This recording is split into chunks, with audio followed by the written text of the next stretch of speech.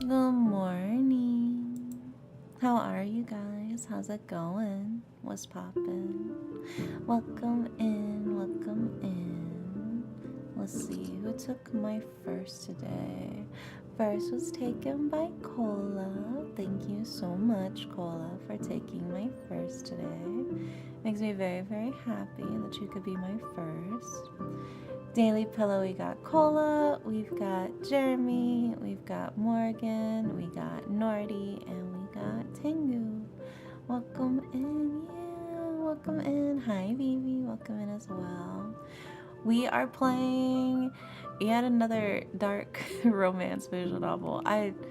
You guys, I feel like you should just know how much I like dark and psychological thriller romance novels.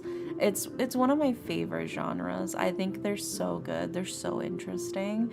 And since it's spooky season, I'm just always looking for more horror stuff to shove into my little mouth. AKA the good stuff, yeah. Hi, Jacob on YouTube. I'm good, I'm good. I'm still a little eepy. I woke up like 15 minutes ago. But I'm here and I'm ready. I've been looking forward to this demo for a while. I've been really hyped for it. The full game is not out yet, so this is the demo for the fact that they are making the game, basically, which is also exciting. Just the vibes of it look really, really cool. I love Halloween season. Me too. It's my personal favorite season. I really, really enjoy it. Just the weather's so nice. All of the holidays are so much fun. I love the decor.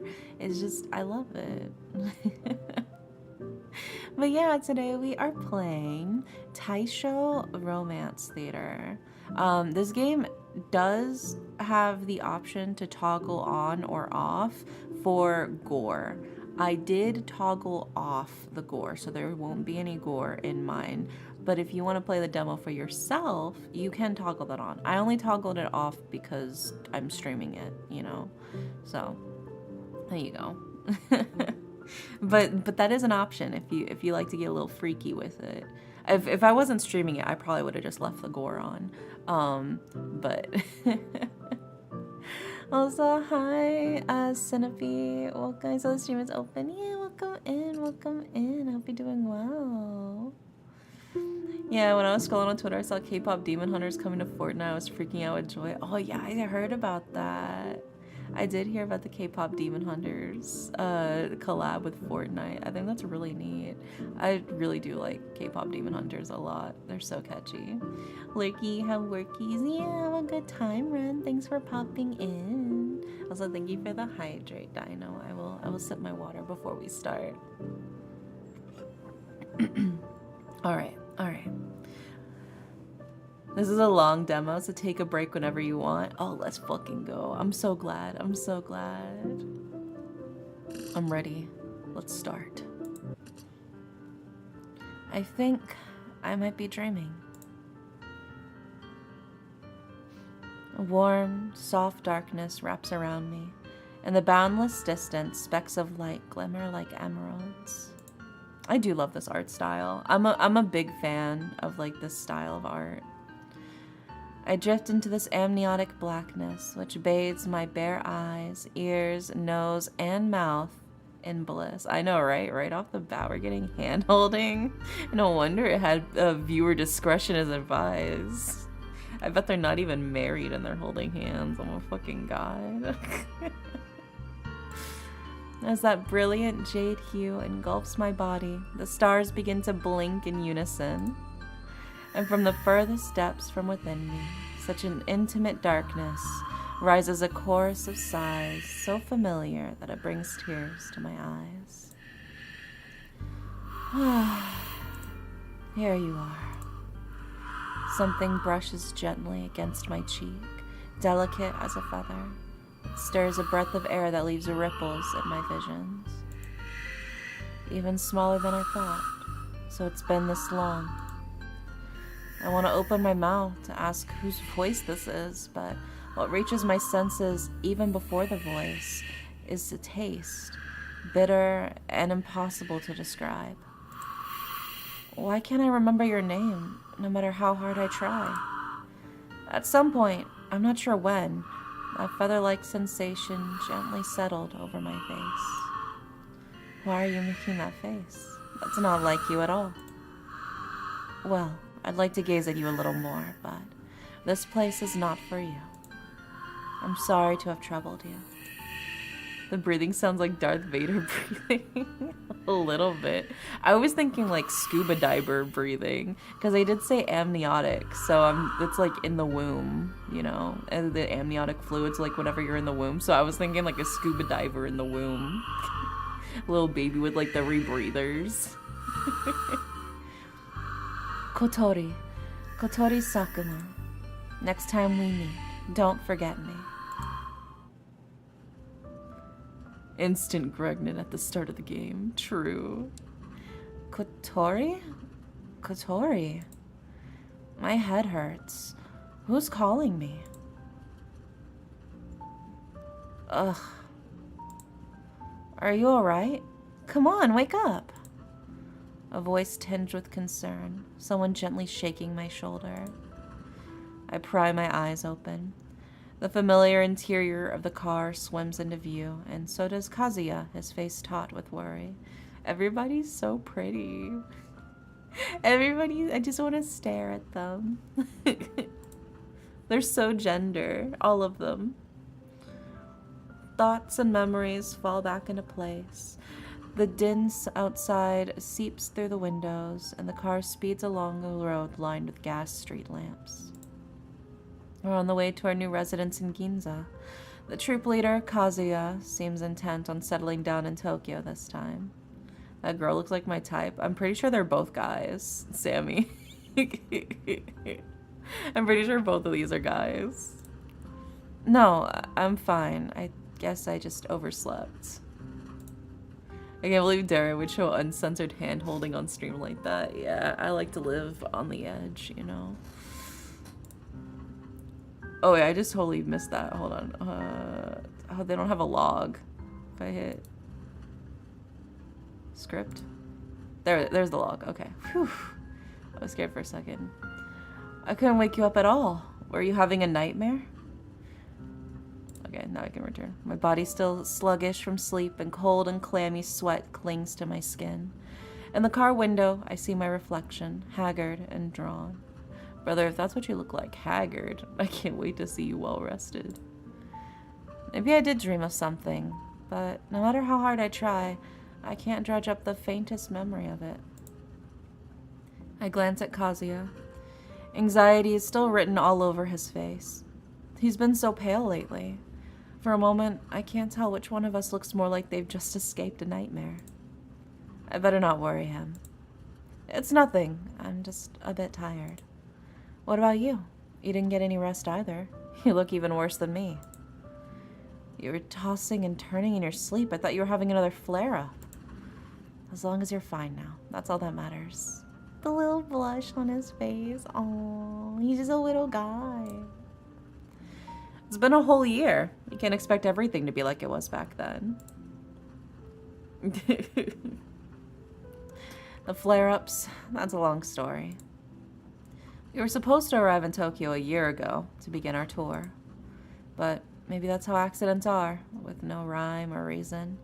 Something happened to our train that day, and I hit my head during the accident, so I can't recall much from before. By some stroke of luck, no one else in the troop was seriously injured.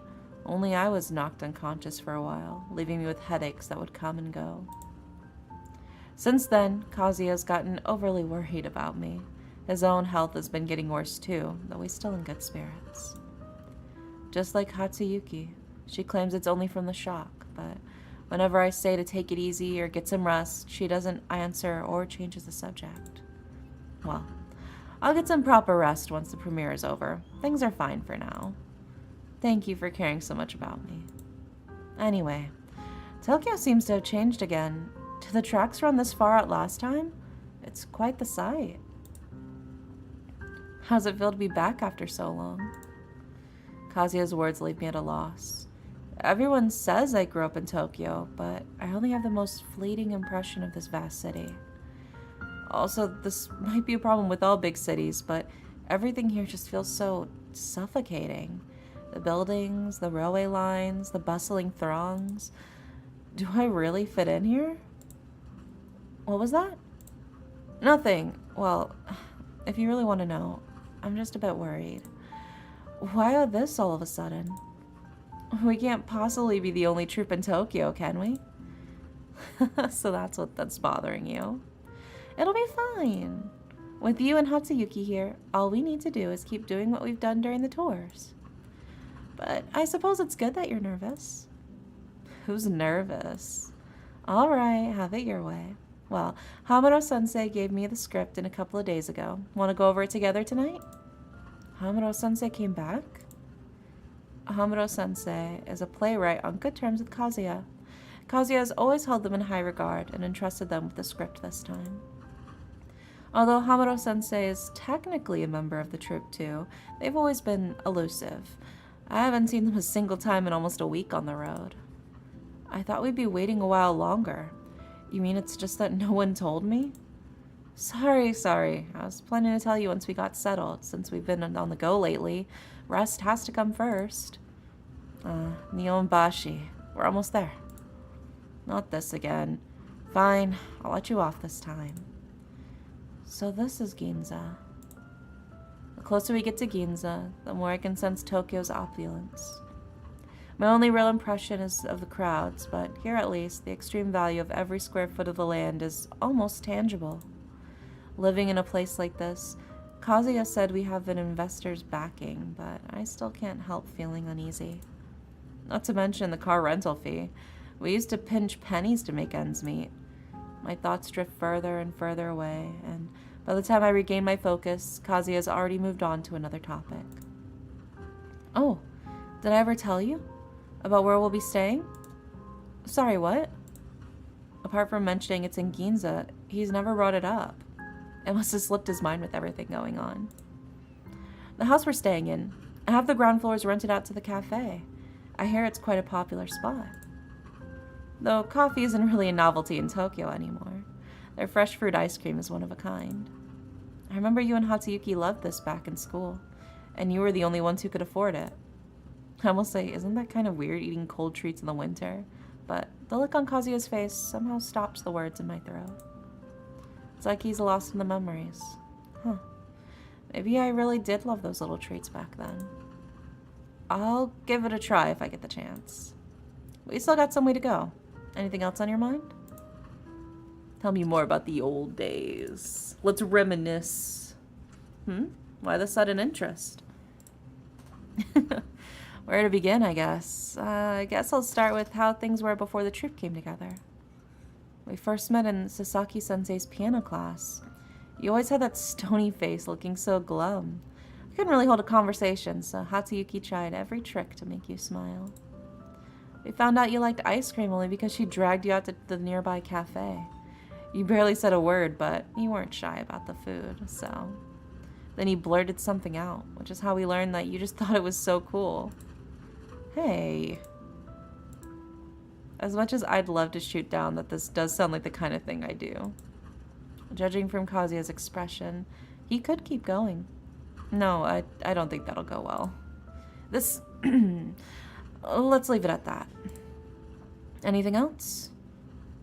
How have you two been lately? You and Hatsuyuki both look so worn out during the day, and your mind's always wandering. You two aren't keeping anything from me, are you? Huh? No! Why would we? I haven't even said anything and you're getting all worked up. Sorry, I just what? I was teasing you earlier, but the truth is, I also... Well, we've had so many delays to getting to Tokyo, but I didn't want to bring down the morale. Kazuya forces a smile, but seems rather strained. I'm sorry. I shouldn't have pushed you like that, but you can talk to me about these things. Yes, I know you worry about me too. Thank you. I can tell you have more questions, don't you? What's the script about? Hamuro-sensei said it's based on your... Well, right, you don't remember. You once brought back a manuscript from an old play from quite a long time ago. Hamuro-sensei took a look and said it was very inspiring. Apparently this new script was influenced by it. I brought that? Yeah, but that was ages ago, back when the troupe was just getting started. Later, you gave the manuscript to Hamuro-sensei. If you want it back, I'll ask them for it when they return. Kazuya, sometimes I think he really takes things too seriously. It's fine. No need to bother. What's that? Hi, Jenny. As we speak, the car makes a turn past a cafe sign. It veers away from the bright, bustling main street and comes to a stop in front of a narrow alley. All of that glitter and clamor vanishes abruptly, along with the words I meant to say. The alley is deserted, but neatly swept. The space before the doorway is lit by the dim glow of a yellow lamp. The first time I got into a big city, I got lost and feeling suffocated. I'm more of a suburban or countryside person. I've lived in the city, the countryside, and like the suburbs. I've kind of lived everywhere. I think it can be a little intimidating, but you just got to get to know your little nook of the area. I don't think you need to know the whole city. You just get familiar with like your part of the city. You're like, yeah, I know this part like the back of my hand. You know? Sometimes that's all you gotta do. The cars carrying the other members are already parked up ahead, and the people are moving back and forth with the luggage. Alright, let's go. I didn't even notice Kazuya getting out. The coat draped over his arm adds to his gentlemanly air as he opens the car door on my side. Oh my god, I'm getting the princess treatment right now. Never mind. Ugh, it's so cold. He's bundling me up with my little jacket. After so long inside the warm car, it slipped my mind how biting the wind would be. I hurriedly scramble back to grab my jacket, but Kazuya beats me to it. He shakes up the coat he's holding and wraps it around me. Oh my gosh. Twirls finger around hair. Oh my goodness. And he's so tall. I didn't expect him to be that tall. With that haircut, I thought he'd be shorter. He's got a short person haircut. He buttons my collar, takes a step back, and looks me over head to toe, then nods in seeming satisfaction. There we go. Huh? His faint scent of alcohol and antiseptic is now more noticeable than ever. The chilly air still brushes against my exposed skin, but for some reason, I feel as if I'm burning up instead. Oh my god. I'll go in first. I'm trying to shake off this odd atmosphere, but as I hastily barge ahead, I forget to pay attention to my surroundings. Before I know it, I've crashed headlong into a young man. Short person haircut. Does he not have a short person haircut? Outdoor intimate activities next to the dumpster. Look at that haircut. Does that haircut not look like a short person haircut? Am I crazy? That looks like the haircut you see on like a short person. But he's tall. He's taller than the main character. So either our main character is like fucking teeny tiny or he's tall. There's no other explanation.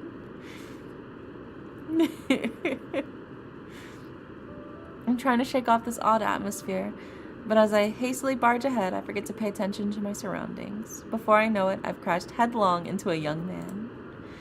It's not the pain that hits first, but the strange, cloying sweet smell, like rotting fruit. Sorry, I wasn't watching where I was going. Are you alright, Sakuma-san?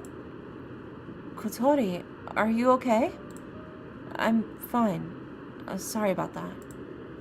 I mean, I get what you mean. Why is it usually a sharp person's haircut? I don't know why, but it just is. It's just assigned short person.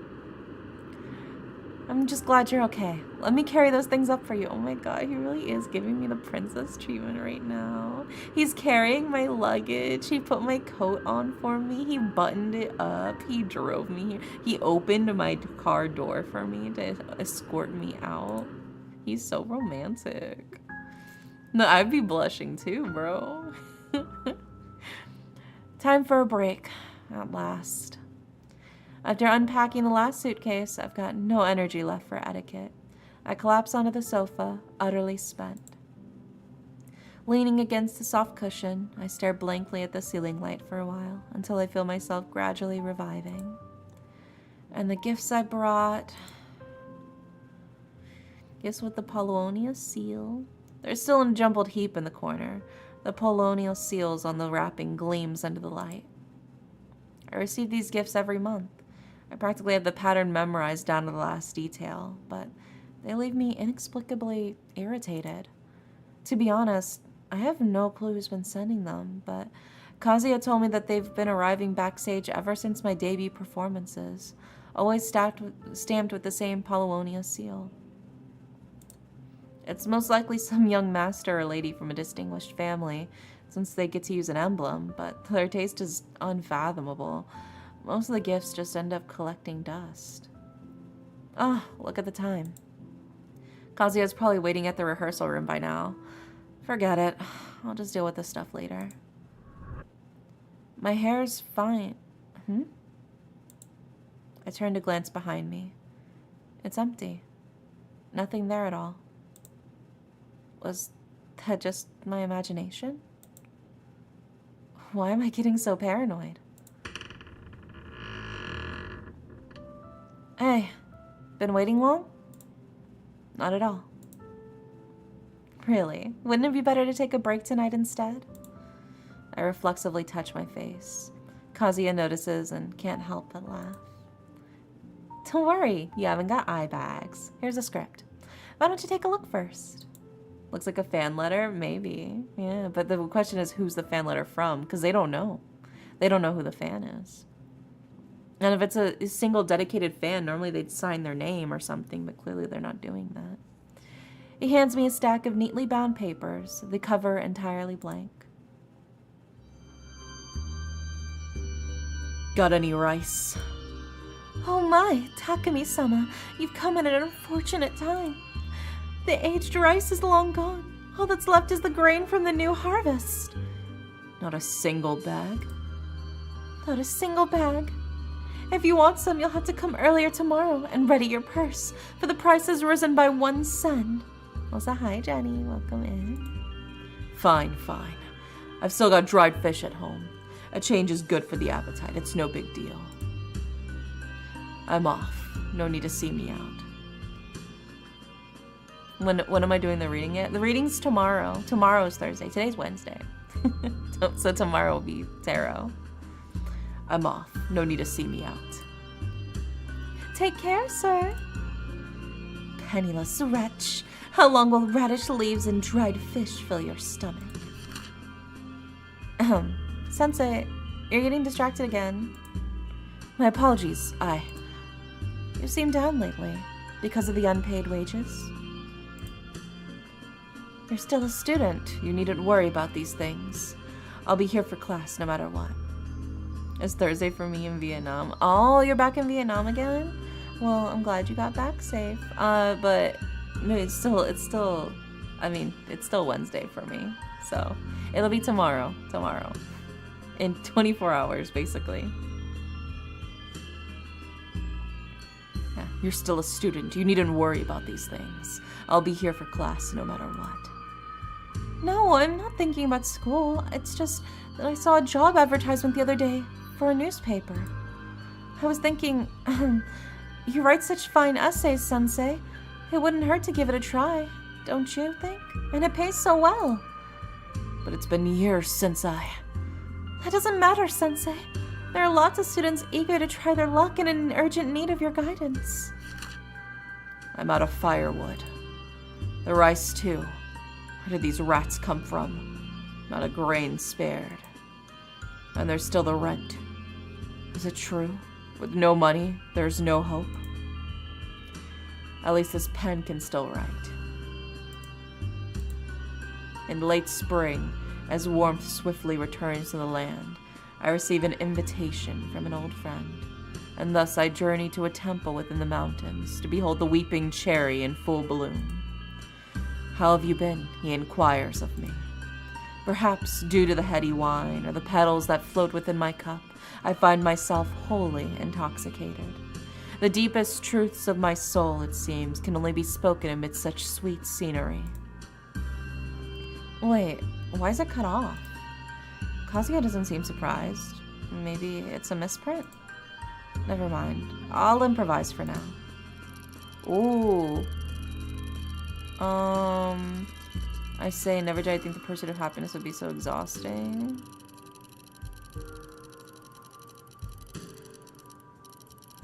I think this one. Wait, what? As soon as I speak the line, the remaining text is swept away by some unseen force. In its place, black lines writhe and squirm across the page, weaving themselves into new words faster than I can blink. My blood feels like it's boiling, surging through my veins, searing my throat. The pain blazes like I'm swallowing flames, as if raw flesh is being torn from my mouth to feed those growing black lines. My mind goes blank. When I manage to come to and to flip ahead a few pages, the text has settled into a coherent story. There's no remaining trace of the distortion from before. My friend's face is steeped in the glow of dusk, and a faint memory stirs. No, that's not how it goes. My eyes are fine. Am I haunted or something? A dull ache blooms in my head. My temples draw tight, pounding. Those black marks imprinted on my retina still twitch spasmodically in the corner of my vision. I don't know where, but I can sense a bed close by. You're like, I can smell it. It's gotta be around here somewhere. Yeah. It's as if this is how they've always been. As if everything I just saw was a mere illusion. My dazed look must be too obvious. Kazuya puts down his script with that mix of confusion and concern on the back of his face. Is that all for today? My eyes kind of hurt. Sorry, I've crumpled the pages. You better take a break first. It's my fault. I should have made sure that you got enough rest before talking about the script. I'll bring you a new copy when you're feeling better, all right? I really don't want Kazuya worrying about me. Before I know it, a lie comes rolling off my tongue to cover things up. Forget it. It's better to thank him, have him think that I'm tired than have him know I might be losing my mind. Kotori? Thanks. That sounds good. But I still need to read the script. Can I borrow yours for now?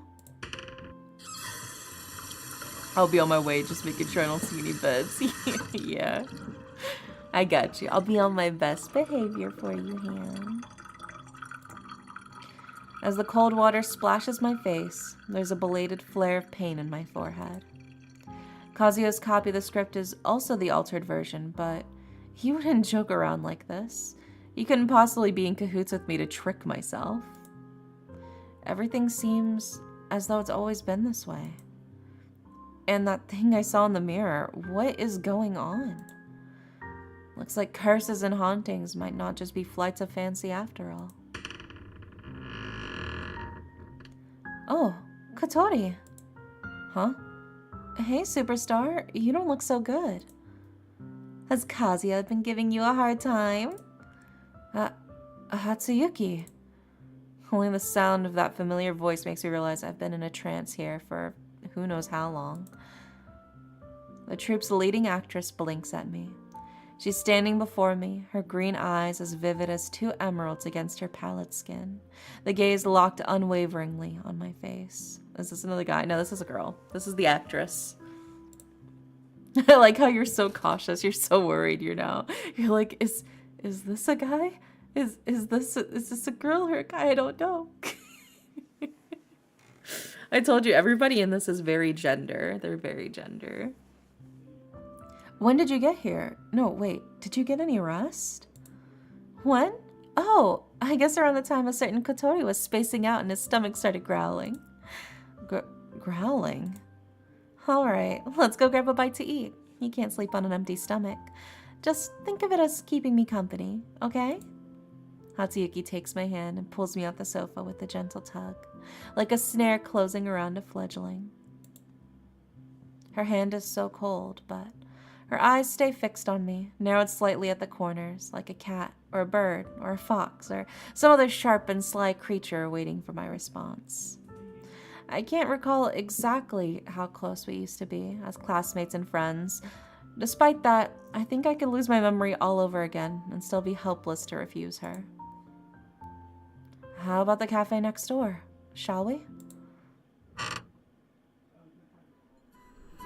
The cafe's fireplace is lit. We're here right at dinner time, and the air is rich with warmth and the aroma of food, perfect for soothing strained nerves. It's been a while since we last shared a meal. Thinking about it, as I nestle into a soft armchair in the corner, it feels like a lifetime ago. Hatsuyuki calls the server over for a menu. While I flip through it, she props her chin up on her hand, staring straight at me. I give in, closing the menu and raising it to shield my face. I think I hear her laugh. The sound drifts across the table and winds its way into my ears. I'll have a soda water and a sandwich, thanks. What about you? Me? This one, I guess. There's a rustle from her side, then the menu is plucked from my hands. Hatsuyuki stacks the 2 hefty folders together and passes them to the waiting server. Once the server's gone, her gaze returns to me, her expression abruptly serious. All right, enough of that. What's with you today? You seem so out of it. You're giving me a real scare. I'm not like Kazuya. I won't let you get away with an I'm fine. Her tone is light, but I know she means it. There's no bluffing my way out from under that gaze. Not today. I'm not sure where to start. Then start from, arriving in Tokyo. How about that? If you say so. With Hatsuyuki's gentle eyes trained on me, a feeling slowly stirs, the sense that it might not be too bad to talk about this after all. When I finish my last sentence, Hatsuyuki is still watching me, silent and solemn. After a while, she smiles. There's something a little uncanny about it. Had any dreams lately? When I fell asleep in the car, I think I dreamed about something really important, but I can't remember what it is. Let me think. I'm sure you've heard all sorts of Japanese legends about gods and spirits, haven't you? There are more deities up in Tamagahara than there are grains of rice in a vat. Wait, are you serious? Since your surname is Sakuma, I'd say that's most likely a possibility. Here, hold up your hand. Block the light for me. What's Sakuma got to do with it? Even as I think this to myself, I'm already reaching out to unfold her small, cold hand in mine. That odd flowing sensation revives within me, a restless current which seems to be drawn towards something, but without the searing pain from before. In Hatsuyuki's hand, specks of light emerge from nowhere. They flicker briefly, and as if kneading by an invisible force, they condense into a little bird that glows with faint blue light. Oh my god, birdie! The young bird's downy gray feathers graze against my fingertips, leaving an airy wisp of warmth. It perches on Hatsuyuki's palm, head cocked to the side, looking very much like a duck. Is that a swan? When I finally manage to stutter out those words, Hatsuyuki bursts into uncontrollable laughter, her shoulders heaving with mirth. In the blink of an eye, the little bird dissolves back into specks of light and fades with her chuckle. It's a duck, just a duck. But the point is, that's how it feels, isn't it? Something's about to burst out from within you and you have strange visions? Yeah. Right. Well, we still got some time before the food comes, so I'll tell you a thing or two. What you bear is an inborn talent. The gods generously bestow their dregs upon the lucky few, so we gain a sliver of power. Power that was never truly ours to wield. Who can say if it's a blessing or a curse, but it invariably grants us some special abilities. And of course, it's passed down through bloodline. That part isn't great. I'm not sure what the exact terminology is used in Japan, but anyway, just think of it like sorcery, onmyoto or Shinto magic, that sort of thing. According to most, let's call them mages. According to most mages, there are 2 kinds of magic. One kind can be wielded by mages through study, though it still involves some simple rituals. The other is unique magic, born from the fusion of oneself with these drugs. It's known as a talent. Even within the single family, no 2 people share the same talent. I don't know what your talent is, but it's best to keep that to yourself. And that's because most mages have a strict taboo against magic that deals with the soul or life and death. If everyone were to treat life and death so carelessly, the world would be thrown into chaos. This kind of magic also takes a tremendous toll on the body. My point is, keep your secrets, even from me. If the burden upon the body, or here, Hatsuyuki lifts a hand and taps her temple, becomes too great, a mage's flesh will gradually mutate into a more primitive state, until they transform into a monster, mindless and deathless. Most call this process reversion, and so far, there seems to be no way to undo it. You mentioned earlier that I'm named Sakuma, so that's why you brought this up? Just like how I carry the name Barya Kinskaya. The Sakuma name is renowned in Japan too, after all. Took me a while to read that one. It's a long-ass last name, Jesus. So hi, Mita. Welcome in. When we first met, you were just an ordinary person. I never expected it to turn out like this. Maybe it was that incident. I failed to protect everyone. Hatsuyuki's voice gradually lowers, and her expression clouds. Her fingers twist together. Accidents can't be predicted. That's just how they are. The waiter arrives with the tray and starts to arrange the dishes before us. Only then does this transient space of ours awaken from its heavy silence. The sandwich exudes just the right amount of heat, and the wheaten aroma of the toast mingles evenly with the fragrance of scrambled eggs and steak. Oh my god, this is gonna make me hungry, bro. I haven't eaten breakfast yet. Combined with the lettuce sprinkled with the sauce, it all sparks a rare thought within me. That seems worth a try. Before Hatsuyuki sits on a plate of cognac drizzled in black syrup, she frowns as she struggles to swallow an entire piece. She once said that she hates this sort of thing since it's like biting into a limp and slimy slug. Ew. Why did she order it? I might be making my doubts too apparent. After catching her breathe with a gulp of lemonade, Hatsuyuki begins to speak, uncharacteristically hesitant.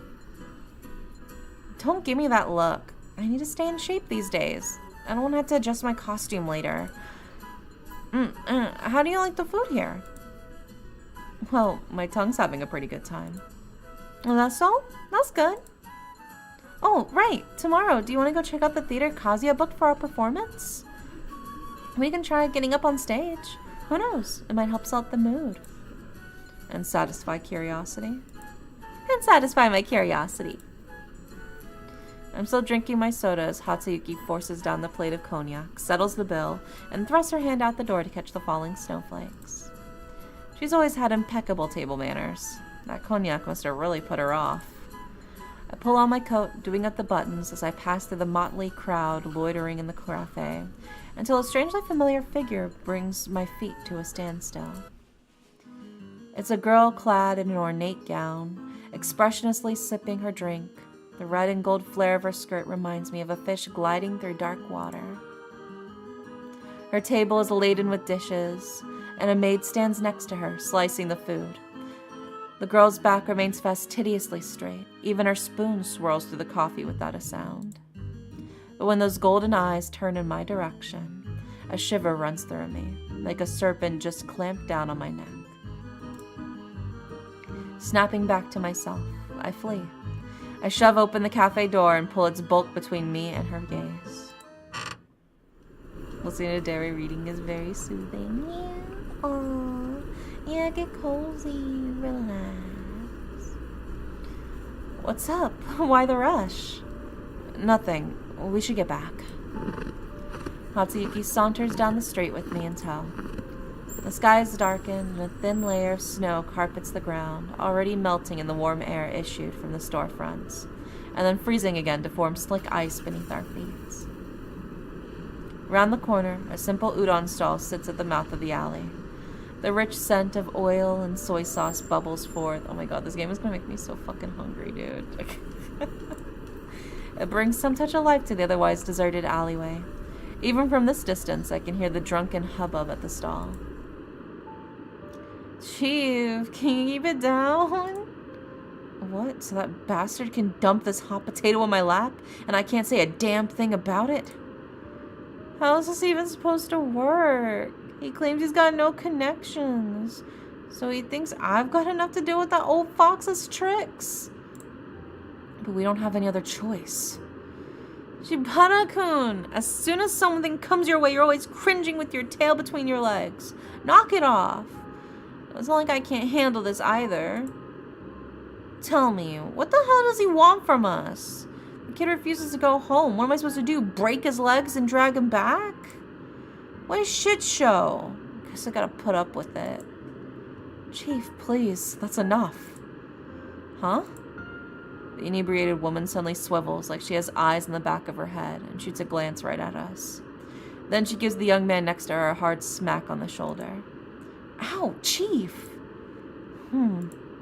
Whatever. Just eat your noodles.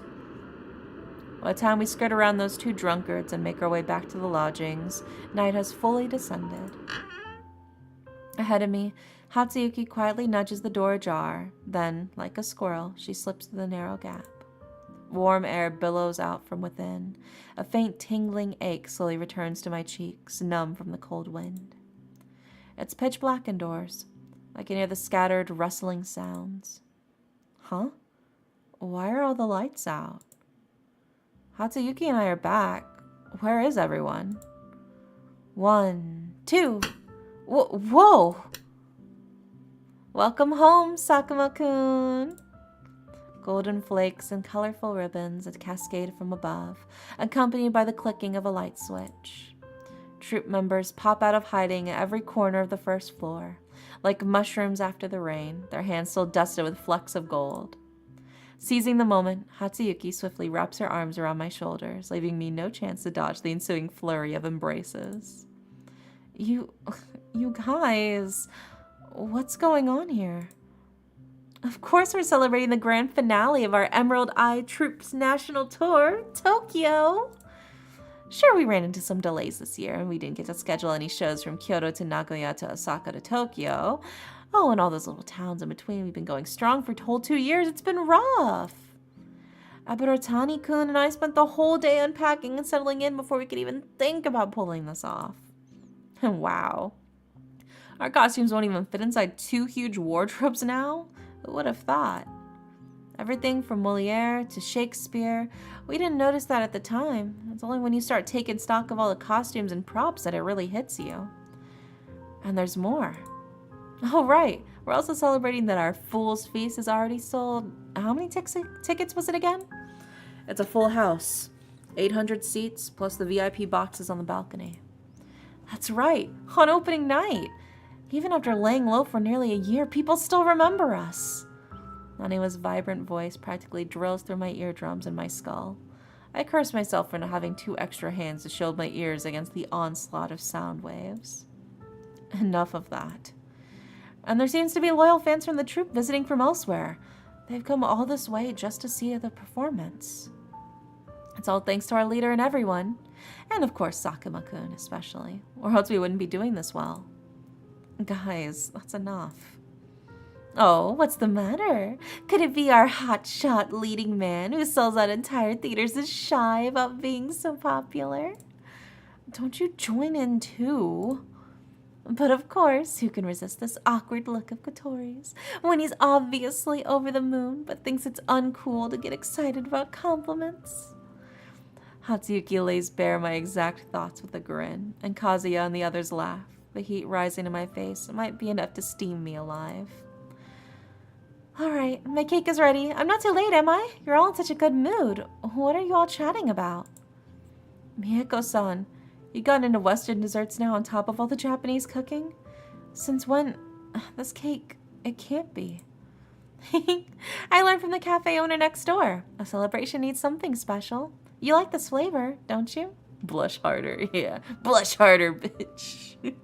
He looks so cute when he's all blushy, though. I get it. Before you get that, Matsuko-kun's sneaking a bite. I saw him. Huh? I'm just sampling the flavor. It came out great. You guys, cut it out. I haven't had any yet. After the whirlwind of chaos, all that remains is an empty plate and cutlery smeared with cream. One by one, Kazuya persuades everybody to return to their rooms since it's getting late. The first floor, so lively a while ago, now hosts only Hatsuyuki and me, along with the scattered remnants of gold flakes, ribbons, and confetti. Every iota of strength has drained from my body. My eyelids are so heavy that they barely stay open. Ugh, I'm so tired. It's gonna be such a hassle cleaning this up. Hatsuyuki chuckles when she hears this. Well, it's a celebration after all. It was Naniwa's idea, so let's leave the cleanup to him. What matters is that we had fun. She skips light-footed up the stairs and then whirls back, wreathed by the light, and waves at me. I love the little sketches for like the different parts when they move to the different sections. Okay, I still need to have a chat with Kazuya. It's been a long day. You better get some rest, superstar. We still got that theater trip tomorrow. I really am exhausted. Back in my room, I can't even be bothered to wash up or get changed properly. Almost as soon as my head sinks into the soft bedding, sleep engulfs my eyes. Perhaps because so much happened today, my sleep is flooded with a dizzying array of fragmented dreams. When I next open my eyes, the room is still shrouded in darkness. My body feels like lead, and a sharp, sour taste clings to the back of my tongue. I'm so thirsty. What time is it? I switch on the bedside lamp. The warm glow of the bulb sheds a dim amber light across the room. The desk clock emits a steady mechanical ticking. In the faint light, I can just make out the hour hand pointing to... Was that 11? Yeah, 11. I forgot how to read Roman numerals. That's how you know I'm still half asleep. I shut my eyes and try to will myself back to sleep, but my mind only grows more and more alert, and every sense sharpens with it. My ears are flooded with the sound of the wind, the clockwork, and my own heavy breathing. Noises that I would normally overlook now echo through me like roaring thunder. Can't sleep. Might as well get some air. I really love that black and white look with the tint of color. It fits the beautiful atmosphere. It really does. It really does. It's such a gorgeous style. Might as well get some air. The troop is dead silent at night. I gently close my door, treading carefully across the carpet. I wander idly through the still unfamiliar building, by the ashen moonlight streaming in from the windows. My room, Hatsuyuki's, and Kazuya's are all on the second floor. Hamado-sensei's room is at the other end of the corridor, though they seldom stay over. It's probably gathering dust right now. Looking down over the corridor banister, I can see the reception hall and Kazuya's office. Opposite the office are the dressing rooms and the rehearsal room. With nothing better to do, I reread the nameplates on all the doors, then follow the moonlit stairs upward. The third floor of the house, the other members, every door is shut tight as if the occupants are already deep in their slumber. The window at the end of the corridor looks out upon the late-night streets of Ginza. There is no sight or sound of humans, only the gas lamps and stars shimmering together in soft hues. I tiptoe down the corridor as I pass one of the rooms. The murmur of voices brushes against my ear. I did eat something today. I tried to throw it up when I got back, but I just can't get it out clean. Is that Hatsuyuki? Do you think it'd be better to cut it open and clean it out? The person answering her seems to be standing farther away. Their voice is too muffled to make out. Have you gotten any better at this? The stitching last time was a real mess. I could even feel it through my clothes. But it's my fault too. The more times it's cut open, the harder it is to sew back together. Usually I can empty things out just fine. I don't know what's wrong with me today. But are you too tired for this? It's winter, so it'll be a while before things start rotting. That should be fine, right? What are they talking about? I take an instinctive step back. The floor creaks beneath me. Who's there? Footsteps approach. I turn and flee. No time to worry about the noise. All I want is to get back to my room as fast as I can. My ears are ringing from the sprint, which drowns out any sound of the door opening and closing. It's only back in my room that I realize that I'm gasping for breath. I can't go back out there. I lie back on the bed and study my breathing, but my mind can't help circling back to the words I overheard. Is Hatsuyuki sick? Before I can make any sense of anything, sleep, summoned by all this exertion, claims me once more. Just before it takes me under, I think, no matter what, I have to apologize to her tomorrow. A dreamless night passes. When I wake up, it's already broad daylight outside. I tidy myself up and head downstairs. Kazuya and Hatsuyuki are already up on the first floor. I'm not sure what they're discussing. Ah, is our sleeping beauty finally awake? We were just talking about you. Morning, Kotori. What were you two talking about? Me? We were wondering if we should get breakfast together, but Kazuya's such a busy guy, I couldn't talk him into it. They might be a zombie. Yeah, I'm thinking, well, see, the way it was phrased, it sounds like it's just a costume fitting, because it is true, the more you undo the seams of like an outfit and then redo them, the weaker the fabric gets, and it's a lot harder to sew it because you're basically puncturing a ton of tiny holes into it.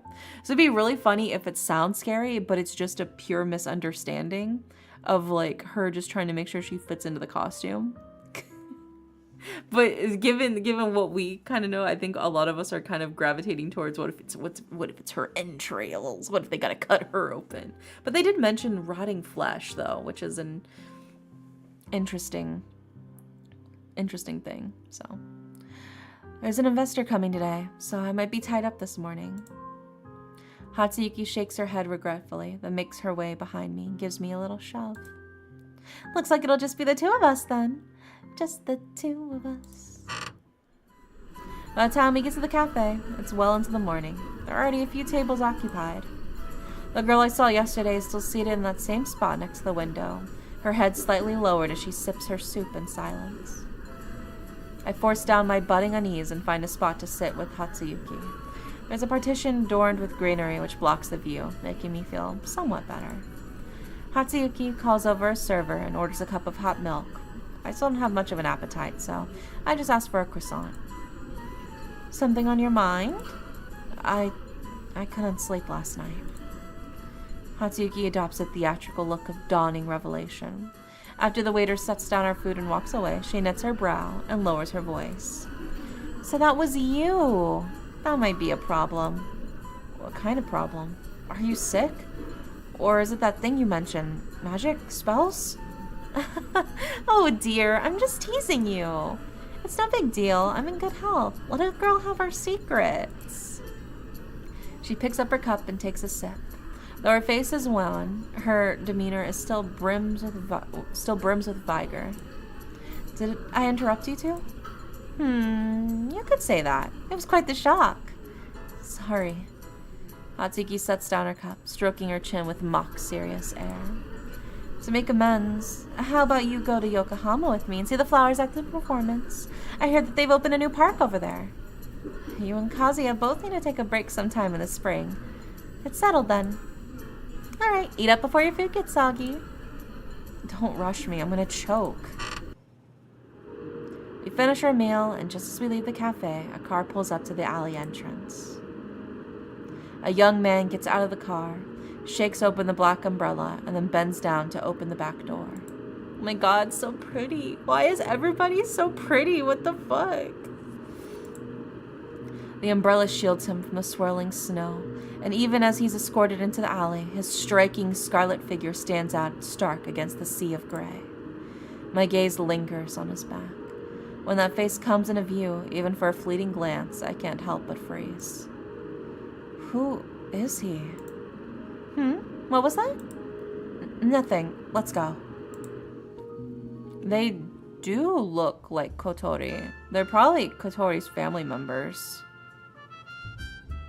The girl and the man both have long black hair with gold eyes. It feels like that might be the family. The theater reserved for the premiere isn't large, but its decor is surprisingly exquisite. You two are members of Emerald Eye, right? Are you here to check on the auditorium setup? Setup? Mochitsuki-san has rented a small auditorium here for rehearsing on a long-term basis. It's been set up as requested. I can show you two around. How is he paying for all of this? Are we free to use it? Of course! Please follow me. We followed the theater staff down the hallway, carpeted in red wool, finally stopping before a massive door of black walnut. The door stands ajar. It takes a staff member some effort to pull it all the way open, revealing a sizable thrust stage.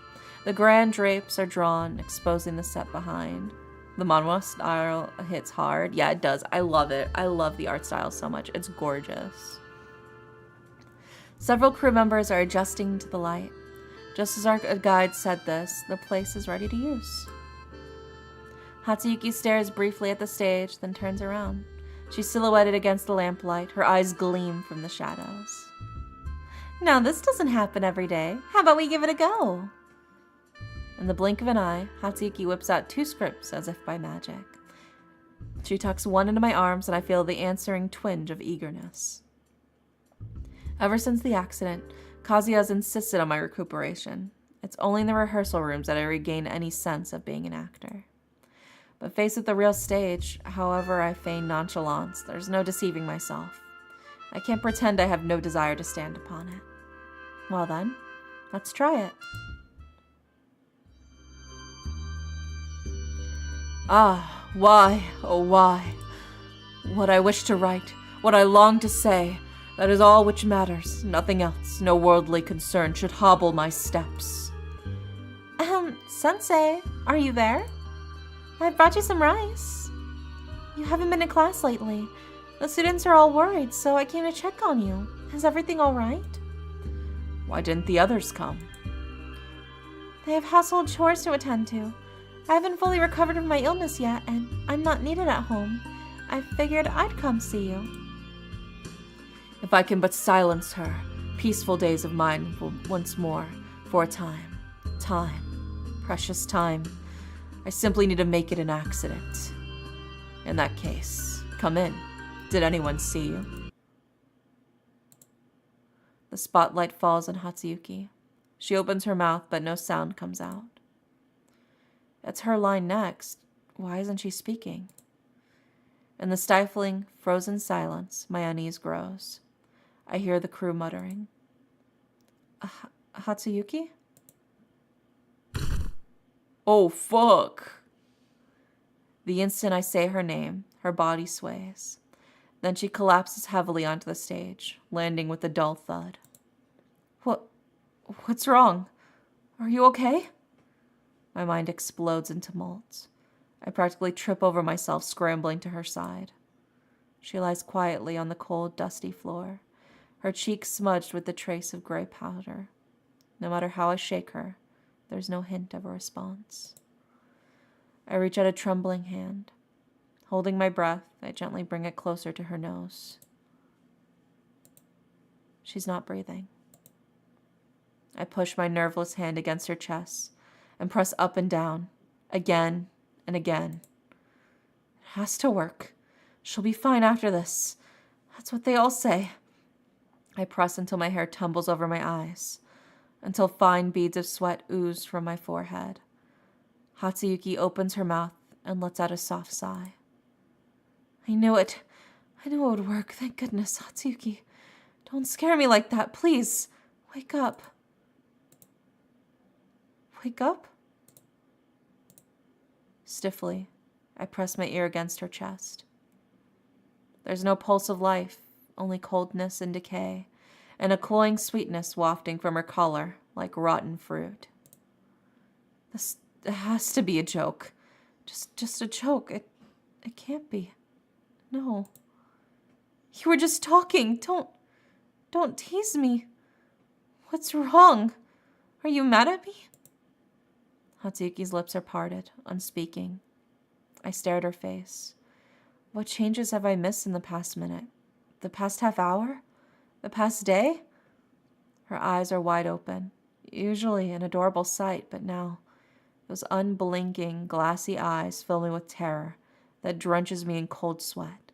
I can't look directly at them. How absurd everything suddenly is now. How ridiculous. We ate together, made plans to look at the flowers in Yokohama, and we were enthusiastically performing just minutes ago. How can someone just die like this? Like every color is drained away in the blink of an eye, leaving behind nothing but a pale, empty shell? Where did she go? There's so much noise around me. After a while, it occurs to me that the crew is screaming. Someone pulls me away. I tumble to the ground. It doesn't even hurt. Hey, watch out. Something's wrong. Call Kazematsuru-san. The stage lights shine down upon her. White and light enshrouding white corpse. White dust drifting into the air. Uniformed people close in around the body, and the glassy green-eyed peers through the gap in the crowd, staring straight in my direction. Suddenly, it shifts. I blink my dry eyes and finally see. In the shadows, amidst the dust and the light, lurks a green-eyed monster. The monster ripples outwards, flowing across the stage. The monster looks at me. It crouches over Hatsuyuki's body. Like a soul untethered from flesh, a fetus bursting from the womb. I've seen it before, in the mirror. The white feathered monster.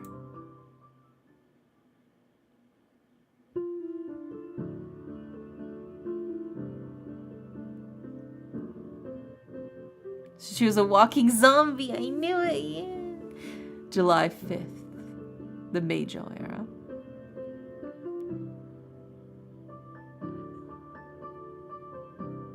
They had to be family. There's no way they all look that alike and they're not related. They had to be. January 14th, Taishō era. Yes, this is like a flashback.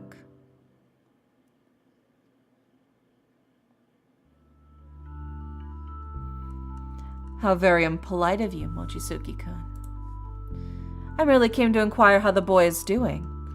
I never imagined matters would take such a hazardous turn. Alas, now that it's come to this, I can only offer my sincerest apologies. You... As your wounds split open, youngsters are so reckless with their health. I'd appreciate you keeping this meeting between us, Mochizuki-kun. After all, when it comes to family, it's only natural to get a little carried away. Wouldn't you agree? You drove Kotori away years ago. He doesn't remember a thing now. Why are you still... Why? Mochizuki-kun, you ought to understand the reason better than I do. Ah, one more thing. I rather suspect that my dear Kotori remains unaware of whatever you and Miss Barashikaya have been keeping from him. Am I right? How do you know that? Minoru-san, the snow has stopped. My, look at the time. Well then, let us draw this little encounter to a close. Mochizuki-kun, if you would be so kind as to inform your teacher that I would very much like a word with them in the coming days. Preferably sooner rather than later. Come along, Serena. So many stitches. My, this is quite something. The skin seems partially translucent, and what's this? Ugh, they laid on that powder really thick. It's pretty well preserved. I've never seen a spell like this before. A fine piece of work. Well, since it go on stage, I guess with enough makeup it looks just like a living person. No wonder you called me in. Good job remembering to evacuate the civilians this time. Declared a medical emergency, whatever works. Where's the person who came in with it? Did you get a rundown yet? Still no response. Come on, did it really scare him out of his wits? Hey, look up. An acute, intense jolt of pain spreads through my jaw.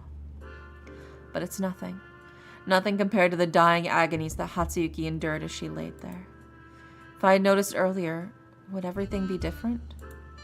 Anguish engulfs me, smothering me, rising from the depths of my dried-out eyes. My mind restlessly chews through memories, spitting out scraps of details I once missed. If only we'd gone to the hospital earlier, gone back to rest earlier, if only... Somebody's speaking. The sound grates like ringing in my ears. Hey, can you hear me? Hello? Hello? Sir? Why? I thought I was supposed to have some magic talent. Why could I only watch her die right before my eyes? Something so useless, utterly useless. Was it because of that monster? It followed me here and killed Hatsuyuki, and I did nothing but lead it to its prey. I've had enough of this. Ignore me, will you? Snap out of it. Ugh.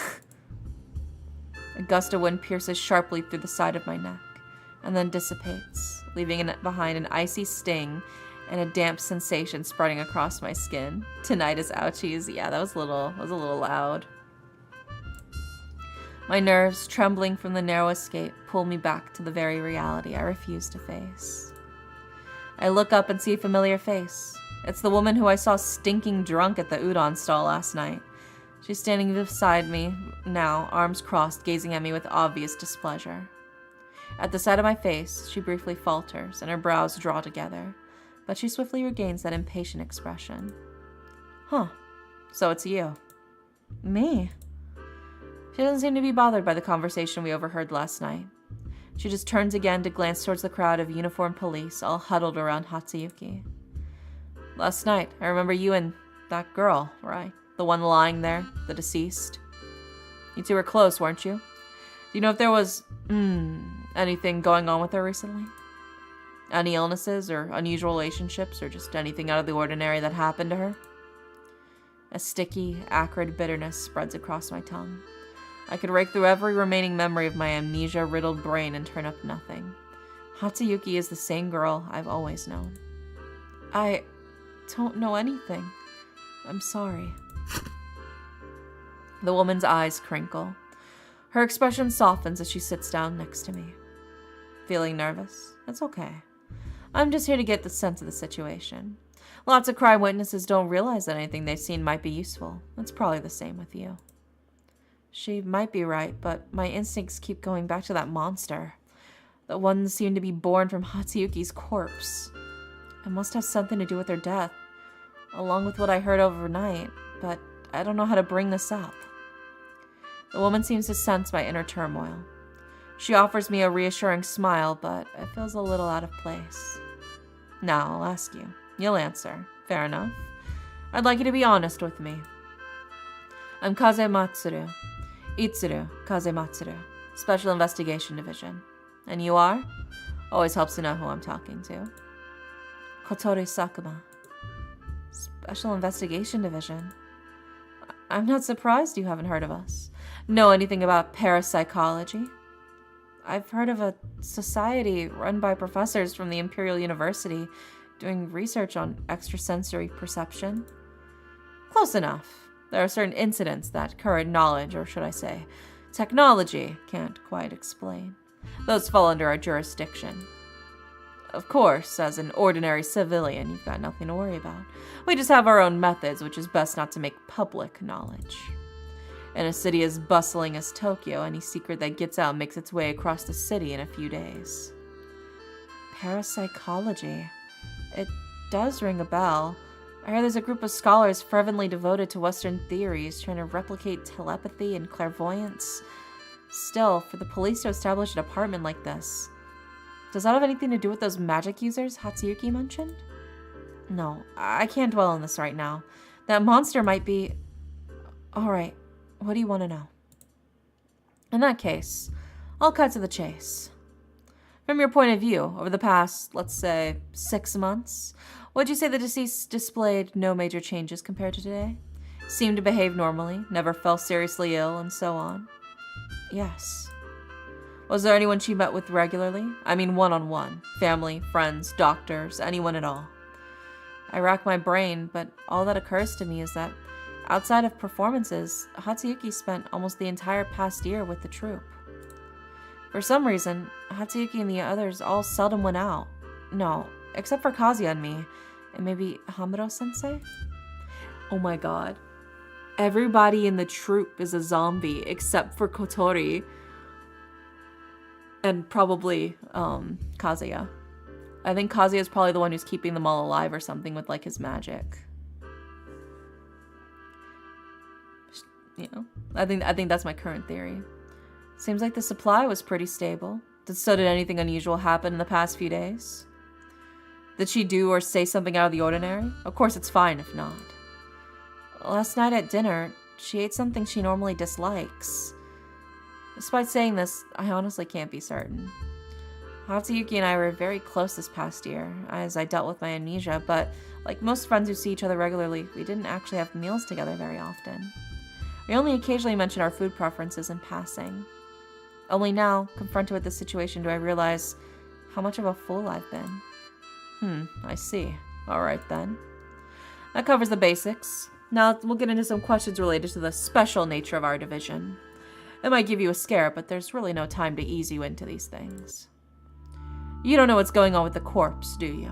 Are some of the monsters, and some are alive? I think because one of the other members, we bumped into one of the other troop members, and they mentioned that same scent of, like, rotting fruit on that other troop member. So I think all of the others, except for, like, Kazuya, are like the zombies being stitched together and held together for the sake of the troop for the actual, like, theatrical performances and stuff. And our boy Kotori has no clue because of the amnesia, you know? Her lips move, parting and closing, slicing the words into shards that drive themselves in my ears, steady and relentless. If I'm not mistaken, she'd been dead for quite some time. It's still unclear what could sustain a corpse's activity for this long with next to no decay. We'll have to hold off on a closer examination until we bring the body back. But how? Ever since I first met Hatsuyuki, she's always been the same. With me, with everyone else, how could she have been dead this whole time? My voice is on the verge of cracking, but Kaze Matsuru just arcs an eyebrow. She seemed just like anyone else for a long time. She spoke and smiled vibrant down to the smallest detail. Isn't that right? I've dealt with a few similar cases. It's rare, but not impossible. You might want to ask that mutual friend of yours if something happened to her while you weren't around. Her body showed extensive blunt force injury and numerous suture scars, like she'd been pieced together. Some of the wounds have been stitched multiple times. The surrounding muscle and skin is severely damaged. Specifically, from here to there. Kaze Matsuru reaches out, tracing a line from my shoulder down to my knee, until her hand finally presses against my spasming stomach. I try to swallow, but find my throat scorched dry. It throbs with a deep-seated, knife-sharp pain. Kaze Matsuru's eyes meet mine. I see my own reflection frozen stiff in her calm, pink gaze, eyes wide and staring, expression blank, a picture of utter absurdity. I haven't gotten to my question, but it looks like you've got something on your mind. Well, out with it. You want to know why your friend ended up like this, don't you? Spit it out, and it might open up another lead for us. I open my mouth. My voice comes out hoarser than I realize. Who did this to her? And more than that, who could get Hatsuyuki to cover for them? I overheard Hatsuyuki at our place last night. She was complaining about having to cut something open to take it out. Was it something we ate together yesterday? Probably. A living corpse doesn't have functioning organs. The food scraps just rot away in the stomach. And you're hesitating. Anything else? When Hatsuyuki collapsed, I also saw a white monster. A white monster?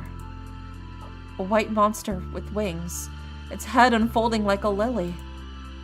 Kaze Matsuru's expression abruptly transforms. Her bright eyes pin me to the spot, like a serpent locking onto its prey. Okay, last question. As Kaze Matsuru speaks, she switches back to that look of mild impatience, like that spasm of motion just now is nothing but my imagination. This was supposed to be the part where I squeeze a confession out of you, but forget it. Do you know who you've rubbed the wrong way? What? When it comes to the cases we deal with, I don't generally explain this nonsense to the people involved. Parapsychology this, special division that, it all sounds way too far-fetched, like something out of a novel. We have our ways of making sure you spill every last detail you know and don't remember a single thing afterwards. You won't even dream about it. When closing a case for most people, and even society at large, all we have to do is find a plausible excuse to smooth things over and say, an acute heart attack, or a stroke, or maybe drug abuse. There are all sorts of stories to run with, and evidence is easy to come by. Of course, getting poisoned by a male companion and a premeditated murder, that works too. And why did it have to happen in the theater in front of all these people? Chalk it up to the suspect's sense of ceremony. As for those things the suspect heard and the white monster he saw, they serve as further proof that this actor was so immersed in the drama, he lost his ability to distinguish between fantasy and reality. Delirious and raving, he turned his blade on the victim who came to the theater with him. During our inquiry, we noticed he avoided eye contact. His demeanor is furtive, as if he's hiding something. This is highly suspicious, and after a few rounds of questioning, the witnesses will all develop the same impression. Do you follow what I'm saying? So you're gonna accuse us of murder even though we're a victim? You're threatening me. Very clever. But let's not put it that way. Call it a mutually beneficial opportunity. You don't want to know what happens to the people we take into custody. What do you get out of telling me all of this? You got a real knack for tough questions, you know? Her roar of laughter draws the attention of the remaining officers in the theater, but she casually waves them away. She turns back to me, dashing the tears of laughter from her eyes, and slowly holds up 2 fingers. First off, someone asked me to stir up trouble for you, but I can't stand them. Second, it's because of that thing you saw. A head cleft like a blossom lined with fangs, wings towed in its wake like weighty shadows. Should the might of its attention befall you, then shall the 8 emerald eyes swivel as one. Lord Octoporopes, as those black magic practitioners call it. I spent years in hot pursuit of it and its followers. It appeared next to the deceased, meaning that your friend and who turned into a living corpse was almost certainly under the control of a black mage who worships it. We're after the same thing. Don't you want to learn the truth behind her death? That mage is sure to know more than either of us. I can let you walk out that door unharmed, but in return you have to help me find them. I guess I don't really have much of a choice. What do you want from me? Ordinary people can't see the shadows of the gods. You can do that, can't you? With those words, Kaze Matsuru extends her hand before me. A whirling gale erupts from her palm, striking me square in the face. I instinctively hold my breath, my ears filled with the lingering wail of the wind. This is... Ugh! I clamp my mouth shut, but I can tell Kaze Matsuru's face that it's too late. You don't have to get into specifics. I'm not that much of a snoop, and I'm not interested in the Sakuma family secrets. The point is, the fact that you can see Lord Octoporopes makes you a rare and irresistible new recruit for them, and I'll find some way to get the news to them. But judging from that reaction just now, you have something you'd rather keep from me, don't you? If you like, you can go take care of whatever you want first. I'll be in touch when I can. Or we can wrap this up quickly, and then I'll handle the rest myself, meaning that you'll be out of it. What do you think?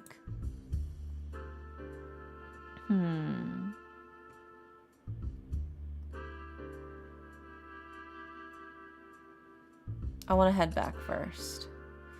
I want to see what's happening with Kazuya. Then take this.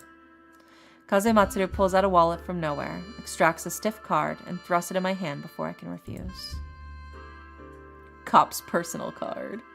It's an exquisitely crafted business card with black lettering against white background. It has a soft het to it, and the embossed patterns graze subtly across my fingertips, like the touch of a chill wind. Oh my god. It's like that scene.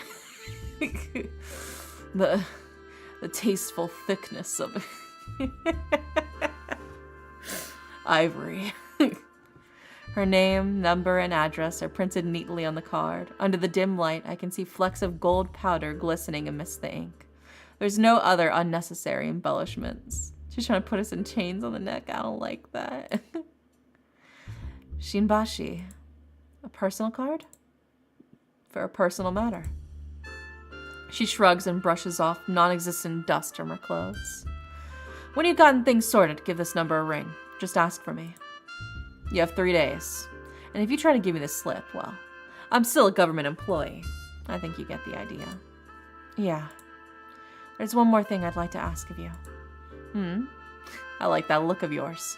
Go on, tell me. Hatsuyuki's body. No, corpse.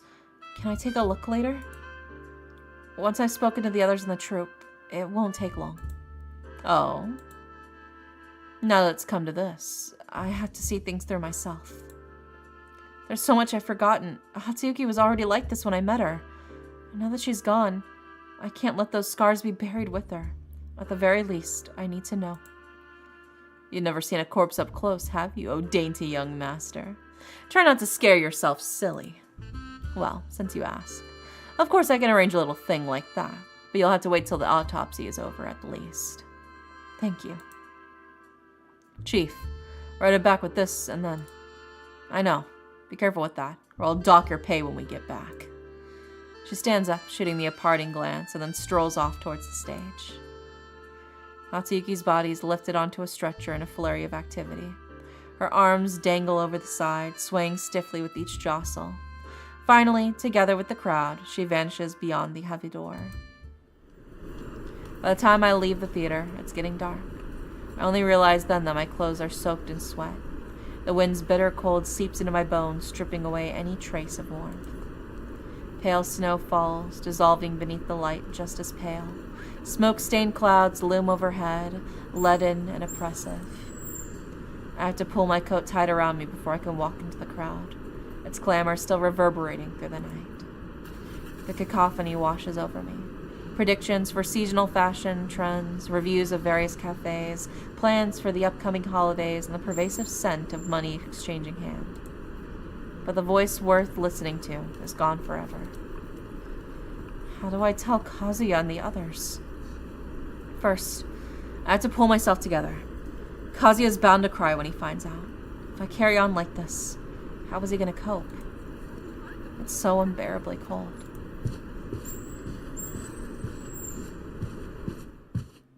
When I turn to the narrow alley, what awaits me is a serene hush. The floorboards creak as I push the door open. The snow outside is still thin on the ground. In contrast, the shadows and silence pull deep and dark within the room. It's completely still, as if no one is here. Why are the lights out? Kazuya? Not a single sound stirs in the house. Only the dull thud of my voice against the floorboards. Weird. It's been a whole day. He should be done with the investors by now. Kazuya, I have to talk to you. Are you there? I raise my voice a little, but there's still no reply. Naniwa-kun? Aburatani-kun? Miyako-san? A silence diffuses through the empty house. Waves of darkness wash over my face. Behind me lies the doorway to daylight, still within reach, but the viscous tendrils of fear are growing, snaking their way up my ankles.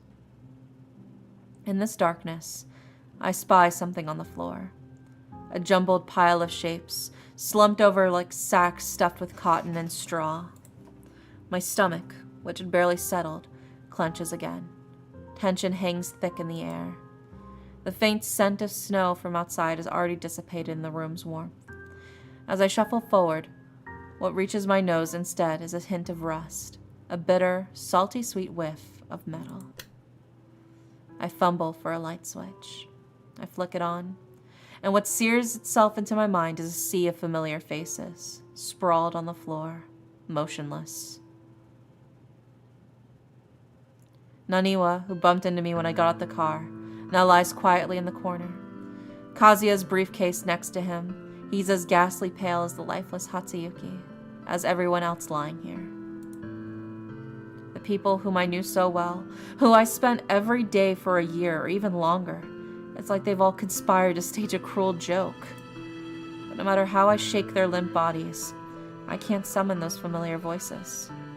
The floor at the foot of the stairs is stained with dark splotches. In the lamplight they gleam a baleful crimson, almost black. I've lost track of how I push my way into each room. At first, I still harbored a sliver of hope, just enough to knock and wait for a possible response. But the silence spread like pestilence, peeling away the mannered facade of self-deception. Absolute silence drives one mad, and yet, unfathomably, I still have enough strength to move. My body seems to act of its own accord. All I can muster are panicked breaths, so loud and harsh that they drown out the roaring silence. Behind so many doors lie the dead, scattered everywhere I look. Bodies limp like puppets with severed strings. Opening each door is like unveiling a crudely made diorama. They loll on the beds, fingers still clasping books that now sink into the soft carpet. Their bodies are grotesquely wedged between Baroque chairs and desks, contorted in arcs worthy of a dancer. The heavy, turbulent sweetness of rotting fruit now spreads unchecked. It seeps through the corridor, mingling with the aromas of fresh-cut flowers and welcoming incense, swelling my almost frozen brain until it's fit to burst. I mechanically inspect the rooms one by one, growing numb to find bodies behind every door. Maybe I'm no different from the mythical Grim Reaper, who claims a life with every door he opens. What torments me most of all is that I can't find Kazuya. Before I know it, I've moved from the first floor to the third. The intervals seem to have vanished into some monstrous maw. When I regain my senses, my hand is already resting on the final doorknob. The room I fled from last night. The door I didn't find the courage to open until Hatsuyuki, until everyone was gone.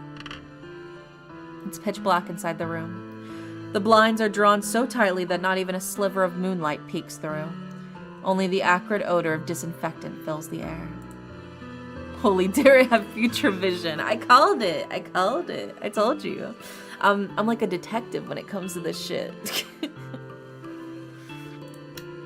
With the crisp click, everything I once imagined and prayed would never come true is laid bare beneath the sterile white light gleaming with the spectral chill. The operating table is draped in creased pale green gauze, marked with old but still conspicuous bloodstains. Those surgical tools that once carved and stitched flesh now lie quiescent in a tray, and atop a stack of gauze rests a small lump of something soft and rancid. Limp, spongy, and bitter to the taste, easily ground to small pieces by the teeth. Ah. Cognac. My arms itch. As I shift, a feather falls from my sleeve. I have no idea when it got in there. A feather with an emerald green shaft and a dazzling white plume. It's a lot like that monster's feather, but strangely, I feel no fear. I doubt it matters much compared to everything before me. Calling this an operating room would be a stretch. The space is cramped. A single turn of the head and a flick of the eyes makes an unpleasant truth abundantly clear. There's no one here. This is probably where Hatsuyuki lay and was cut open over and over. As far as I can make out, the room had been tidied. There's almost no remaining trace of who the other person might have been. Besides the operating table stands a medicine cabinet. It's full of bottles and jars, all labeled with printed tags. Opening the cabinet, I turn the labels toward me one by one. I mostly find glass bottles marked as alcohol, hydrogen peroxide, and formalin. But one test tube, half full of a transparent liquid, is devoid of any label, except a tiny trace of glue that wasn't quite peeled off. The test tube is corked tight. After struggling, I manage to pry it open, and I will come to regret this 1,000 times over. The smell. Why this, of all things? From the yellow test tube gushed that cloying reek of rotting fruit. As I return to the first floor, my steps feel weightless, like I'm walking on clouds. I've come unmoored from reality. If only I could fall from here, close my eyes once and for all. Why don't I? Aniwa, Aburatani, and Mieko are still lying there, motionless. They must be long dead, even longer than I realized. When I unfasten Naniwa's clothes, my numb fingers don't quite obey. The buttons slip through my fingers twice, staying stubbornly lodged in the buttonholes. It takes me about 3 minutes, or maybe 5. I lost track. Time crawls by, as if my sheer focus is slowly bringing it to a halt. Peeling off the heavy winter clothes reminds me of what I've read in books about the engrossing process of preparing winter bamboo shoots. And when my fingers make contact with the cool, unyielding skin, what comes to the mind is cream. I smear on my face for stage makeup, slick and warming quickly warming quickly with body heat. God damn. Jesus. Damn, so they're all dead. Yeah, I was right. They're all zombies, basically. But here, there are no bamboo shoots and no fragrant creams. Only burn marks, lacerations, raw, oozing flesh hidden beneath the long sleeves and running across the abdomen, scars from repeated slicing and stitching. That's all I see, and that alone is enough. I'm seized by an inexplicable urge to laugh out loud, but my lips refuse to curl into a smile. How unbecoming of a skilled actor to not be able to command his muscles. My eyes are stinging. I keep them wide open. Not a single tear escapes. So that's how it is. What on earth is going through your mind last night when you said those things to me? Turns out I was the only one fooled by you all this whole time. I addressed Naniwa again. Nearby, Kazuya's briefcase lies askew. Its leather strap has snapped and the buckle is split open, revealing a small crack stained with fresh blood. I wipe it with my sleeve, but it won't come off. I have no idea where your owner is. I better fix you first, if I'm going to bring you to him. I try to fasten the buckle and lift it. The briefcase is light, almost too light, but it's clearly smashed beyond repair. The fragile hinges can't bear the weight, and it bursts open, both halves swinging in the air. A photo frame hits the ground, its thud muted by the soft carpet. Apart from that, the briefcase is completely empty. The exposed lining is a dull black, which seems to swallow all the glaring brightness that overwhelms me. That's all? What is this? I flip the frame right side up. Sealed behind the pristine glass is a photograph. A group photo of the troupe, one I have no memory of. Everyone is beaming widely. The meadow and unfamiliar wildflowers behind them look so soft, even in the monochrome hues. Taken spring, 1918. I better put this back for him. I wipe the dust off the glass with my clothes and hands, but drops of water keep falling, smearing the glass with unsightly marks that won't go away. I scrub until my stiff fingertips start to ache. Only then does it look a little cleaner. This should do. I splay the briefcase across my lap and replace the polished photo frame inside. The soft velvet lining graces my fingertips, then snags them, slowly drawing them deeper and deeper. That feeling surges through my veins again, the familiar sensation that something is pulling me towards it. That's... The next instant, the world dissolves in a whirl. Darkness devours my vision. I'm seized by a brief, unrelenting weightlessness that scrambles every thought in my head, leaving me dizzy and reeling, too feeble to even vomit. My God, Steph. Hi, Steph. Thank you so much for the 40 months. Holy shit, 40 months. You were so close to 4 years. That is insane. Welcome in. Yeah, thanks for grabbing your daily pillow.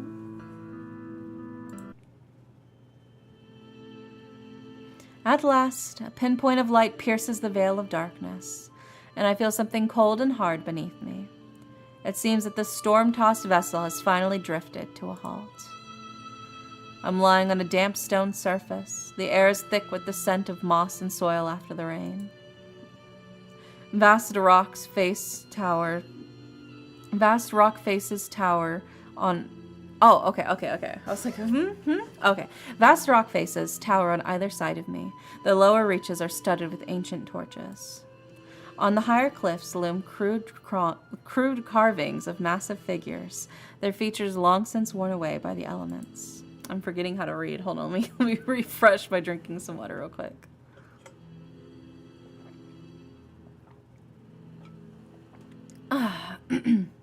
Okay. I strain my eyes, peering upwards. All I can see is a narrow strip of sky wedged between the cliff faces, extending endlessly beyond sight. Some dim light trickles down, but even combined with the torches, those depths remain shrouded in darkness.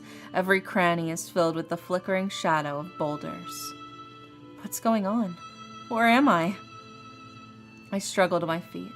My clothes are sodden with muddy water. It feels unpleasant, even disgusting. Still, I have no choice but to keep on against the fleeting gusts of wind. I take a look around, but the only conclusion I can reach is that I'm in the depths of some unknown chasm. So it's the one emerald eye. Again, we're seeing this, and I'm noticing that our pin and the pin that was on the briefcase too is the same golden pin. So it seems like maybe it's our troop and Kazuya that is in fact behind the trying to summon that like ancient god or whatever. It's definitely giving that feeling, especially because like I said, we have that pin. That's like our troop's pin. And the name of our troop was like something about like emerald eyes as well. So I remember when I was touching Kazuya's briefcase. My confusion deepens. Kazuya's always had that briefcase ever since my memories began afresh. Can he and Hatsuyuki both be hiding something from me? No. I need to get out of here first and then ask him. He has to know something. I take a few tentative steps forward. I can keenly feel the puddles and moss slick beneath my feet, clinging to my soles, ready to send me sprawling if I put a foot wrong. As I follow the line of torches now and then, something briefly obscures the light overhead. When I look up, I catch the sight of shadows, minuscule or massive, or sometimes it's a ripple of emerald green, flickering from light to dark. I have a theory. What if MC's successful experiment is no longer human, but human-shaped? No, I think they're human. I think they are human, but I think maybe it's like our bloodline ability, I would assume. Like our bloodline ability connects us maybe, or like it's our special innate talent or something that connects us to that like god or something. And so Kazuya, I'm thinking there must have been some tragic I'm theory crafting right now. There was probably some tragic accident that happened like a fucking year ago that killed almost everybody in the troop except for Kotori and Kazuya. And Kotori basically goes into like a coma. He's out from this world. He has no memories. He's completely amnesiac. And Kazuya is just devastated because now it feels like in the blink of an eye, he has lost everybody, right? He's lost everybody. And so he turns to try to bring the troop back together. And how does he bring the troop back together? Through the weird puppetry necromancy bullshit that he was doing, you know? So he decides, okay, well, let me just stitch everybody up. I'll bring them back and we'll keep going. And I still have Kotori with me. So I won't be alone either way, right? I'll keep the troop running. We'll keep everything going like it's normal and nobody will ever know, right? And then he was probably sponsored by Kotori's dad as well. Or Kotori's dad is seemingly aware of it too. Because it seems like Kotori's dad probably kicked him out from the family. So that's my current theory.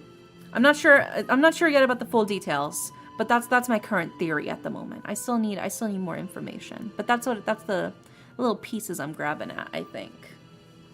And it's probably like the desperation. Like I said, there was an accident, you know? It seems to be like some huge accident. It seems like something massive happened. And probably the only two survivors from said accident were Kotori and Kazuya. And Kazuya decided to bring everybody else back, unbeknownst to Kotori, who didn't realize that they were gone in the first place, to keep up this sort of like charade, right? Of still being everybody being okay, right? As I gaze at that swath of green, the tugging sensations grow stronger. My heart is pounding so hard it almost bursts out my chest until the color finally fades away.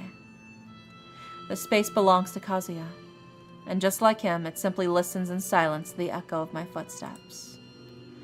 I'm not sure how long I walk before a sprawling mass of boulders blots out the strip of sky. Before me appears a plain white torii gate, flickering with blue light like a burning flame. It softly beckons me to it, silently inviting my touch. My pulse and breath both quicken. That translucent blue seems to be reeling in my heart. I step towards it, and a familiar dizziness washes over me once again. Oh, so you're back. I've been looking all over for you. Sakuma-kun, Sakuma-kun, wakey wakey. Sleeping on the floor is bad for you.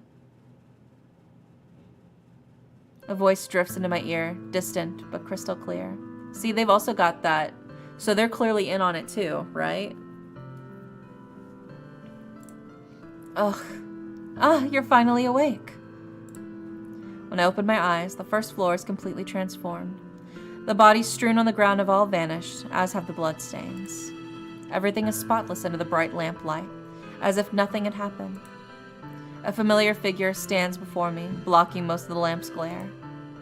The briefcase which was in my lap now dangles from their hand. The strap and buckle are still broken, but somehow the case is neatly clasped shut. Hamado-sensei, what are you doing here? I was planning to have a chat with Mochitsuki-kun about a few things, but when I got here, yikes, that scared the living daylights out of me. And when I came back, there you were. Why did you fall asleep sitting here and opening Mochitsuki-kun's briefcase? You really shouldn't do that. I wasn't asleep. Where did they all go? You mean the children? I've taken them to a safe place. Don't worry. Those pesky little flies won't come buzzing around anytime soon. Flies? Ah, so Hatsuyuki's with those people. That's a bit tricky, but it's not really our problem. They'll probably say she dropped dead from acute illness or something. They always do. The point is that neither you nor the troop will have anything to do with it.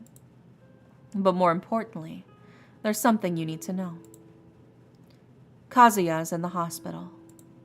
What? When I showed up, he was just here. Right where you were sitting.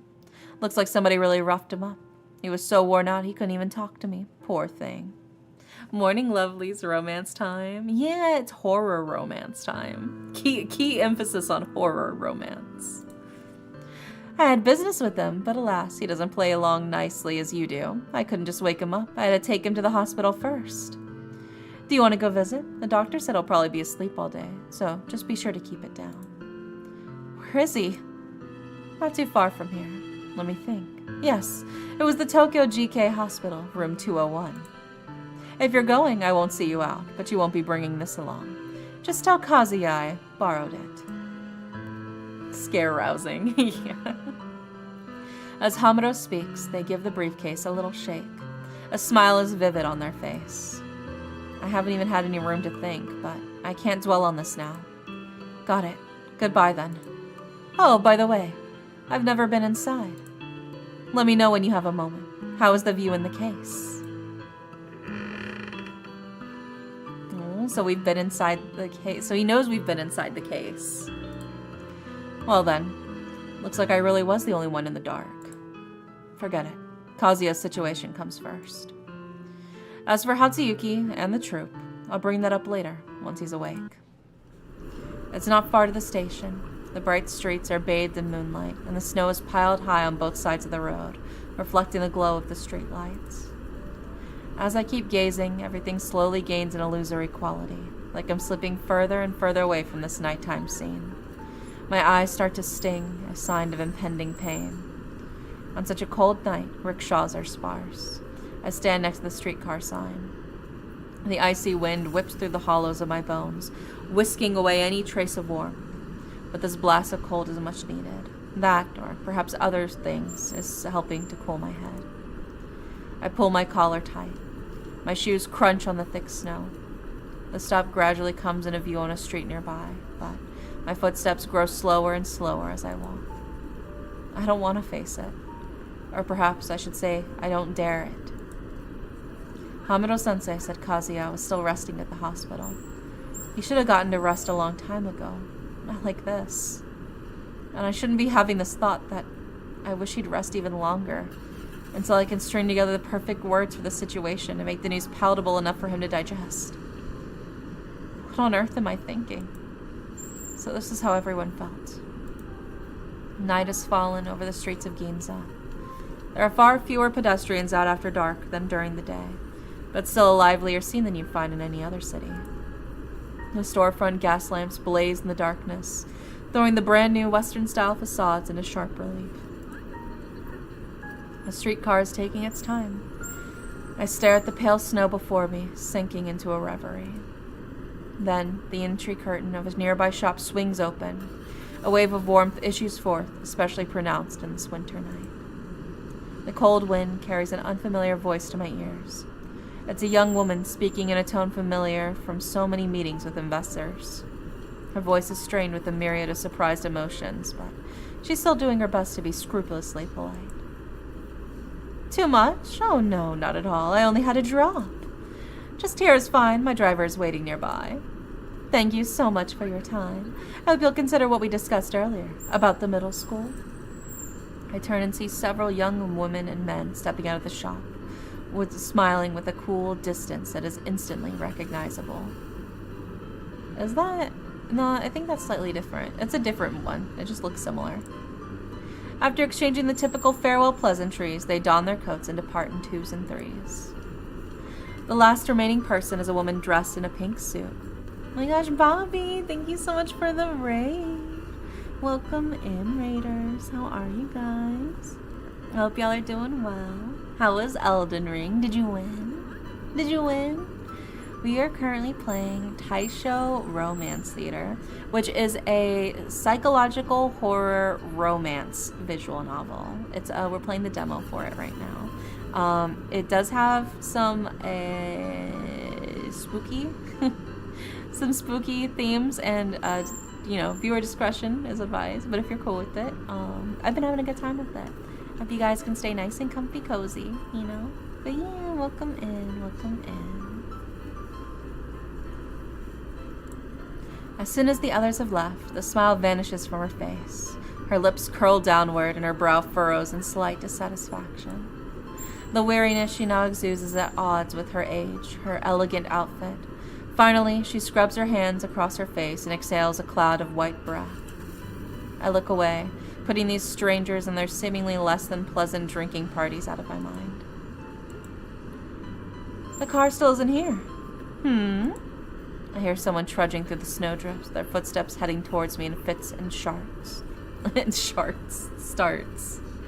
Soon the woman's voice I heard earlier speaks again, now right behind me. Are you waiting for the streetcar? At this hour, it's going to be a while. I turn. The woman lifts the brim of her hat slightly to reveal her face. Her bearing is dignified as she stands before me, scanning my haggard visage with her weary but bright eyes. But I have absolutely no recollection of that face. You're Kotori Sakuma, aren't you? It's a declaration. She speaks with her arms folded, her slender brow knitted once again, as if her stare might bore right through me and the snowy landscape of my back, all the way to the streetcar some unfathomable distance away. I'm sorry. Do I know you? Her next words catch in her throat, and her eyes fly wide open. I can practically see, so it's true, and it wasn't a lie after all, written across her every feature. Are you serious? Never mind. I'm Yayoi Sakurai. Sakurai? Off the top of my head, the only thing that name brings to mind is the Sakurai family. Or more accurately, corporation. They hopped on board the Meiji Restoration a few decades ago and made a fortune in textiles and foreign trade. But compared to the other influential or well-connected families, the Sakurai family, while well endowed with eye-watering wealth, lacked what was truly important to the upper class, a pedigree. She scrutinizes my expression before slowly parting her lips again. Yes, that's right, one of those Sakurai. I rack my brains, but I can't remember having run afoul of a fine young lady like this, and I don't think the troupe has ever received any related investments. Sakurai pinches the sleeve of her suit. They're studded in a pair of sapphire cufflinks that flash in the lamplight. The jewels' hues glow clear in their golden setting, and they scintillate bright as flame. These are indeed befitting of a daughter of the Sakurai family. But perhaps in an attempt to emphasize their lavishness, the cufflinks are encrusted in so much gold ornament that it overshadows the sapphires. It seems like such a waste of such fine gems. Sakurai purses her lips. A trace of regret enters her expression. I wanted to see you. I thought they were lying to me, since, after all... No, forget it. Pretend I didn't say anything. You don't know me, and that's for the best. If anyone asks, just say we didn't meet tonight. It'll be better for the both of us. Oh my god, is she like an ex or something? If you're waiting here, I must be keeping you from something else, yes? And it's so cold out. I'll give you a lift. Think of it as an apology.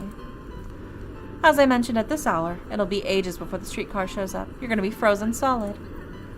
Perhaps because of all the bizarre goings-on and people I've dealt with lately, Sakurai's behavior doesn't strike me as unusual.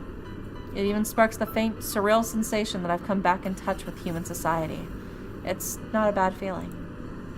Since I remember nothing, and this is all clearly a hindrance to her, it must have something to do with my forgotten surname, so it'd be better if we owe each other nothing. I'd appreciate that. I'm going to GK Hospital.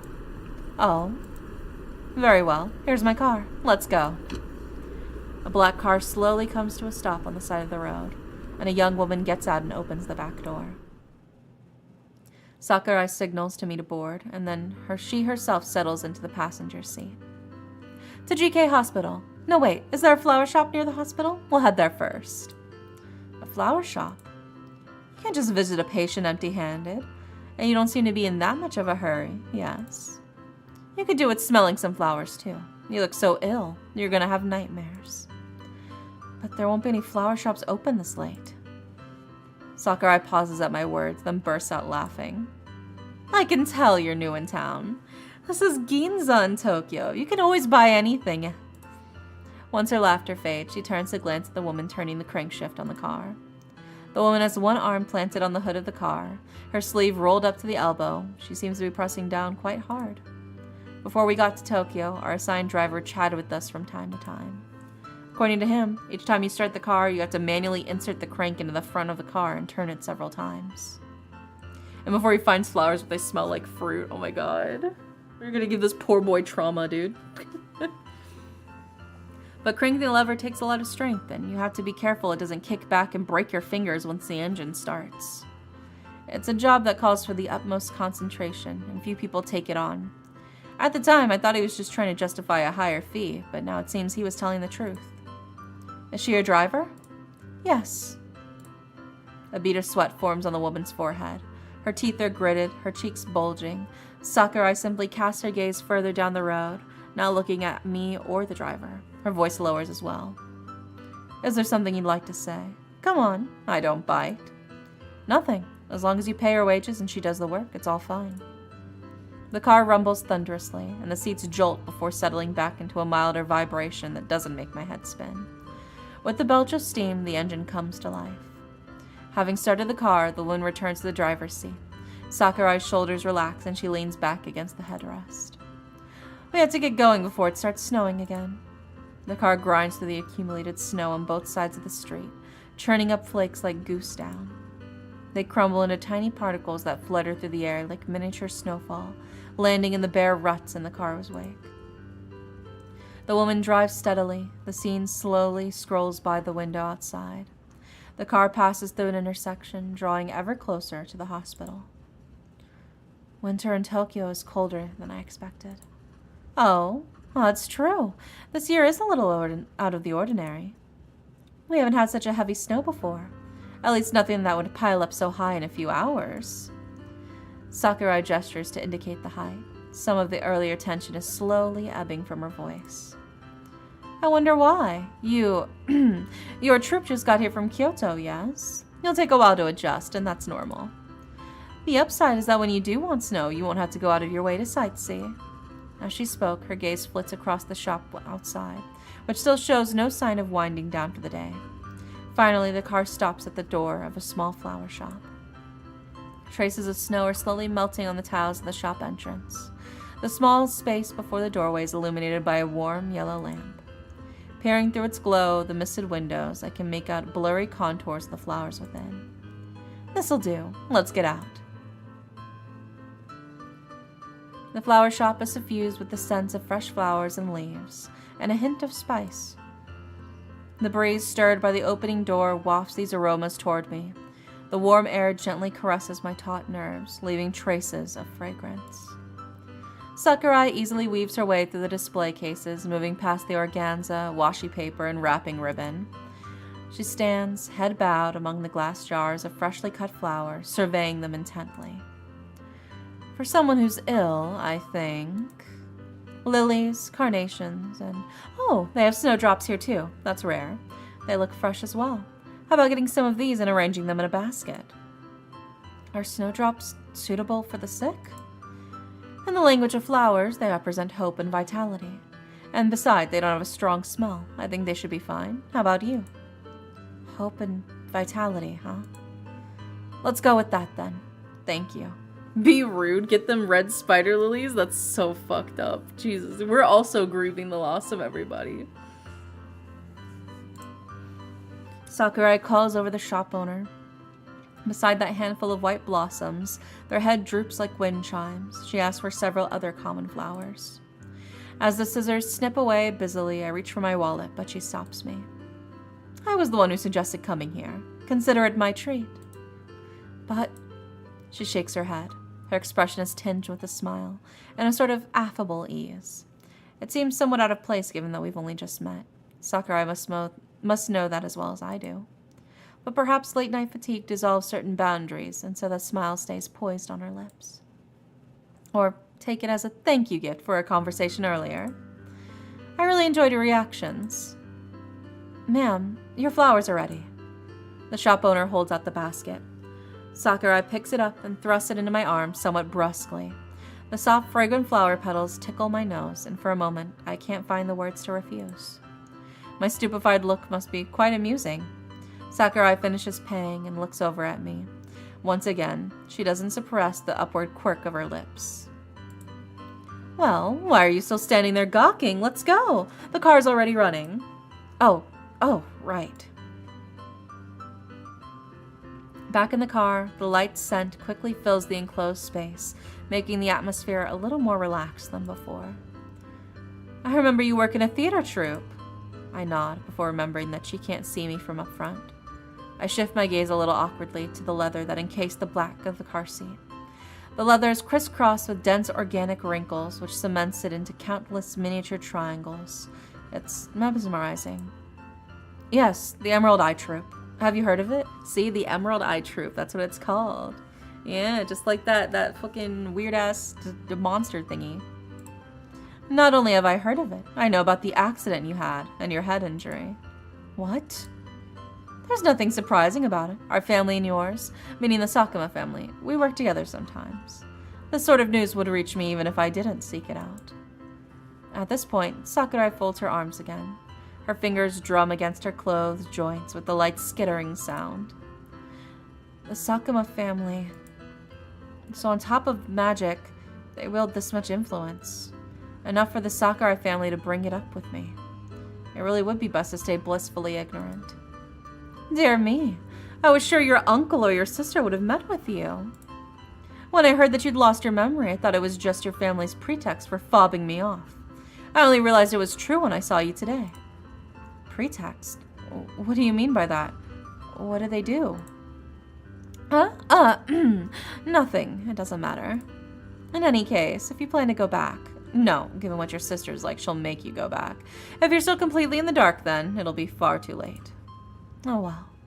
What I'm about to say may not be the best coming from me, but I think you should at least know some of the facts. The current head of the Sakuma family is your uncle, Minoru Sakuma. Your parents, never mind that. The point is, they left you and your younger sister sorry not to be raised by him. It's been over a decade since then. Sakuma-san is a highly capable man, but when he was running the Sakuma family business, he wasn't too fond of the Sakuma name. And so, as far as the public knows, the family enterprise has nothing to do with the family itself. That's why it's understandable that you don't know about it. The original cover story was that, being the eldest son, you have your own dreams and aspirations. As such, most people believe that Serena will ultimately inherit the business, and your head injury truly clinched it. But if you were to come back, that would change things, especially after Sakuma-san alerted our family again. Serena spent the past few years shadowing Sakuma-san as his apprentice. She's changed so much I can't say I understand her any longer.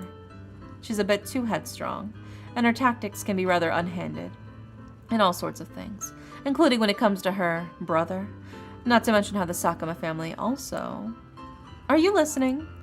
When she mentions those two names, Minoru and Serena, a familiar splitting pain suddenly courses through my skull.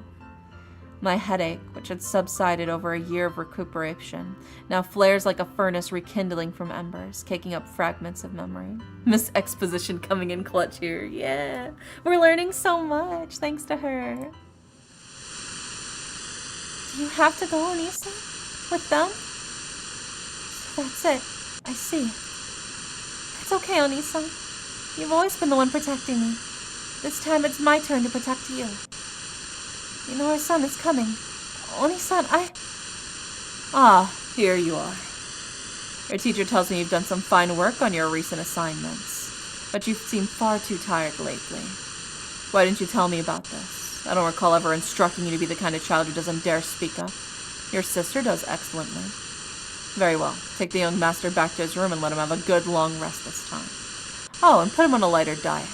Be sure to tell the kitchen staff not to add salt.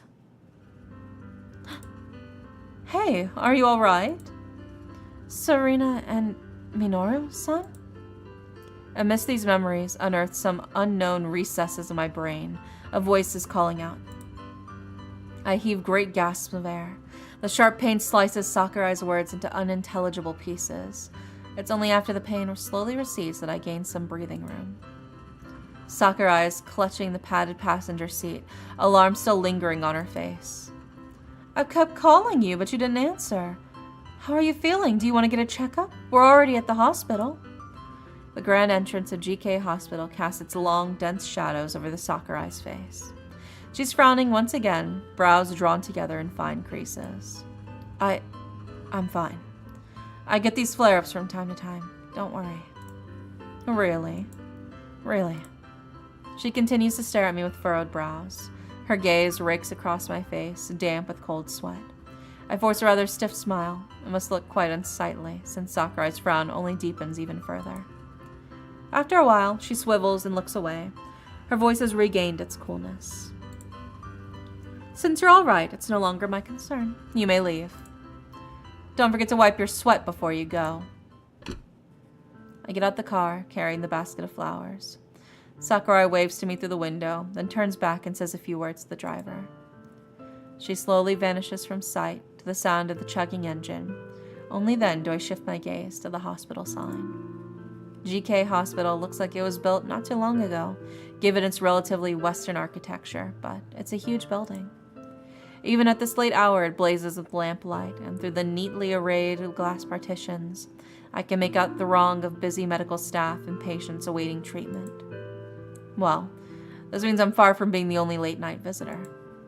Room 201. The wind gusts across my damp forehead, and I shiver. I'd better hurry in. The corridors of the inpatient ward are only lit by small lamps, most likely to avoid disrupting the patient's rest. I occasionally spot family members seated on benches outside the room, speaking in hushed voices. The nurses and relatives all tread lightly as they move back and forth. The lamps only illuminate the tops of their heads. The rest of them remain shrouded in darkness, and the shadows at their feet unfurl from short to long, like paper cutouts dancing in the wind. The door of room 201 stands ajar. A faint light seeps through the crack underneath. This is the time the staff make their rounds. I can see nurses and doctors shuttling in and out of the other rooms. Only 201 stands undisturbed.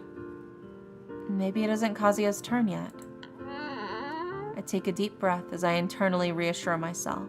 Then, moving as quietly as I can, I push the door fully open.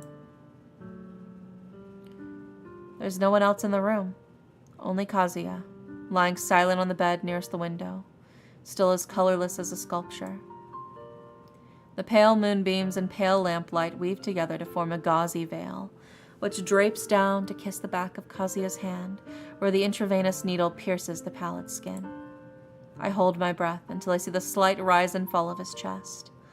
Then I can finally let the pent-up air come rushing out in a sigh. I'm so glad. So glad. I gently clear a space among the objects littering the bedside table and set down the flowers I'm holding. Their faint scent pervades the room, and Kazuya's brows, drawn so taut, even in sleep, seem to gradually ease. Only now do I notice that his collar has fallen open in his sleep. Between the folds of fabric, I catch a glimpse of his slender neck. I can make out the blue veins beneath his thin skin. I reach out to help adjust his collar, but when I brush against his skin, I vaguely sense that something is different from ordinary skin. There's a certain dry smoothness to it, just like exposed flesh. My fingers tremble a little as I part his collar and uncover what is hidden beneath, leaving it quivering in the cool air. The muscular fibers that should be covered by skin are instead laid bare. I can see every slight twitch of the vibrant scarlet sinews. The wounds are irregular in shape, and an eerie blue glow flickers around their edges, casting a ghastly aura upon this corpse-like form. Rather than shock, worry, or any emotion of the sort, what floods through me first is a wild, unseemly joy. These don't look moist. They're not oozing any fresh fluids. They must have been made a while ago. Not as far back as a year, and not as recent as the past few days. Kazuya is alive. The wounds are perfectly even when they meet the skin. I can picture Kazuya pointing the tip of the knife at his own chest, and slowly, methodically carving away at his own flesh, leaving behind those scars, glimmering blue like an octopus or a jellyfish, or plankton drifting through the deep sea night. Hatsuyuki's words softly reverberate within my head. Is this magic again? But even with these wounds, Kazuya's body bears no sign of suturing. He's still alive. He's alive right now. My gaze remains helplessly fixed on those strips of exposed flesh. They rise and fall with Kazuya's steady breathing, imbuing them with the raw, bloody vitality. In the stillness, thoughts slowly unfurl tendrils through my mind. Outside, the window is deep darkness, and silence reigns within. It's so quiet, I can hear the fluid dripping from the glass bottle. This atmosphere lends itself to the wildest speculations. It almost urges the mind to run rampant, but no matter what, I refuse to delve any further into my growing doubts and suspicions. Why are Kazuya and Hamuro-sensei and I the only ones still alive? But the thought that they're still alive, that should be enough. That's enough for me to calmly face what comes next. Until the moon outside the window slowly sinks even deeper into pre-dawn clouds. Until the sky is tinted with a faint pink-purplish blush and a steady glow forms around the edges. Until my dry eyes blink and are met with the long-delayed wetness. Before Kazuya's eyelashes stir, I straighten his collar back to his rights and leave a note conveying my well wishes and Hamuro-sensei's request. Then I stealthily depart the hush of the sick room. Shutting the door feels like sealing away some secret.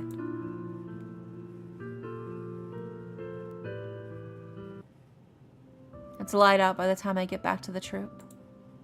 Pain throbs in my swollen temples. This might be my body taking its revenge for a string of restless nights, but my mind is still lively. So lively, in fact, that I lie in bed for half an hour without feeling the slightest touch of sleepiness. I'd better just follow up with Kazematsuru. Every trace of last night's disorder had vanished when I got back. It was probably Hamuro-sensei who tidied it up, but they've always been averse to getting their hands dirty. They seem like the purely intellectual sort. It's hard to picture them cleaning and carrying on their own. I remember, I've got the phone number. Right here. I reach into my pocket and retrieve the card Kazematsuru thrust on me. After looking at the number, I turn the phone dial. Oh, dude, you can hear those fucking rotaries screeching. 7239. Hello? Through the receiver, I can hear the crackle of static in a woman's voice, polite and remote. I'd like to speak with Kazematsuru-san. Very well. Please hold. The woman replies courteously, and after a short while, I hear Kazematsuru's voice. I can't make out her tone over the line. Yeah? It's me. You're...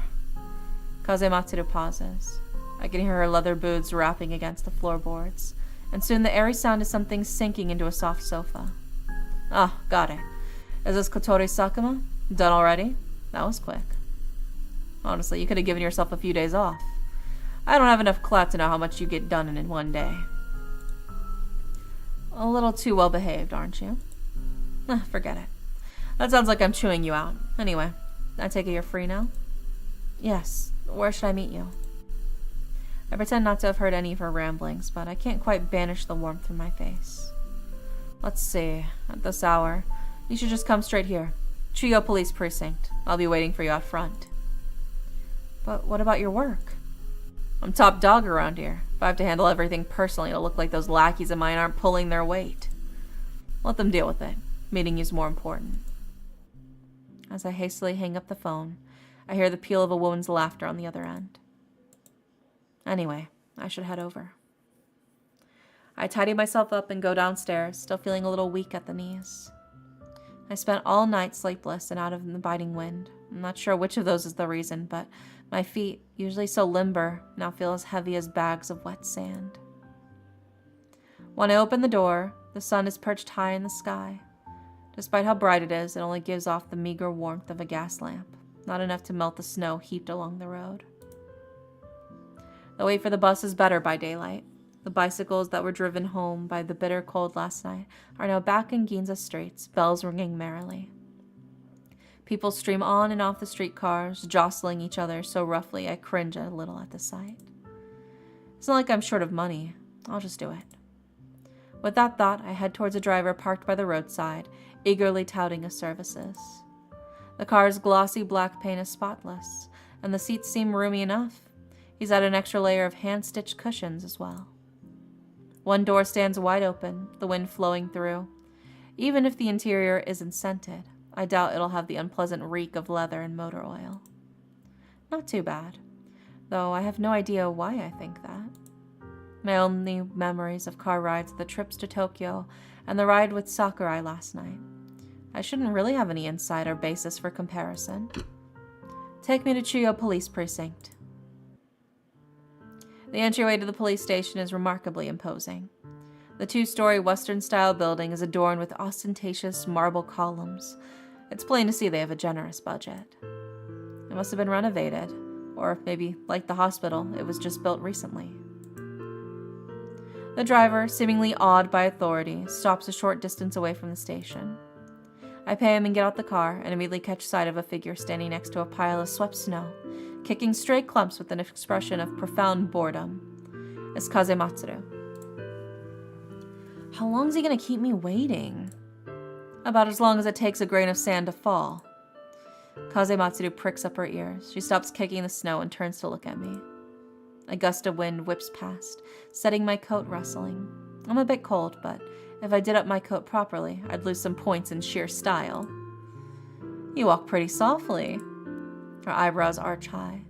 She stamps her feet, flattening the snow and mud beneath her soles, and appraises me with those striking eyes. It's kind of childish to sneak up on someone like that. And why don't you button your coat?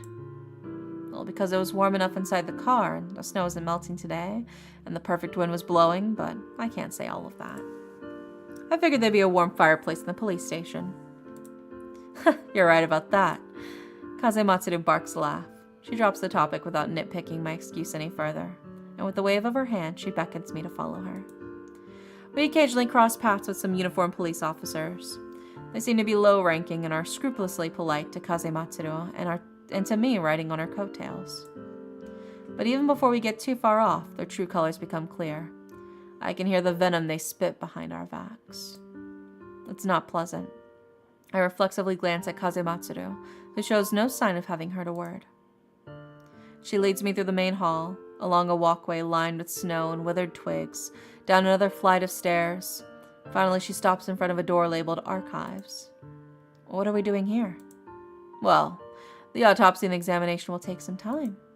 I'm not in charge of that part, so when I've got some time on my hands, I come here to look for things. You want to know why they ended up like this, don't you? I sorted out all the files, so you can take a look. She pushes open the door as she speaks and confidently strides in, quickly vanishing out of sight behind 2 cabinets. The metal surface of the filing cabinet warps my reflection. Countless cabinets hold countless copies of me. Like a labyrinth of mirrors, thousands of eyes glitter back at me from those depths, flashing green or blue under the incandescent lamps. I shut the door behind me and head inwards, following the sound of the tapping boots. The reflections on both sides follow me, their severed bodies swaying. The metal flashes white before my eyes. It's nothing like glass. That whiteness is completely blank, devoid of any reflection or stain, an empty desert as hazy as a mirage. I look myself in the eye. The reflection is sightless, but I'm seized by the inexplicable feeling that I'm being watched. Surely it's just an illusion because my reflection's eyes are so clear. That's the only explanation. Found it. Sakuma, you still there? Kazematsuru's voice drifts to me. I squeeze my way between the filing cabinets and spot her at the row of cabinets against the wall. She's holding a slim folder. It's all here. The files on that old accident of yours. Of course, they're just copies. She slaps the folder against my chest. I have to scramble to keep it from falling. Read it here. No taking it outside. She speaks like taking me into the archives is just a matter of course. There's a kind of brazenness to her tone, and hints of mounting excitement. My palms are slick with sweat, but Kazematsuru seems unfazed as ever. Can I really read this? Isn't this classified or something? To a regular person, yes. But in your case, it's fine as long as you don't take it outside. Relax. No one's gonna give you any trouble if you tell them your name's Sakuma. And I pulled a trick or two. Nobody will come in here, and no one can hear what we're saying. The perfect move for swapping some secrets. She laughs, seemingly amused at her own joke. All right, you better get cracking before the canteen opens. At Kazematsuru's urging, I open the folder. There isn't much inside, just an old newspaper, a few photographs, and a sheaf of reports. The old newspaper rustles as I pick it up. It seems to have been lying there for quite a while. The front page is dominated by an article about the train accident. Signal failure or human error. Tokaido mainline derailment accident exposes hidden hazards. Death toll, 143. My throat feels parched just from reading this far. The printed text sears into my retinas. Familiar pain is spreading through my temples as if I've been struck by something heavy. Echoes ring through me. With trembling fingers, I peel away a photograph from the clipped stack, and I get a stark black and white view of the train tumbling from the tracks, engulfed in flames, and the broken and shattered human bodies. It's impossible to tell the dead from the living. There are close-up shots of severed limbs. I can see the mangled flesh and stumps of bone. My brain throbs. I'm gonna throw up. I'll splatter these pictures with hues of fat, marrow, and blood. Ugh. Oozing yellow fat, ashen white ends of split bone, soft pink tendons enfolding them, blood slowly oxidizing from crimson to rust brown. When the human body is taken apart, it should resemble an oil painting in lush colors. But when it's truly laid bare before me, carelessly splashed with pigments, its cross-section on display to the entire world, my only sensation is horror. Yeah, I gotta see if I can lower the sound. Let's do that's a little better. It's still a little painful, but we'll go with that. I'll just try to read through it really fast. Everything was scorching hot in the wake of the explosion. I could feel someone hauling me along, blood streaming from my ringing ears. But amidst the acrid stench of burning chemicals, my lungs kept working. No matter how much I wished they wouldn't, they still faithfully brought me a scent that roused my appetite. My brain was in ecstasy. It told me that this was the aroma of roasted flesh. The smell which assailed me feels so palpable now, so indelible, as if it might truly have been made my mouth water and my stomach growl. As if, among the screams and moans of my fellow humans, it might have filled me with the craving to set upon them, to bite and swallow and devour. Maybe this isn't just a hallucination. How else could I so vividly imagine the itch of blood creeping across my skin? My mind stops short, but I'm reeling in terror. Did I do something else to them in that expanse of darkness beyond my mind's reach? Did I sniff? Did I lick? Did I... Hey, you okay? Kazematsuru lightly pats me on the shoulder, then plucks the photograph out of my hand. It's creased from being clutched too tightly. She tugs the file out of the folder and shoves them back into my hands, then picks up the photos, my gaze still glued to them. Oh my god, are we a cannibal? She tucks them away in her pocket, as if draping a cloth over a box I can no longer see what's inside. All I'm left with is hallucination, so real, so insubstantial, all at once. These are rough going. You should try reading the text instead. I swallow my saliva. The noise seems to ring loud in the quiet archives. Kazematsuru might have heard it, but if so, she simply arches an eyebrow and waits for me to speak. I remembered some things from back then. Back then, when the train derailed, I think something exploded. I smelled burning. My head is spinning. My stomach churns with nausea. Speaking is an ordeal. Every word feels like it has to be ground into powder and squeezed through the gaps between my teeth. The burning, that's enough. Sorry.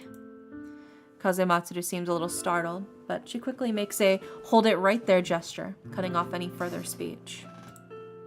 Huh? No need to apologize. What I mean is, you only just remembered all of this. Telling me about it right away can't be easy on you, both physically and mentally. Does my theory of MC a monster still stand? I think it's possible. I think there's something off with the main character for sure. I know about these things. I've been there too.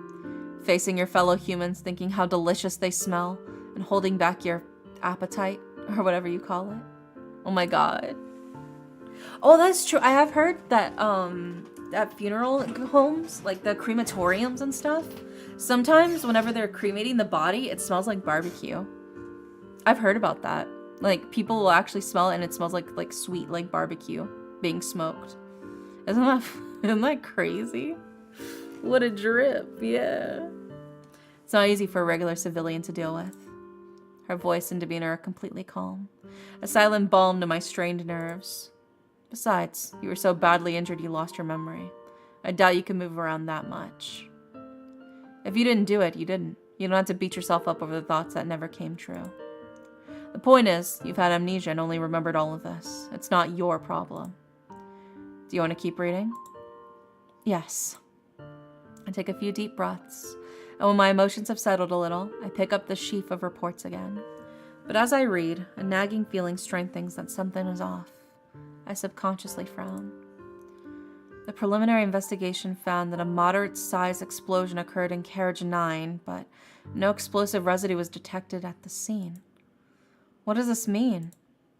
It means that the explosives in the carriage amounted to around 3 cans of gunpowder.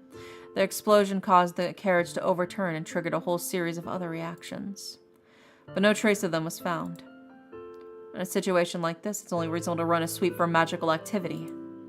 But I wasn't in Tokyo at the time, so it couldn't be done. Or rather, they didn't want to deploy the manpower from this side.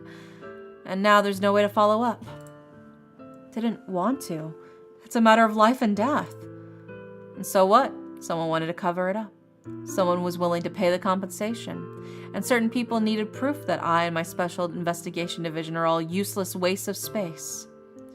Something else seems to occur to her. Her expression darkens and she says no more. I replace the investigation report in the folder. Kazematsuru reties the strings with practiced ease and shuts it away again in the unlabeled cabinet. Are you angry about that? I feel like I ought to be angry, and I am, but for some reason, I'm not particularly surprised. Just as I've personally witnessed before and heard from others, this sort of internal strife is inevitable between people. It's not rare by any means. What matters is how you turn it to your advantage. The ache in my forehead swells and sharpens. I don't like this line of thinking, and what I hate even more is that, for some reason, my brain has accepted it as routine truth. My neck feels like it's snapped under this weight. My head sags lower and lower, about to kiss the dirt at my feet.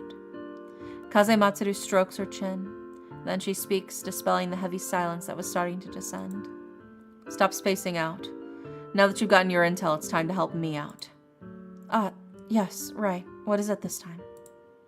My tangled skeins of thought are abruptly shoved back into my skull, and I involuntarily stammer in response.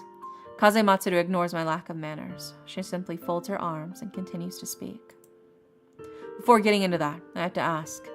It looks like you already know about magic, but do you have any deeper understanding of it? Deeper understanding? I must be visibly at a loss because the look Kazematsuru gives me is exasperated but unsurprised, like a veteran tutor faced with a slow pupil. I thought so, but I don't feel so good about throwing you to the wolves like this. It's already tough explaining the basics to the precinct staff. Whatever. I'm sure you're smarter than that. I'll start with some common knowledge for mages. I'm only going to say this once, so listen up. First off, what you need to know is these powers.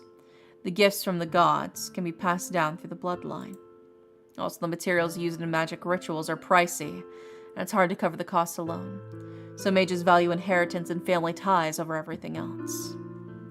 You've been through this yourself, haven't you? You suddenly discovered you had some strange ability and you were all at sea. You have no idea why this is happening. Magic is kept secret from the regular public, and also from mages who don't have teachers to guide them. I nod, reflecting on how I'm still completely ignorant of my own magic, and have no idea where to even start unraveling this tangle.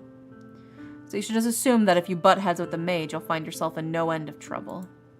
I mull over Kazematsuru's words, wondering exactly how she figures into all of this, but judging from how she acted yesterday, I'm guessing she's no end of trouble herself. But since it can be passed down by blood, I'm still putting together my sentence when Kazematsuru stops, looking uncharacteristically hesitant. She's silent for a while before finally letting out a sigh. I have an uneasy feeling of foreboding. Sakurai's words echo in my ears again. The Sakuma family is endowed with magical powers, and my sister has grown headstrong. You're spot on. But things are actually better in this generation. Before this, if a family had too many children with talents, the family mansion was essentially a coliseum. And if there was anything worth inheriting on top of that, the clash would continue until one party died. The main family fought amongst themselves, and the branch families, after defeating their own siblings, still had to vie with the main family's children. Some mages were so set on preserving the purity of their bloodlines, they even... let's not go there. You don't need to know any more than that. Kazematsuru speaks in a low voice, her expression pained. Then she quickly shakes that off and moves on to another subject. That's all on this topic. You should also know about ateliers. For the majority of magic, this is the most important thing. Ateliers. My mind reflectively flashes back to the mysterious space that I was sent into after opening Kazuya's briefcase. Is that a space outside reality? Oh, looks like you've come across one. Not bad. That's exactly it. Mages, to be exact. Most of those hereditary guys each have an atelier that belongs to them. That's where they're in closest contact with their divine blessings. The principles of constructing an atelier are way too complicated to get into here. Basically, think of it as a series of large-scale magic rituals that take a toll on the practitioner. Sweet home Alabama. Yeah, they're committing... That's usually how it goes. When there's bloodline-related things, there's always going to be incest. That's just how it goes. That's just the way of the land, you know? Once the construction is done, they gain a secret space that belongs to them and exists outside of this world. Unless they're unconscious or grant someone else permission to enter, that space belongs solely to them forever. So because he was unconscious, that's why we were able to go into his space. Okay. I'm guessing you've heard a thing or two about Buddhism and Taoism and all that nonsense. Well, an atelier is the equivalent of their flower or leaf or their bodhi. Is it bodhi? I don't know. I don't know much about Buddhism, I'm gonna be real with you. It never disappears, and in the hands of a mage who lives long enough, it becomes a treasure trove. I went back to sleep and wake up again. Yeah, welcome back. Good morning. Glad to see you're still playing. Hope it's been fun so far. Yeah, I was theory crafting while you were sleeping. My theory is that the tragic accident that hit us 1 year ago that rendered us unconscious and amnesiac was something that hit the whole troop, and basically Kotori and Kazuya were the only two survivors.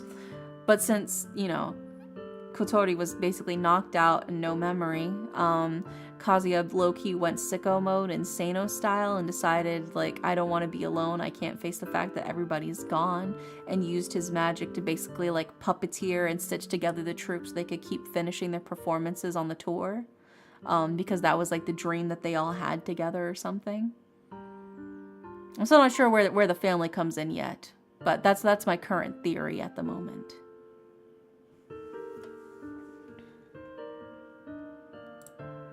It's almost impossible to construct an atelier single-handed, which means that effectively, only families can afford it. And since it can be transferred between people, well, I think you can guess what happens. I can't say anything, but it's a good theory. Yeah, it's my current theory. I'm still building. I'm piecing it together. I like the mystery aspect to it. I got my little magnifying glass, and I'm It's inherited. Got it in one. Kazematsuru snaps her fingers. Is it just me, or does she look relieved? She reminds me of a teacher, pleasantly surprised that a young child is actually capable of studying. I can barely imagine what sort of people she's been working with until now. It's very expensive and its value accumulates over time, making it perfect to be passed down as a family heirloom. Which means that mages who have the backing of families and mentors and who are regarded as the next in line basically all have their own ateliers or are about to inherit them. Who knows? I bet if you go back to the Sakuma family, they'll have one ready and waiting for you. Her lips twitch as she says this. Then she changes the subject again with seeming nonchalance. Ugh, I'm getting off topic. What it all boils down to is that ateliers are basically where mages can exert their powers to the fullest extent. That's why most of them secure their atelier as an object they can carry with them, so they can enter at any time. For a mage who's carrying out magical studies or preparing for a ritual, their atelier is the safest place to be, and it's also the most dangerous place for an invader. I need you to make contact with the worshippers, but I don't want you to get you killed. If you notice that your surroundings have changed, you better watch out. What should I do if I'm trying to leave an atelier? Find the exit, or get the mage to let you out, or knock them unconscious.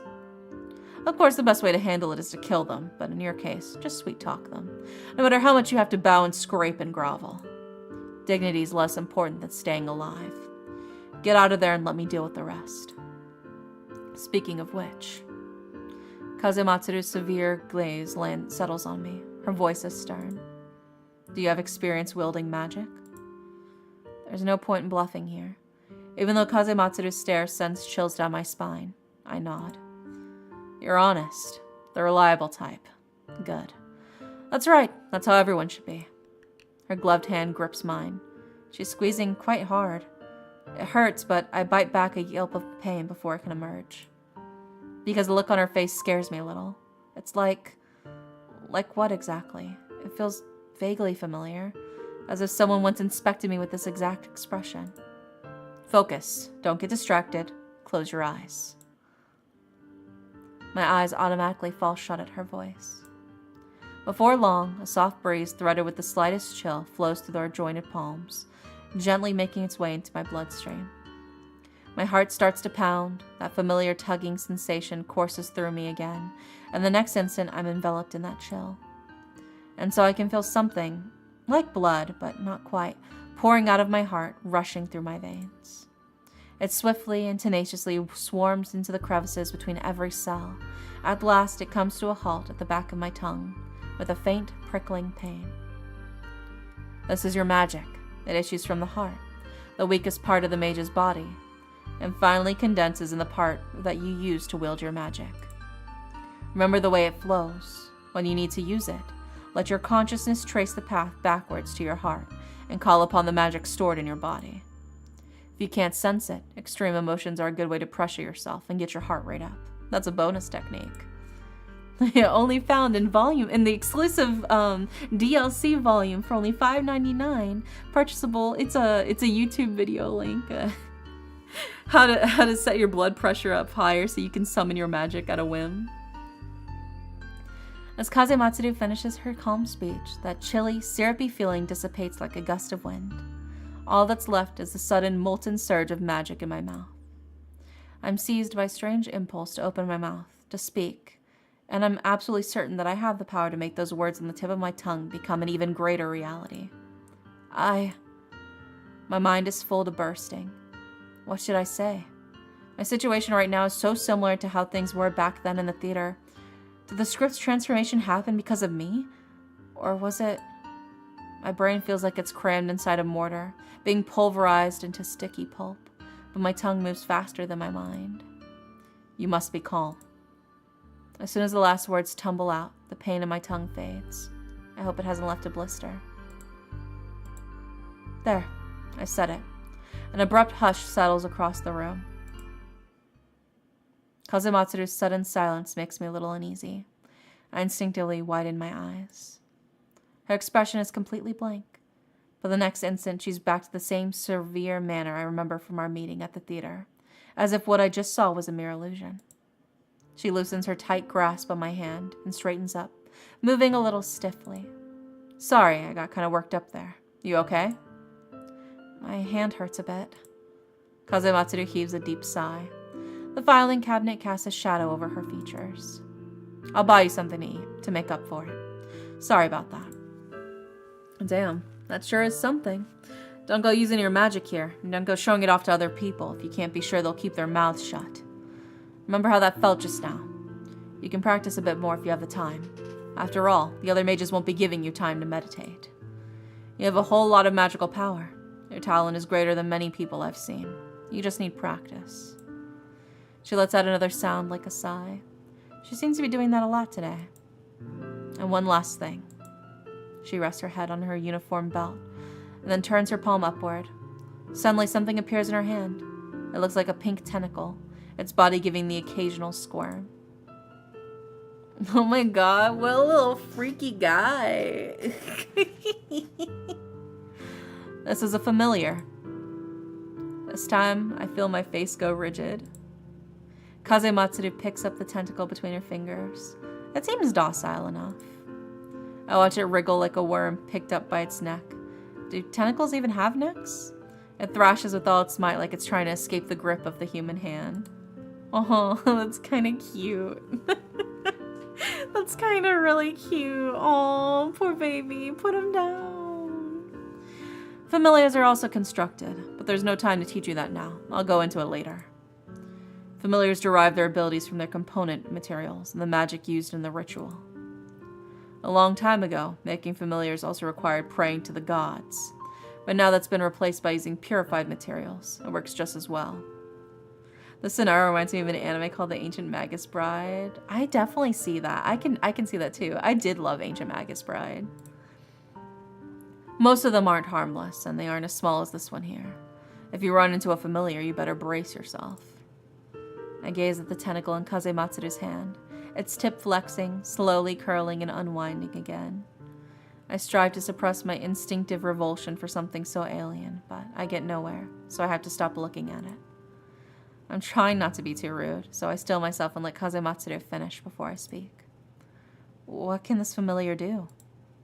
Kazematsuru's lips move, and a wave of regret bears down on me. Ah, well, since you ask, I'm gonna put it in your eye. In my eye? Huh? Wait, what's this all of a sudden? You aren't giving me eye surgery or anything, are you? I won't be gouging out your eye or blinding you. I'm not into that sort of thing. This thing has no offensive power. It's the safest type of familiar. Even when it enters your eye, it'll keep itself hidden. You won't feel any discomfort. Kazematsuru hoists the little familiar a little higher, treating me to a full view of its mouthless body and plump, glistening suckers. Its purpose is to boost your sensitivity to magic, so you can visualize, observe any spell traces and magical residue. That way, you'll notice if a mage passes by. If you know who they are, you'll be on your guard, won't you? It'll help you stay safe.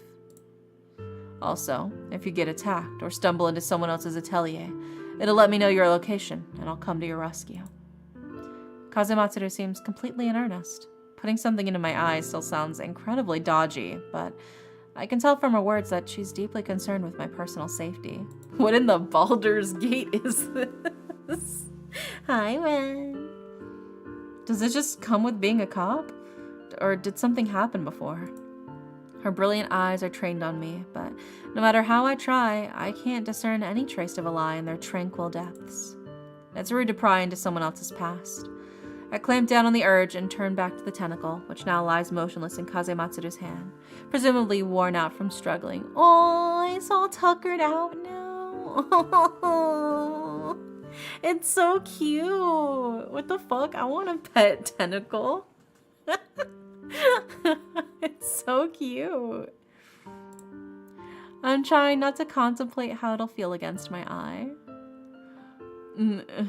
Pet tentacle eye parasite. Well, it's not necessarily just for your eye. It's just, you know.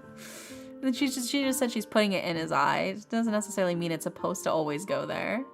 You know? Maybe he likes to chill elsewhere too. He's just a little guy. He's just a wriggly little fella. I like it straight and forward. Yeah. I'm done working now and you're suddenly stuffing wriggly things in your eyes. Oh, you've missed so much, Ren. You've missed so much. Does it really have to go in my eye? Isn't there any other way? Most spells only last a short time, and anything of a longer duration takes a bit too much preparation. And if you just keep it with you, an observant mage will easily pick up on it. You're sure this is fine? Of course. I wouldn't get this wrong, even if just on account of the Sakuma family. I really want to ask exactly who the Sakuma family are and what status they hold, to make her and Sakurai both speak of them with such wariness. But if Kazematsuru still insists on stuffing the tentacle in my eye despite all of that, maybe it just looks grosser than it actually is. Or maybe... Can I keep my eyes closed? Or swallow it? I ask this question without harboring much hope, and indeed, Kazematsuru laughs in response. There's no trace of mockery to it, but my face still flushes hot. Oh, fine. Oh my god. Kazematsuru reaches out and cusps my face. Her gloves are coarse, her calloused fingertips graze across my cheek and slowly make their way to my right eye, leaving a trail of warmth in their wake. When she peels open my eyelid with 2 fingers, I inadvertently choke on a mouthful of spit. My expanded field of vision can now clearly take in the incandescent light beaming down from the ceiling, and Kazematsuru's face approaching mine, eyes gleaming like gems. I gotta drink a little water. It's so intimate. Yeah. The writer's brilliantly disguised fetish. I don't think this is a fetish. This is like classic horror trope. Okay.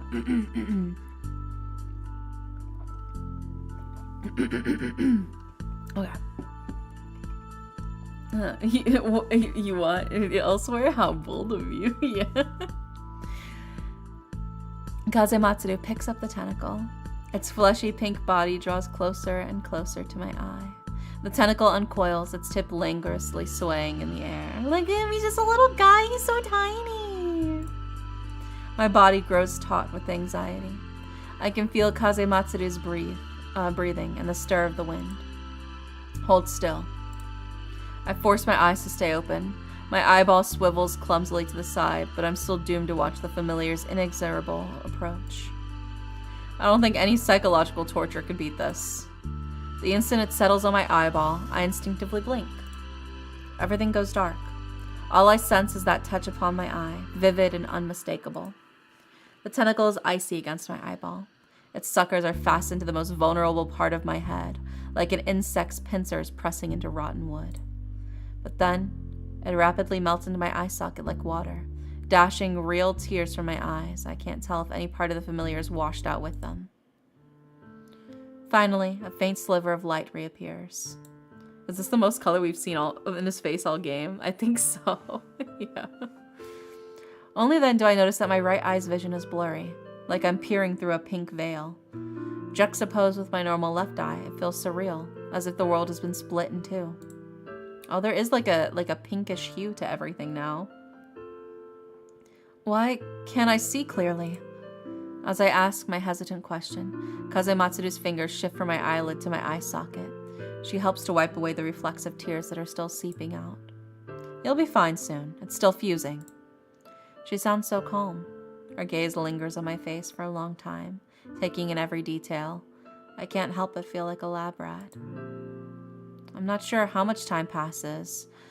It must take a while, so long that the belated pangs of hunger start to gnaw at my stomach. Oh, it looks like it's fused now. It's no longer pink anymore. Finally, the color obscuring my vision drains away, and everything once again looks the same as before. As my vision clears, my ears almost simultaneously pick up the rumbling of my stomach. I can't tell if Kazematsuru hears it too, but her lips do quirk up in a slight smirk. Can you see now?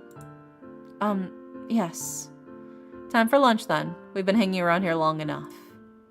Before we leave, out of the corner of my right eye, I notice that my wrist is glimmering faintly with hazy traces of blue and pink, like rippling water or silk threads. The patterns almost seem to intertwine, weaving into an intricate, unbroken skein. And Kazematsuru's collar also radiates gentle sparks of mingled blue and pink, like a gemstone under the light. That's... See something weird? Yeah, some kind of glowing pattern. Note she didn't explain how to get it out. Oh, we'll probably, like cry it out later or something.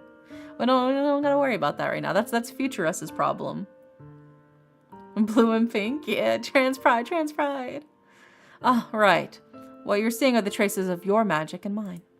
Remember, if you spot traces like this, that's when you have to beware of everything. Absolutely everything. Having said her piece, Kazematsuru shoves open the door of the archives. Blue? Or is it just me or I just saw pink? Well, there's blue on our wrist because we're glowing blue because we just use magic too. But the pink is coming from her, right? That's why. So all we saw visually in the illustration was hers because hers was pink, but there's blue and pink on our wrist. It suddenly dawns on me what her expression back then reminded me of. Myself. Last night when I was in the hospital washroom, rinsing my face with cold water and caught sight of myself in the mirror. Why are you still standing around? Don't you want lunch? My train of thought cuts off. I reply by instinct. Coming. Why is there so much?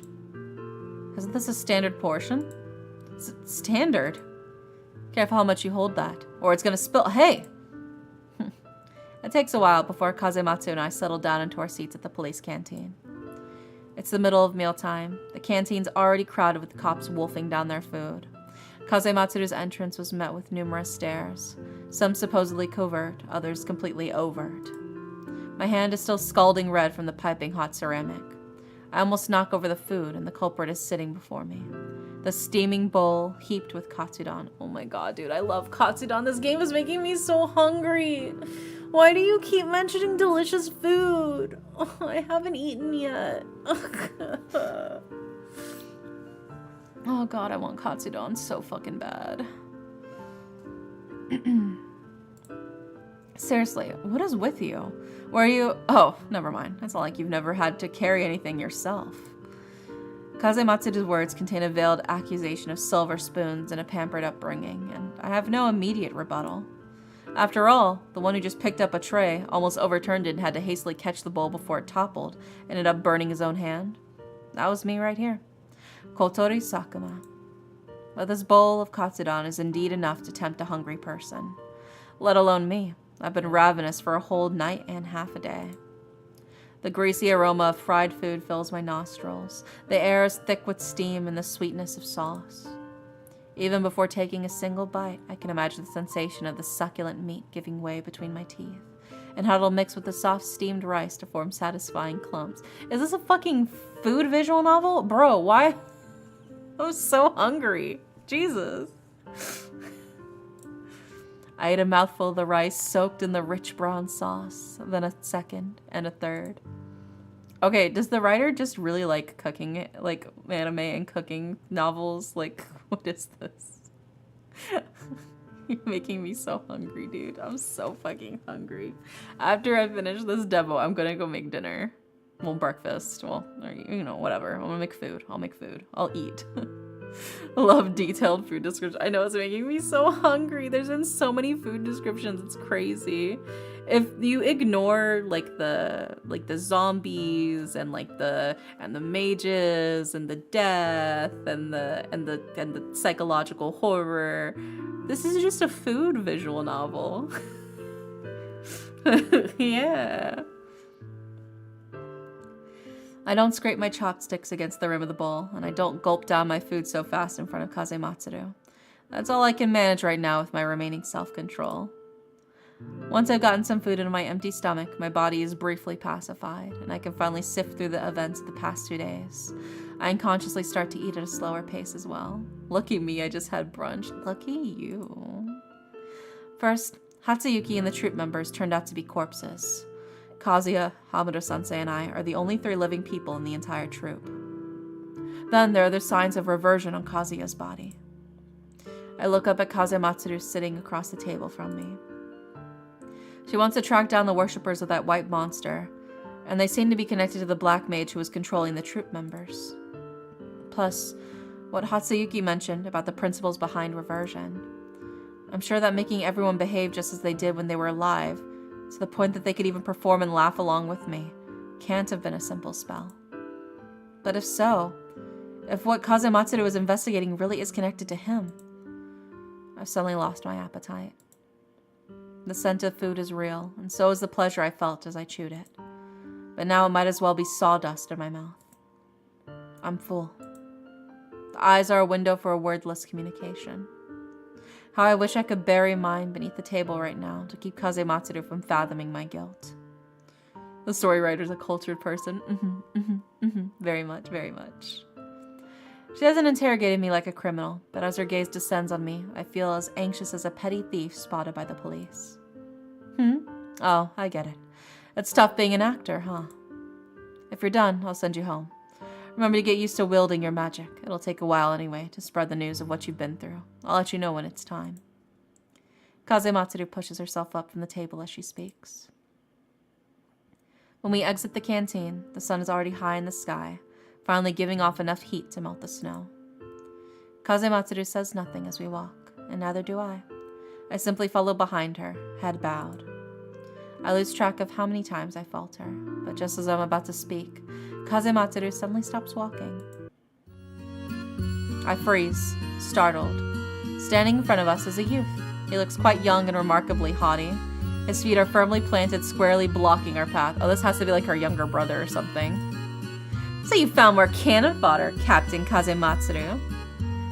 If I still any doubts as to this youth's identity, his hostile greeting has cleared those up. Kazematsuru folds her arms. Even without seeing her face, I can hear the chill in her voice. That's none of your business, Kijimoto. That sort of provocation worked better on my father, if you could even get to see him in the first place. Your little brother is old enough to come stay with the main family now, isn't he? I've heard all about the boys' gifts even here in Tokyo. How's that going? Getting worried yet? The youth's pale face gradually floods with red. I can hear the gnashing of his teeth. His nostrils flare and quiver, and his hands at his sides ball and tight into fists. He's the picture of swelling fury, but under Kazematsuru's stare, he can't keep his voice from quaking. Is that supposed to scare me? Just a little brat, and the main family hasn't named you as the heir.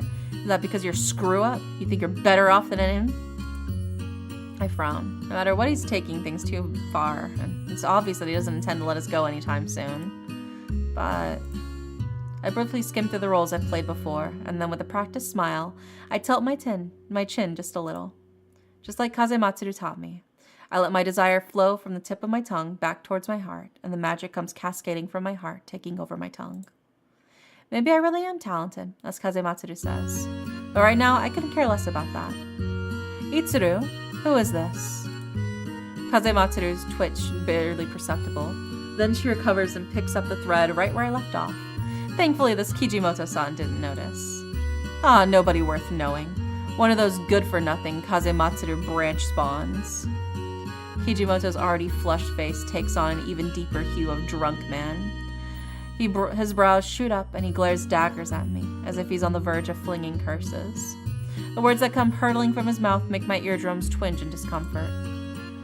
Who's this boy toy of yours? How dare you criticize me? I arch an eyebrow, and with another flick of my cheek muscles, I pose my lips in the faintest of smiles. But I very conspicuously rake my gaze over him, pausing only long enough to be sure he notices it. Then I turn away again and pay him no further heed. A gesture like this isn't aggressive, just impolite at most, but it might as well be a red rag to a bull. Before he really does punch me in the face, I step forward right into the path of that trembling fist. He takes a reflexive step backward, and I speak loud and clear so all three of us can hear it. Oh my, what a surprise. Me? A boy toy? This time, Kazematsuru really does audibly scoff. She shoots a scornful glance at the seething Kijimoto, and tips her chin upward. Only a brain-dead imbecile could mistake a member of the Sakuma family for a boy toy. Kijimoto is apparently desperate to recover the dignity he has lost by backing away just now. He lets out a loud bellow, and then realizing that someone might hear him, hastily lowers his voice again. Itsuru Kazematsuru, you lost your damn mind? You think you can scare me by bringing the Sakumas into this? Everybody knows the Sakuma heir is a useless scum with no talent. You're not fooling anyone with the street trash you hauled in from, who knows where. At least put him in a skirt. Was that so? I wasn't aware that people speak of Serena in this way unknown quarters. It seems I'd better let Minoru's son know that Kijimoto-kun here has a very idiosyncratic perspective on Sakuma family affairs. And you, too, can probably confirm with Minoru whether or not my surname is Sakuma. I let my mouth open wider as I speak. I want to be sure he sees my tongue brimming with magic. It feels like a burning brand in my mouth. His gaze settles on me, and I see his pupils start to quiver. Someone told me there's an owl in this stream. An owl? An owl? He believes me. Or to put it another way, he's weak by nature, and as soon as I display a sufficient tough attitude to rein him in, he might claim not to believe me, but he will acknowledge this false persona I've adopted. Moron. How did such a wise teacher turn out like a wretch like you? Kazematsuru flings out her last words. They make Kijimoto's entire body go rigid. You think that as the eldest daughter in the heir, I won't take the family's interests seriously? And I'll kowtow to anyone just to get the edge over you? Is that right? Is it like a night owl? Maybe. I don't know. I didn't know I was an owl. All this stubborn wrangling isn't going to make your walnut-sized brain any smarter. After so many years in Tokyo, you still haven't grown at all. That's a real shame. Also, if I let my father know that you insulted Sakuma-san and jeopardized the relationship between our families, well, you better think through how this might hurt your chances against your brother. Scram. Get out of our way. Kazematsuru waves him away brusquely. Through my right eye, I watch a flurry of pink wind send the youth reeling as he staggers back a few steps, clearing our path. I surreptitiously swallow a scorching clump of spit and magic. As I do so, Kazematsuru grabs me by the arm, and we leave the youths ranting behind us. Also, thank you for the follow. That was a really funny leave animation. Yeah, it was. I wonder why they told you there's an owl here, because there's no owl. Well, I'll leave you to it. She stands next to a slowly melting pile of snow, her boots spattered with muddy water. But after a few moments, she suddenly calls out to me again, stopping me in my tracks. What he said. It's true. I've been keeping something from you. And now I'm thinking about it more calmly. You have the right to know what you've been dragged into. But this is the only time I can speak honestly. Do you want to hear it? Oh, I get it now. I get the joke you were trying to make. Oops, sorry.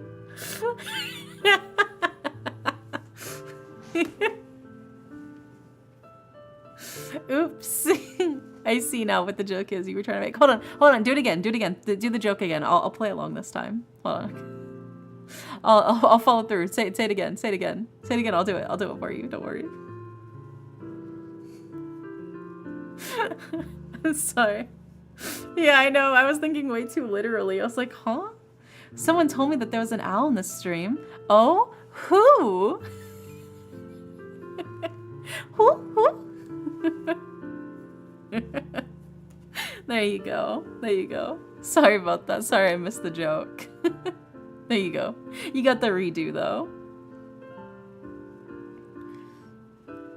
But this is literally the only time I can speak honestly about it. Do you want to hear it? It's probably better if you know. After I heard it, is it too late to refuse? Even if I want to? Naturally. I nod. There's no changing Kazematsuru's expression, and her tone remains the same. Where do I start? 5 years ago, right after I took charge of this division, there was a string of magical attacks in Tokyo. The victims were ambushed and abducted, and then turned into twisted, deformed monsters. They had nearly the same powers as mages who undergo complete reversion. They were highly destructive and almost immortal, and barely retained any sanity. Back then, it made a huge stir. When we tracked down the person behind all this, it turned out to be a black mage who worshipped that so-called Lord Octoropes. Lord Octoropes is just like what you've seen. 8 wings and 8 eyes, feathers like fresh snow, eyes like emeralds. I feel like I'm not saying that name right, but it's fine.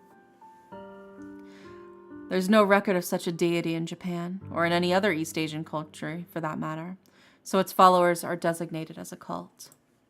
But they're a cunning lot. We were fooled so many times by the false trails they laid for us. And in the end, I'm guessing they got sick of the fuss. That black mage made the first move and appeared before me and my team. She was an elderly woman, getting on in years. Kazematsuru seems to be taking a deep breath, but halfway through, it turns into a sigh of resignation. The Special Investigation Division was a brand new unit. My father put the most into it, hoping to use it to restore the family's glory. With no one else stepping up, it was only natural to put me in charge. And apart from me, it was just a bunch of rookies the government dug up. Like you, they suddenly found themselves saddled with these blessings. They didn't know the first thing about the world of mages. They weren't sharp enough, or alert enough, or ruthless enough, or strong enough. Being too soft-hearted got everyone killed. And I was the only one who barely got away. He's right about that. Kazematsuru coughs twice. Her eyebrows sag from their perpetual arch, and her eyelids droop. She gazes down at the snow as it slowly melts into the soil, frothing with tiny bubbles. I thought that if I went to fetch backup, we could at least bring this one person to justice. But she, or the people backing her, they weren't people the Kazematsuru family could touch. That's when I learned that sometimes power is more useful than the magic you know. I regret it, but what good does regret do? She shuts her eyes. When she opens them again, those brilliant eyes lock onto me, clear as glass. I can't let this go. That's why no matter what, even if it means dragging innocent people into this, I have to see her dead. I don't care if she's protected by wealth or power or the other families. If I can't make her confess to her crimes in the open, I'll fall back on other older ways. She stays perfectly calm to the very end, just as she said. But for some reason, I feel as if all those turbulent emotions are roiling beneath her icy surface. I've told you as much as I can. The rest will give anyone nightmares. You wouldn't enjoy it. The wind has blown her hat a little crooked. She catches hold of it, then wheels around and heads back to the entrance of the police station. Hold on. What? You told me before that all I had to do was find them, or wait for them to get in touch and then give you the information. That's right.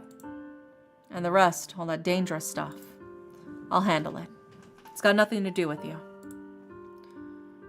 So at least you don't have to feel guilty about me. You got a real sharp tongue, you know. It's cold out these days. You better go back and get some rest. I'll let you know if there's any news.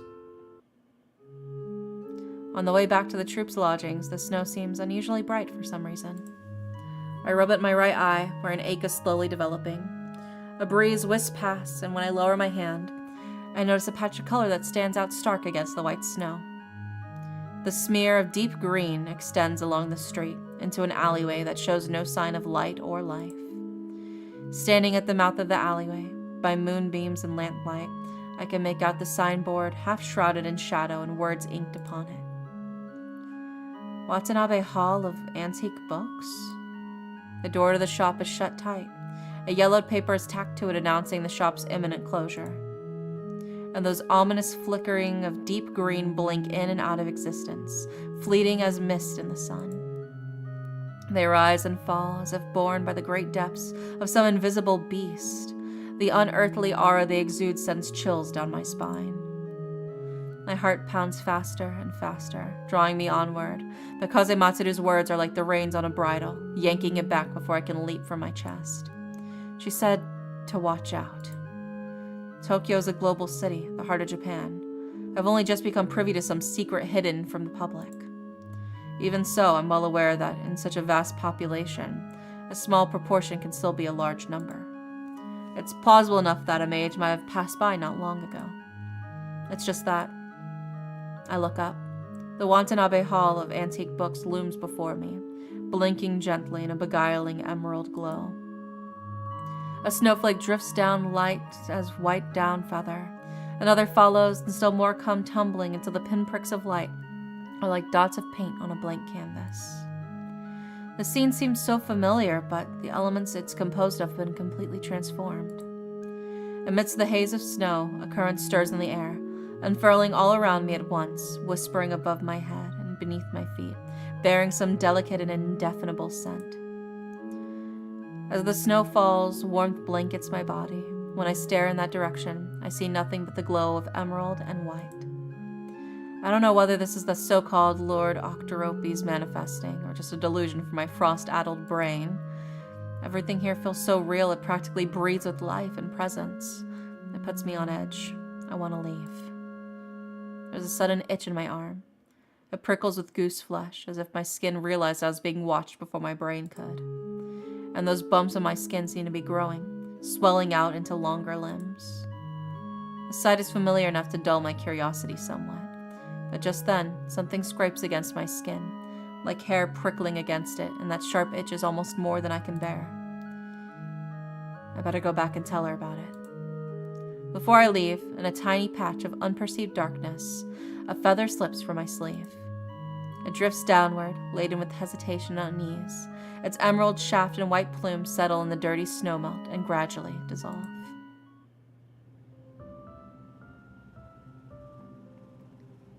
When I open my eyes in bed, the sun is already aloft outside the window.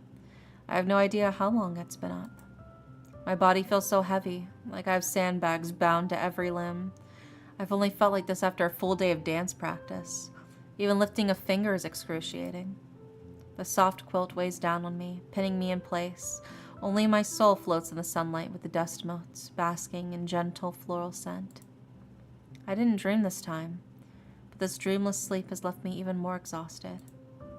Maybe this is just what it's like being human. The train crash, the death of Hatsuyuki and everyone else, and Kazuya's scars. Once something is no longer an accident, but the result of human action, the pain stops overflowing and is replaced by something else. Only when the patterns on the ceiling start to undulate and the shadow of the lamp begins to shift with the sun's rays do I finally gain enough strength to sit up and sort through my thoughts. I haven't seen Hamuro-sensei since beginning back. Hamuro and Kazuya are fairly close, and Kazuya is generally the one who stays in contact with them.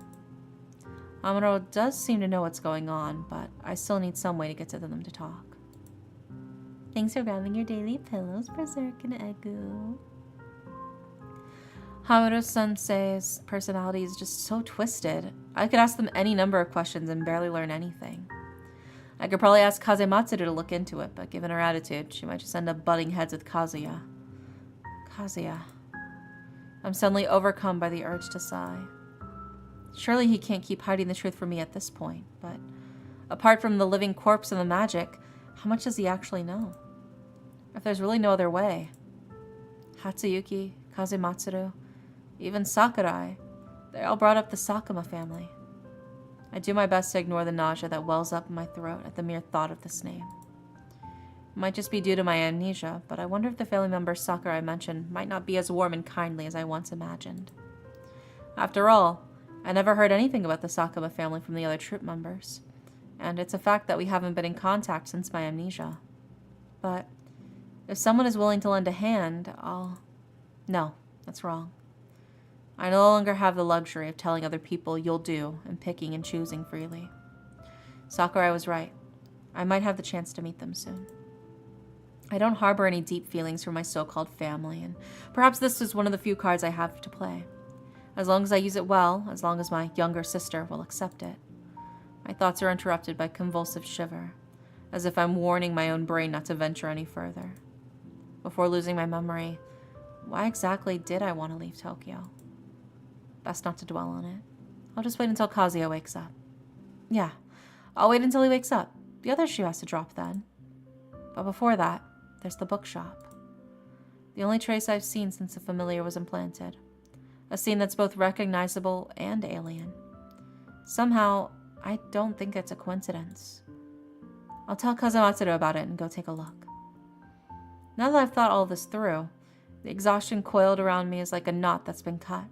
The whole tangle unravels and falls away. Well, I'll wash up first and make a call to Kazematsuru, and then I'll start by looking into the Sakuma family. Hi, Vortexiality. Evening, is this a spooky one? Yeah, it's a spooky one. Several people are dead. I'm talking about a big game, but my limbs are still sore and sluggish from sleep. My feet feel numb and inert, and I'm treading on cotton wool. Even such a short walk proves challenging. When I drag myself to the telephone, lift the receiver, and turn the dial, I still have to lean against the table for support. I listen to the static on the line, stamping my feet lightly to shake off that discomfort. What is it? Kazematsuru's voice sounds in my ear, and I string together a sentence. My gaze lock is still hovering between 2 and 3. The sun's rays are no longer like a small light bulb, all glow and no warmth. They've grown hot enough to melt away the snow lining the street.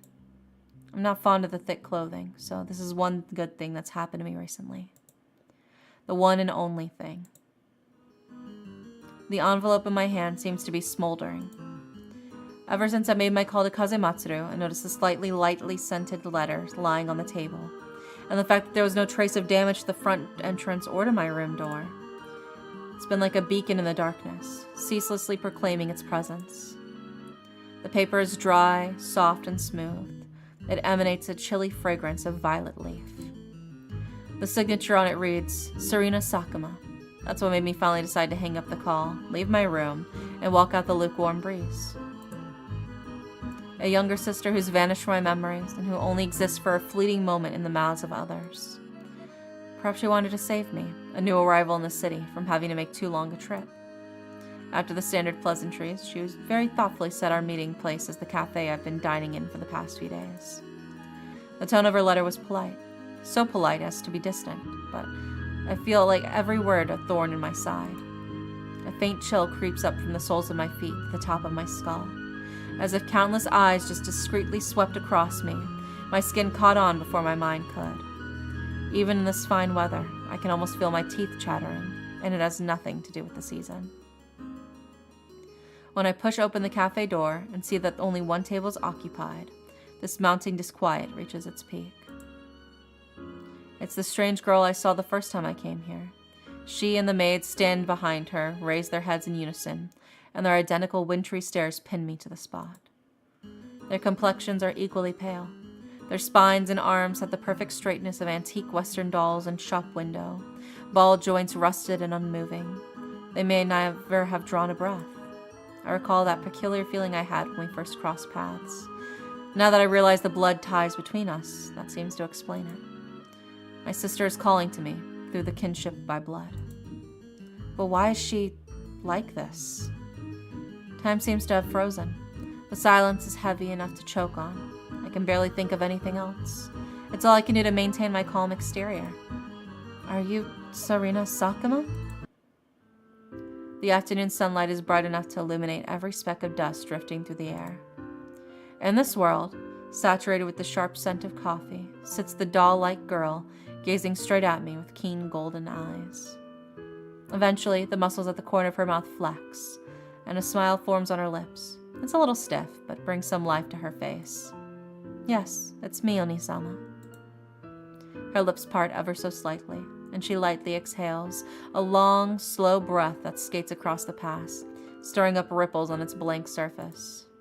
Then she gestures, directing my attention to the stack of documents on the table. I do think you must have realized already, but to ease all of your doubts, here is proof that you truly are my big brother. I shake my head.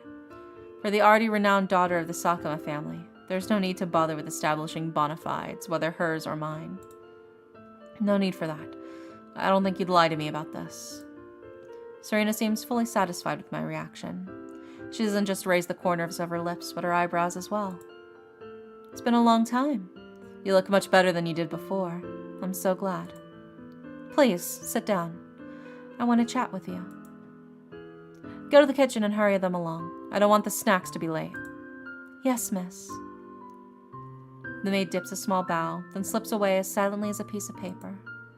Serena, for some reason, hearing that Onisama made me even more inclined to address her this way, keeps her eyes on me, and I'm seated on the other side of the booth. Only then does her unnerving gaze retreat. She picks up her teacup. Against that artificial white, the velvet gleams a brilliant red. Minoru-san doesn't let me waste too much time outside. Even though I have so much to tell you, Onisama, please forgive me. This has to be a short sibling reunion. But before that, I think you have something you want to say to me, Onisama. Serena takes a dainty sip of coffee, then sets the cup down on the saucer with a clink, leaving me room to speak. You should know that I've forgotten my past. So, even if you call me Onisama, I see. That's fine.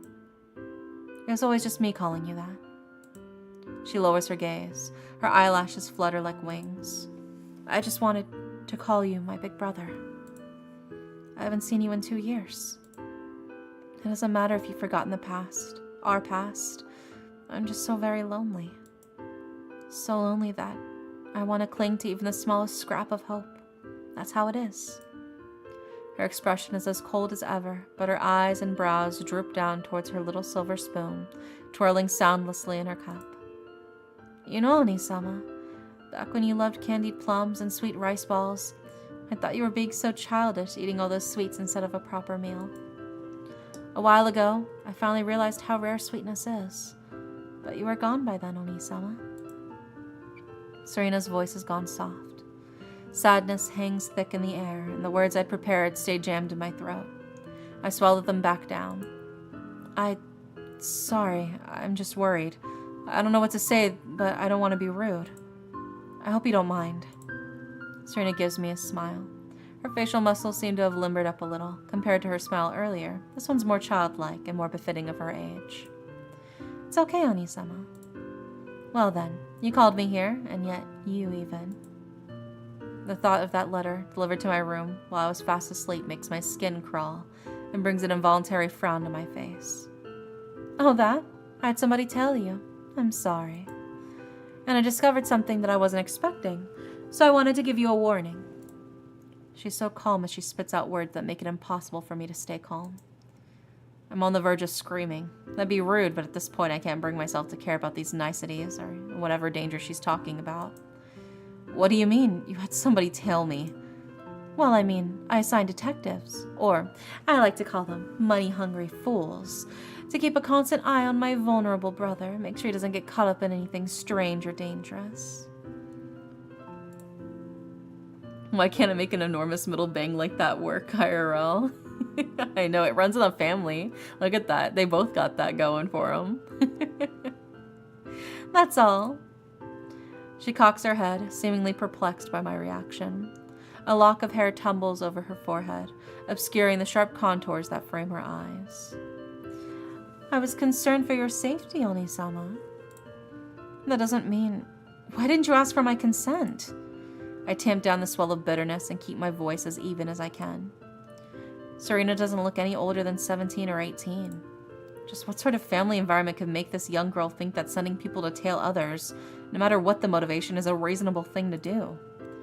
But Serena's response seems to mock me for having forgotten myself and crossed the line. In a perfectly flat tone, she says the words I least want to hear in this situation. That doesn't matter. Yandere Brokon? Maybe. I mean, it's possible. Itsuru Kazematsuru is actually a very level-headed person. I'm not worried about this little adventure you've arranged with her. After all, she can handle most of the special circumstances. It's just that you don't seem to have very good luck, Oni-sama. What does that mean? You still haven't noticed? That's all right. That's exactly why I'm here. Just like how you can see fresh traces of magic now, you don't know how to rein in your own aura. And to other mages, that makes you let's say a sitting duck. It's adorable. I don't see what's adorable about it, but Serena carries on, heedless. The coffin of Kotori and Serena, no! No. But these traces are like stains. They'll eventually be washed away by the rains of time. And thanks to the hard work of the Special Investigation Division, Tokyo has always been very peaceful. So peaceful that people who use any sort of little magic trick do their best to cover their tracks. The familiar she gave you simply lets you notice when other mages are nearby. You can see the traces of their breath leaves behind, which are impossible to hide. Usually that's more than enough. But that strange activity you saw after leaving the police station, followed by Watanabe Hall of Antique Books, that can only mean one thing. It has its eyes on you. As she speaks, her spirits seem to rise. Some trace of inflection even enters her voice. After all, you've forgotten everything you were taught before you left, haven't you, Oni-sama? Whatever its goal is, it seems to really want you to go inside and see. You just made your promise to her, and the next instant a clue appeared. Isn't that just like those spirits who grant wishes in supernatural tales? I swallow a mouthful of spit, a rasp like sandpaper in my dry throat. You're saying that was what they call Lord Octoropes? Most likely. That wretch said he didn't get a good luck, but I think you'll end up going to that shop, Oni-sama. Isn't that right? I nod. I don't want to go back on my word to Kazematsuru. And since Serena came looking for me and didn't bring up Lord Octoropes, you must have some information on Watanabe Hall of Antique Books. She brings her velvet gloved palm together lightly. The soft clap echoes in the space between us. I see you understand. That's good. Minoru-san wants to see if you've made any progress in these years away. He thinks the bookshop owner will make the perfect target. But I still can't bear the thought of you getting hurt, Oni-sama, so please listen to me carefully. Before you came back, I just happened to acquire a little information through certain means. Some of it involves this bookshop owner, Tomoya Watanabe. Hearing this, I unconsciously snapped to attention. She's quite well known in Black Mage. 20 years ago, she started working for the unofficial organization called the Assembly of Truth. The earliest records on the Assembly of Truth date back 40 or 50 years. To sum up, it's a church that uses its guise as Shinto to carry out mass rituals of debauchery and pursue the unification of all beings. I won't elaborate any further on the specifics of their worship. They'll expand on it in great detail, I'm sure. Watanabe was already notorious before joining the Assembly of Truth. Like a classic black mage, she hoped to explore the secrets of life and death through her research. The Assembly's recently established bases in Tokyo. The old bookshop you saw is one of them, Oni-sama. And after Tomoya Watanabe joined the Assembly of Truth, she leveraged her power to run even further amok. Due to her lack of restraint after her clash with the Special Investigation Division, some information about her magic gradually came to light. To be precise, she can use magic traces as ink and spends time writing books about the lives of other magic owners. Once a book is complete, she can wield the magic of the person who left that trace. The ambush which drove Kazematsuru mad is also what allowed them to figure this out. But it's unfortunate those officers died in vain. In the end, they were simply nothing but additions to Tomoya Watanabe's book collection. They did some damage to Watanabe, but they were all brutally killed. Itsuru Kazematsuru nurtured that team from nothing. She was the only one who managed to escape. And on top of that, Watanabe was cleared of all charges. What a waste. You mean what she's going up against is... That's right, Oni-sama. An enemy who, having survived once, becomes even harder to defeat. And recently she's emerged from her burrow, like a mole waking from its slumber, sniffing around for a new target. What do you think, Oni-sama? If you do come home, no matter how Watanabe tries to coerce you, she won't pose any threat. You'll be completely safe. As for Itsuru Kazematsuru, once she's made up her mind to die, who can stand in her way? Serena's tone has grown gentler, but with this sentence and snaps back into an unyielding ice. Anxiety squeezes my heart into a tight fist. I look into this girl's eyes as they gaze right back at me, and I realize that, apart from the deliberately honed tips of those eyes and brows, their golden irises are very much like mine. They're only a little bit more solemn. I almost agree immediately. Almost. Before I answer, I have a question too. What sort of person is Itsuru Kazematsuru? The girl's eyes widen slightly, and her expression clouds. I begin to wonder if I shouldn't have said that, but she finally speaks. If you take this chance to make her promise you something, she'll do it. That's the kind of person she is. Thank you. Just as I thought. If I get Kazematsuru to owe me a favor, if Kazuya really is connected to that mysterious organization, sorry to disappoint you. I look away before the girl's expression melts into sorrow. I don't mean to turn you down. I need more time to think. And before that, I have to settle things with Kazematsuru. Even though I have the right to refuse her, I need to keep my word. Even as I mouth this lofty proclamation, I just hope this girl doesn't expose my pretense. Is that so? I see you've learned how to bluff too, Oni-sama. Serena makes a sound of cool disdain, and I almost slump over. Her stare is almost palpable against my skin. Only when it shifts away can I catch my breath, the bitter taste of deceit now replaced by the guilt welling up my throat. Well, in exchange for your rather unsatisfactory response, I'll go on a while longer. Let me tell you a thing or two that might give you nightmares. Do you know something, Oni-sama? Most mages' inborn talent manifests as soon as they draw their first breath. There are very few people like you who live an ordinary life until sensing a deity's presence and becoming a mage. And among those very few records, there's no one else like you, Oni-sama, who beholds their patron deities so frequently. Well, I can't say that for sure. After all, the records only reflect the formal list of rightful deities. There are also non-human beings who take advantage of this to entrap followers, preach and expand their influence. It gets dangerous. That thing by your side, Oni-sama. It doesn't need to be anywhere in the Takamahara myths, does it? Cold sweat trickles from my palms.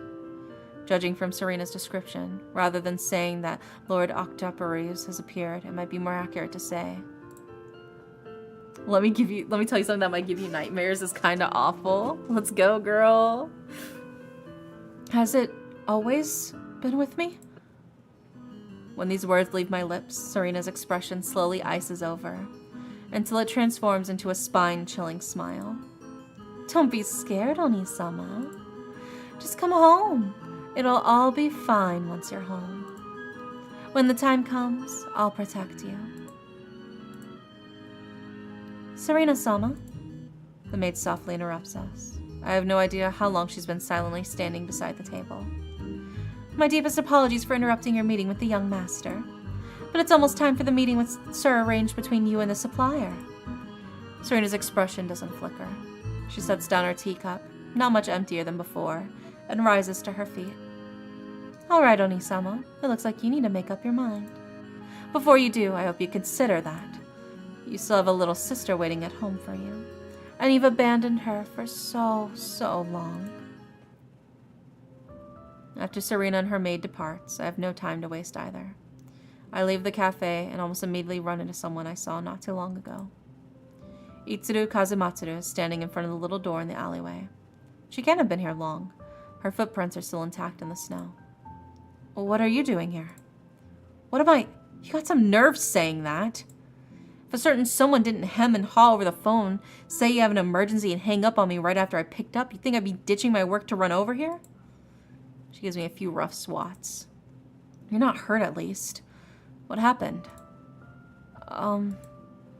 Serena Sakuma just showed up looking for me. Oh, your sister. Well, how'd it go? What'd you think? She's kind of a weird kid, but at first I thought it was all just a misunderstanding. But it turns out blood ties really are a magical thing. She came to see me to tell me about the black mage named Tomoya Watanabe. What was that name? My voice involuntarily softens under Kazumatsuru's steely stare.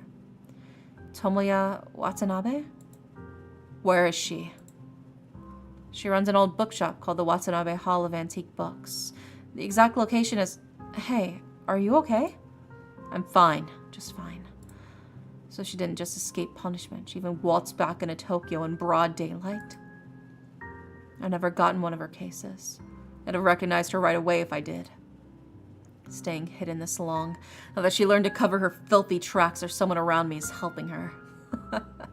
Great. Just perfect. What else do you know? The shop's probably going to shut down soon, but I don't know when. I choose my words with caution. Kazumatsuru paces a few restless steps, then comes to a decisive stop. Lead the way. Right now? Right now. Don't tell me to think it over or any of that bullshit. If I go back to prepare, this will blow up in a big deal. It'll be too late by then. Take me there and leave. As for what I promised you, go see Shibata. He's a coward, but he obeys my orders. I've already told him to help you out. He won't leave you hanging. Don't worry. Don't just stand there. All you have to do is point me in the right direction. Tell me where she's hiding. Which street, which alley. You can stay out of it. Where are you refusing? Kazumatsuru's expression steadily darkens as I remain silent. But for Kazuya's sake, no matter what, I have to bite the bullet and make a proposal she's sure to reject. I'm not refusing. It's just, I want to go with you. Have you gone mad? No. You just said it yourself. My powers are special. I can help you. Serena and Minoru Sakuma, they think so too. Is that so? I look up, and for what might be the first time, I meet her eyes of my own accord. I have to muster even more courage than I imagined. Bringing a newbie with me would be insane. This isn't like one of your little stage plays. You could die. Perhaps just as Serena said, I really will die, and she and Minoru will just look on from the sidelines. But more importantly, I need Kazematsuru alive. I need the truth about what happened to everyone, and I need Kazuya to be safe. Besides, this is the nature of the Sakuma family trial. I doubt I'll have the right to draw on their power unless I pass this test. Some things matter more than death. You sure about this? I gaze squarely at her and nod. She sighs and looks away. Fine. I'll give you an opening. An opening to cast a spell. But how can I let you face her alone? I can fight too. No, you can't. You've barely even practiced channeling your magic. If you insist on butting in, you'll just get in my way. Besides, it's been so long, I have no idea if she's picked up any new tricks. What you can do is conserve your magic while I buy time, and then pinpoint a weak point for her, just like you did to me before. It's too late to teach you anything now. Damn it. We'll just have to... Kazematsuru mutters something under her breath as she uses the tip of her boot to scribe a coarse but complex circular pattern into the snow, enclosing me within it. In fact, those traces which magic can see aren't really that obvious. Which means that if the opponent doesn't have a familiar and you're well prepared enough, you can keep anyone from spotting those little sparkles. That's all we can do now. She produces a dagger from who knows where, and without hesitation, she slices an inch-deep gash into her palm. Oh my gosh, she's got dung and Rampa blood! Oh my god. Good morning, everybody. As blood gushes out, she lets it trickle into the circular pattern, and like water flowing through a canal, it runs neatly along the carven route without a single wasted drop. Shocked, I reflexively whip out my handkerchief and try to bandage her wound, but Kazematsuru sidesteps my extended hand without batting an eye. It's fine, I'm just using my blood since I don't have any proper materials on hand. Settle down. She keeps up a constant murmur as she kneels before the steaming snow. The lounge music is perfect for blood magic. Yeah. Does that mean her magic is blood magic? We saw the pink flecks before. I think maybe it's just magically enhanced now because she's using it specifically for the ritual. I don't know. I don't fully know her magic yet. She keeps up the constant murmur as she kneels before the steaming snow. Let this flesh be girded in the power woven within the divine feather robe. Glimmers of light rise from the pulling crimson, clinging to my cheeks, whipping up a burst of wind like a flock of birds taking off from the eaves of the sky. I wonder if she carries iron pills. Maybe. With every syllable she utters, her face grows paler and paler, as if she isn't just spitting out words, but instead the living fluid that swaths her organs. By the breath of the sacred trees and the wind that binds the earth to heaven. At Kazematsuru's cry, the wind sweeps up the fallen snow, and in a single dizzying whirl, scatters it into fine powder once again. The tiny motes flutter to the ground, born anew. There's a flash of light, and then it vanishes without a trace. And I know you're worried about me. As Kazematsuru gets to her feet, she smiles. It's a tiny smile, barely there, but I see it. She writes books about the people she battles. That's how she uses their powers. I've already seen almost all of those. I'm sure my subordinates and I are also there too. But it's been 5 years since the Special Investigation Division was founded. I was the one who fitted them out in their first uniforms. Who could know them better than me? I'm not as frail as you think. Lead the way. The exterior of the Watanabe Hall of Antique Books is still bathed in deep green. Something's off. Even if she was just setting off magical fireworks in here, it shouldn't be this conspicuous. Kazematsuru crouches, peeling off her gloves, and lightly touches the ground. Her fingertips come away coated with soft snow, which melts to reveal grayish-white particles, barely visible in the sunlight. Bone ash? Looks like the concealment barrier failed. But even so, the way it's overflowing, it's like everything's coated in a layer of magic. Did your sister tell you what happened here? It wasn't Serena. It was me. I saw the figure of Lord Octoparies here. So it's divine influence? That's odd. But forget it. There's no time to harp on it right now. She stands up and dusts off her hands with a self-depreciating laugh. Then she pushes open the aged black lacquer door of the old bookshop. The wind chime rings out crystal clear, and the sunlight streams into the dim room. Kazematsuru is silent, staying protectively in front of me. I look over her shoulder and take in the entire space. The room doesn't seem to have been cleaned in a while. Our footsteps stir up a huge cloud of dust. Indistinct shapes dangle from the plaster walls. I can just barely make out some plants withered beyond recognition, demonic no masks and faded tapestries. The weathered wooden shelves are crammed with yellowing books. The cracked floorboards emanate the clammy smell of decay. The formerly vibrant paint is peeling. The exposed innards are furry and stained black by moisture and mold, and reek of damp. It's a lot of green books. Yeah. And the gap between the shelves is just wide enough for a single person. As we pass through, my neck itches from the spider webs that cling to it. The further in we go, the dimmer it gets. The only gleam of light comes from the tortoiseshell fragments inlaid in the antique prints on the wall. It's not that the space lacks lamps or windows, but they're all blocked by the dense bookshelves that tower to the ceiling, so no shaft of light can penetrate. And the books perch precariously upon those heights, surveying everyone beneath. Dear me, I never expected anyone to visit my little shop.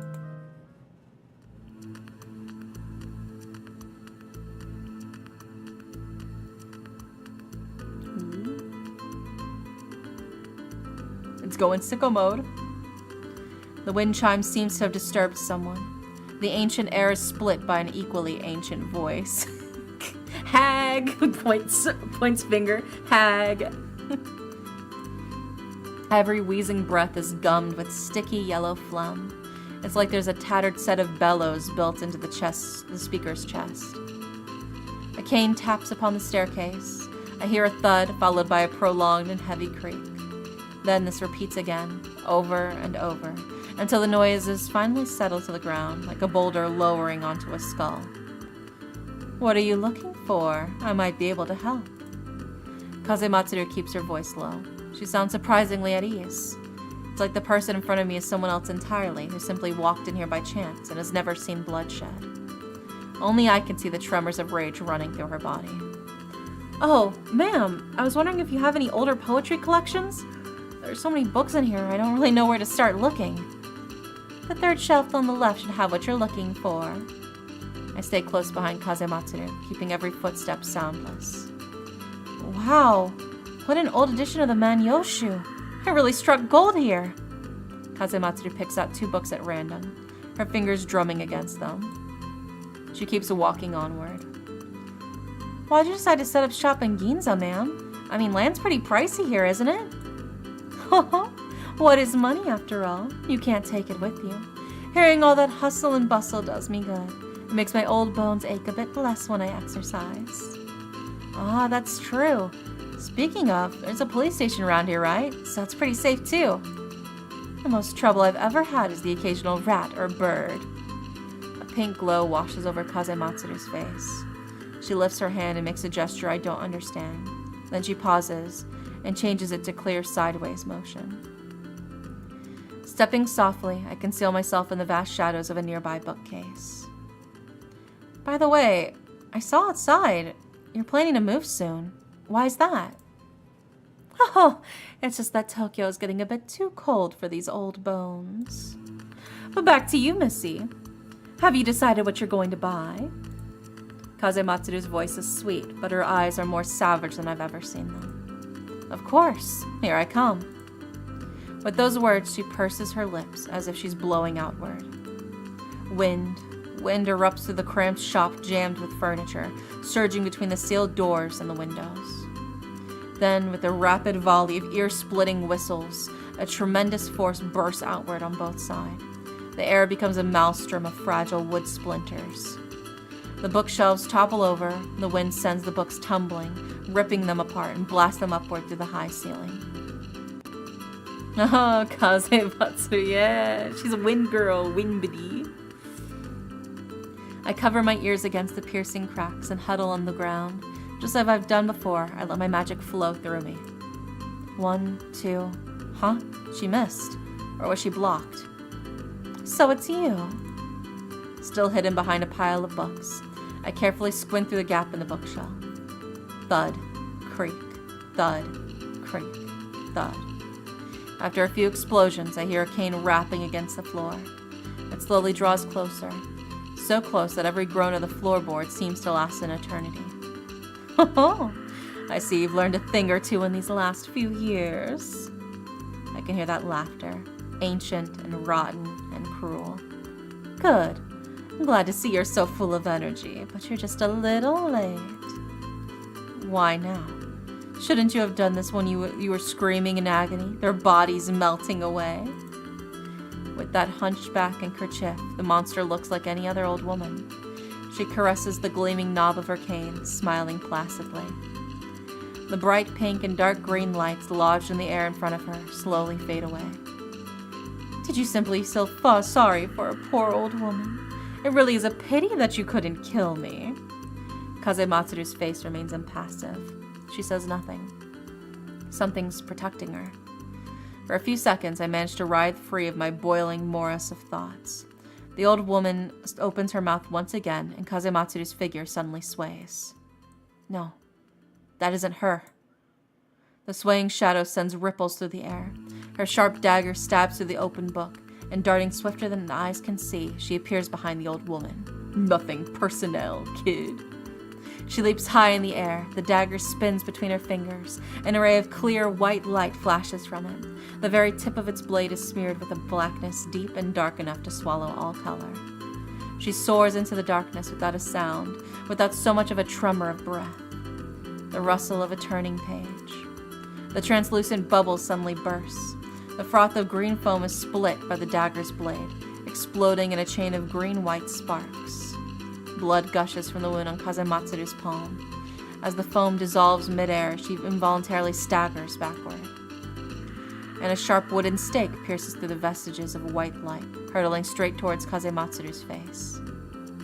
The blade and the stake collide. An explosion rings through the air. The rotting floorboards shatter under Kazematsuru's feet. She springs upward again, storms of bright colors swirling around her feet. A soft breeze cuts through the dust and darkness, revealing a razor-sharp blade circling the old woman. Somewhere, I can still hear pages turning. Before the old woman dodges, there's no better opening than now. Ignoring the fiery pain in my mouth, I enunciate as clearly as I can. May she henceforth be unable to move. Kazematsuru's momentum doesn't slow. The gale roars behind her until that blur of silver light kisses the old woman's neck. The sound of a blade sinking into wood. Tch!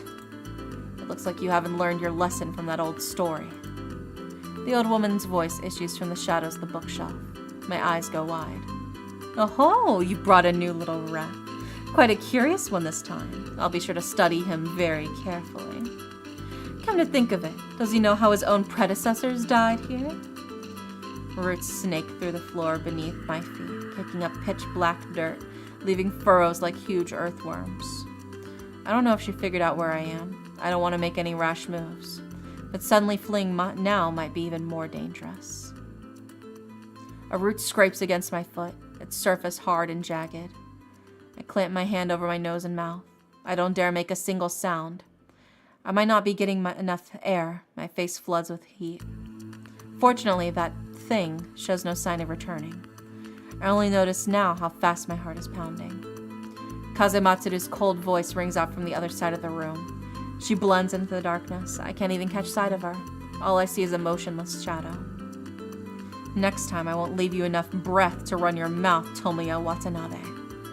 I hear the slash of a blade slicing through branches. The crawling vines, boughs, and thorns have spread across the entire bookshop without me realizing it. They're studded with brightly colored blossoms. Do you remember this? I can hear the smile in the old woman's voice. It's still covered in the blood of those children of yours. The last one was a lad who liked plants. When it stabbed him right through the chest and hung him on the fence to bleed out, he made quite a lot of noise. I'm sure you heard it. As soon as she says this, the calm air is abruptly torn apart.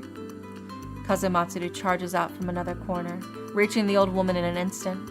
The spot where her voice came from holds nothing but dissipating gusts of wind. The wind sends dirt and wood flying.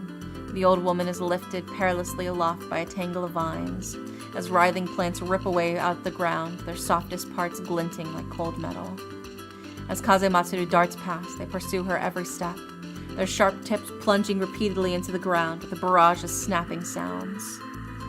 Kazematsuru's silhouette stretches out impossibly long. All I can see is a blur of white-gray hair flashing past, weaving through the chaos like a lethally cold tempest. She jumps, propelled by the whirlwind beneath her feet, nimbly evading the plants that graze against her. One of them slices a deep gash in her coat, but thankfully, no blood is spilled. Once again, her dagger bears down on the old woman, who has a book lying open in her hand. The instant the pages turn, the space before her suddenly warps. Dude, just yell, she becomes illiterate. So you won't be able to use her powers if she's illiterate, bro. She won't be able to use any of the books. That's how you cut her off at the source. If her powers that she has to use books that she's written down, just make her illiterate, bro. Just yell, you're illiterate. Big brain move, yeah, see? I'm always thinking. The instant the page turns, the space before her suddenly warps. The air all around Kazematsuru seems to spiral towards the center, forming a vortex. If she keeps going, she'll be sucked in. My entire body is feverish. When I try to open my mouth again, there's a faint swollen ache in my throat. But I couldn't care less. I have to. Nothing stands in the way. Kazematsuru falters for the barest instant, then keeps hurtling forward. Game that should have been an anime. Well, who knows? If we get it popular enough, who knows? Kazematsuru falters for the barest instant, then keeps hurtling forward. The foliage in her path crumbles away, exposing a translucent membrane like a bubble, and beyond that, the astonished face of Tomoya Watanabe. The dagger plunges through the thin membrane with a blinding white light. The old woman's lips curl into a cold smile, and Kazematsuru returns it. In the first attack, the air projectiles were buried under the wails of the compressed air. This time, they rained down mercilessly with deafening shrieks, crashing into that hard membrane with irresistible force. It's only an anime in my dreams at the moment. We gotta get it popular, then we can see this in action. We can see the full scene animated. I wanna see this shit animated by Studio Trigger or Studio Bones, dude. This time they rained down mercilessly, with deafening shrieks, crashing into that hard membrane with irresistible force. The destroyed plants are, naturally, beyond recovery, and the interval before the other vines can grow is enough time to unleash her pent-up, murderous intent.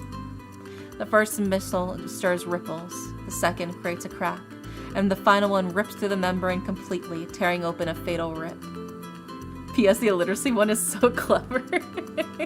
That's what I'm saying. If her power is that she reads the books that she writes of people's powers in order to use their powers, then if you make her illiterate, you render her basically incapable of writing and reading, therefore unable to use her powers. That's all you gotta do. Just you forget letters. You forgot Japanese. If you're using Ageshi and Aihara's magic, you should know their weakness just as well as I do. For one, it's not flexible enough. For another, it can only take so much damage. This time, her dagger finds its mark. It speeds through the fissure created by the air and slices straight across the old woman's neck. Blood fountains out, then I hear a hoarse cackle, and Kazematsuru clicks her tongue, irked. Dodge that? Pity. A sturdy vine cuts Kazematsuru off before she can keep attacking. A slimmer vine wraps around the old woman's waist, smashing through the railing of the overhead wall, and hoists her to safety, putting her out of reach for now. The old woman has one hand pressed to her throat, which nearly slit, and the other on her open book. A soft white light glows amidst the dripping blood, and her ragged breathing stops for a second. Then the injury on her throat knits back together, and in its stead, a gaping wound cuts neatly through her eyelids and the eyeballs beneath, oozing a mixture of blood and tears. Her face looks even more sunken and atrophied now. You're weaker than before. Kazematsuru pulls her hand behind her back, signaling me to change my hiding place.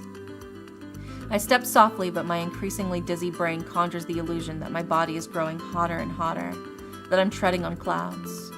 No, it isn't an illusion. Ho-ho, but you're just as reckless as you were before.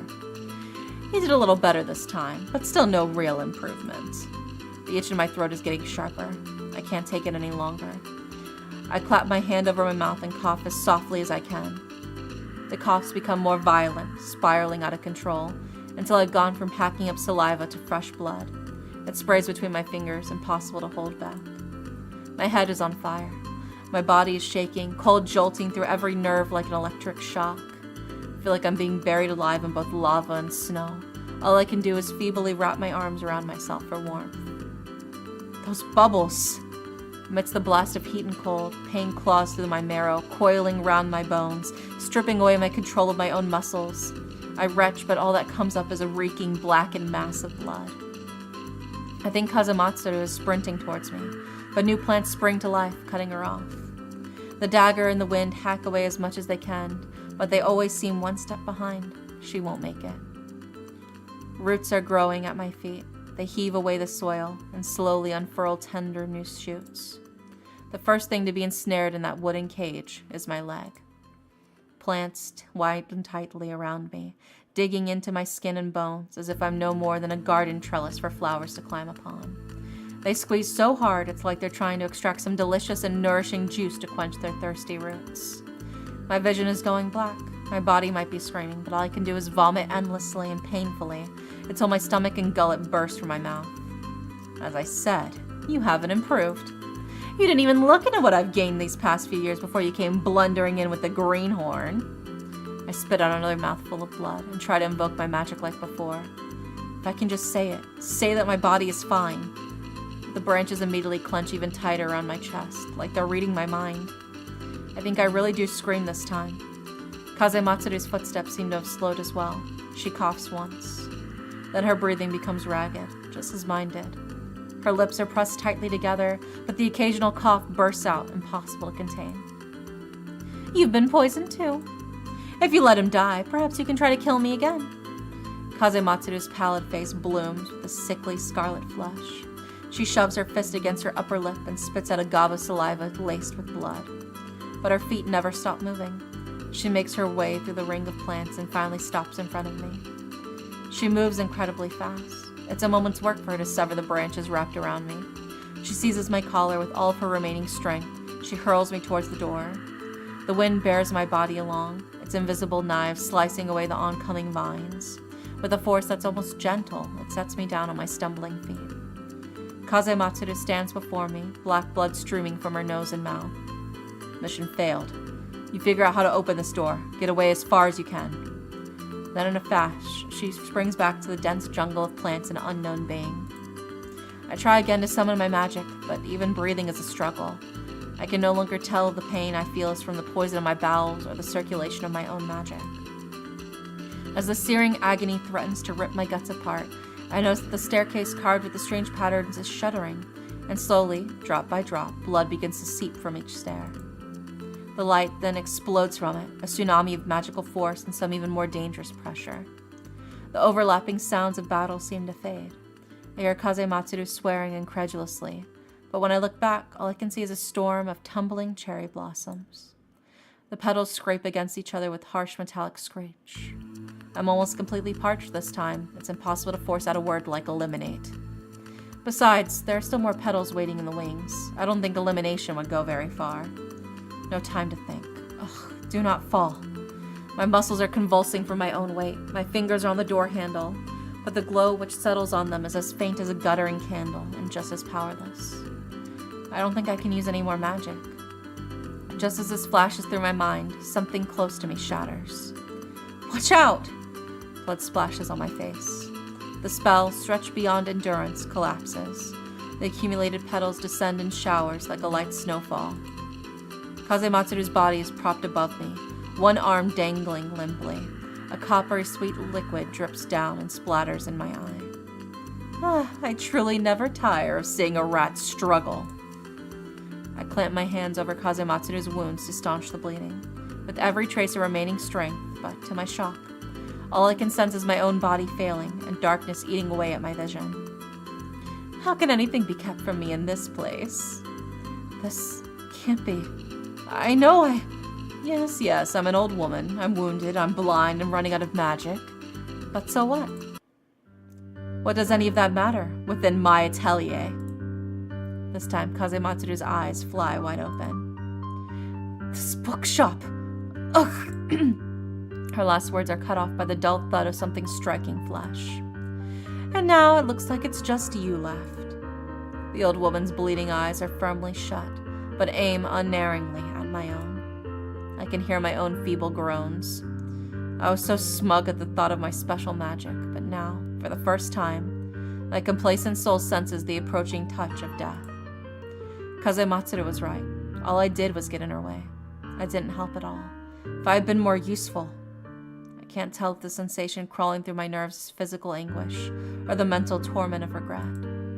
I reach out, clawing until my fingernails split, but I still can't dislodge the vines that slowly clamber up my body, and folding me in their embrace, the world begins to swim with glowing black and white dots. Fragments of images flash before my eyes.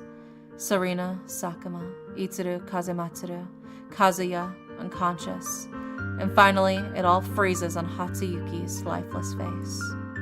I can't die. Even if I've never endured such agony, even if I have to squeeze every last drop of blood from my body, I cannot die. There is something I must do. Fear shrinks to an infinitesimal speck, leaving one last bit of room for thought, and the resolve rushes in to fill it.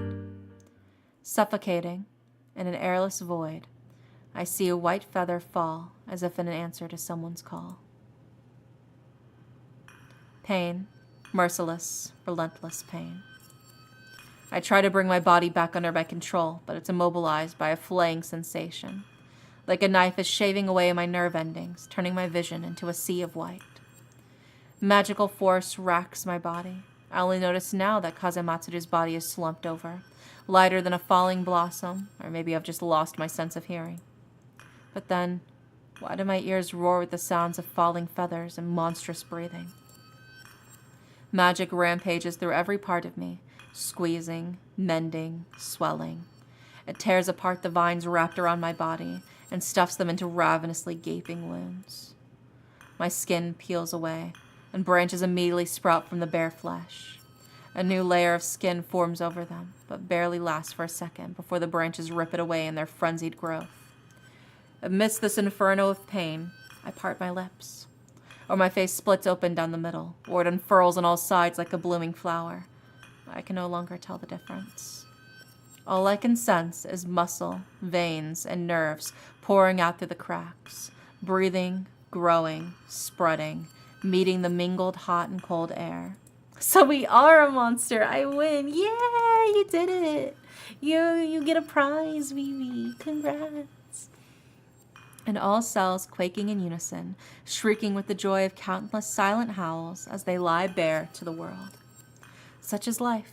Unfettered, voracious conquests, heedless of death or consequences. And this body is nothing but the paltriest of husks, existing only to serve the most primal hunger. Perhaps I am no human, but a worm struggling in its cocoon. Once my enveloping facade is punctured, all I can do is wallow in the festering slime known as blood and tears, watching it drip through the cracks. And all that is within me, but is not me, rejoices wildly, savoring this untrammeled evolution, enraptured by almost eternal freedom. They bulge inside the bubbles, surrounded by sinew and fat. They squeeze into the crevices between air and light. Just as the universe enfolds stars and humans in death, they twist and tangle to enfold the fresh, untainted dust.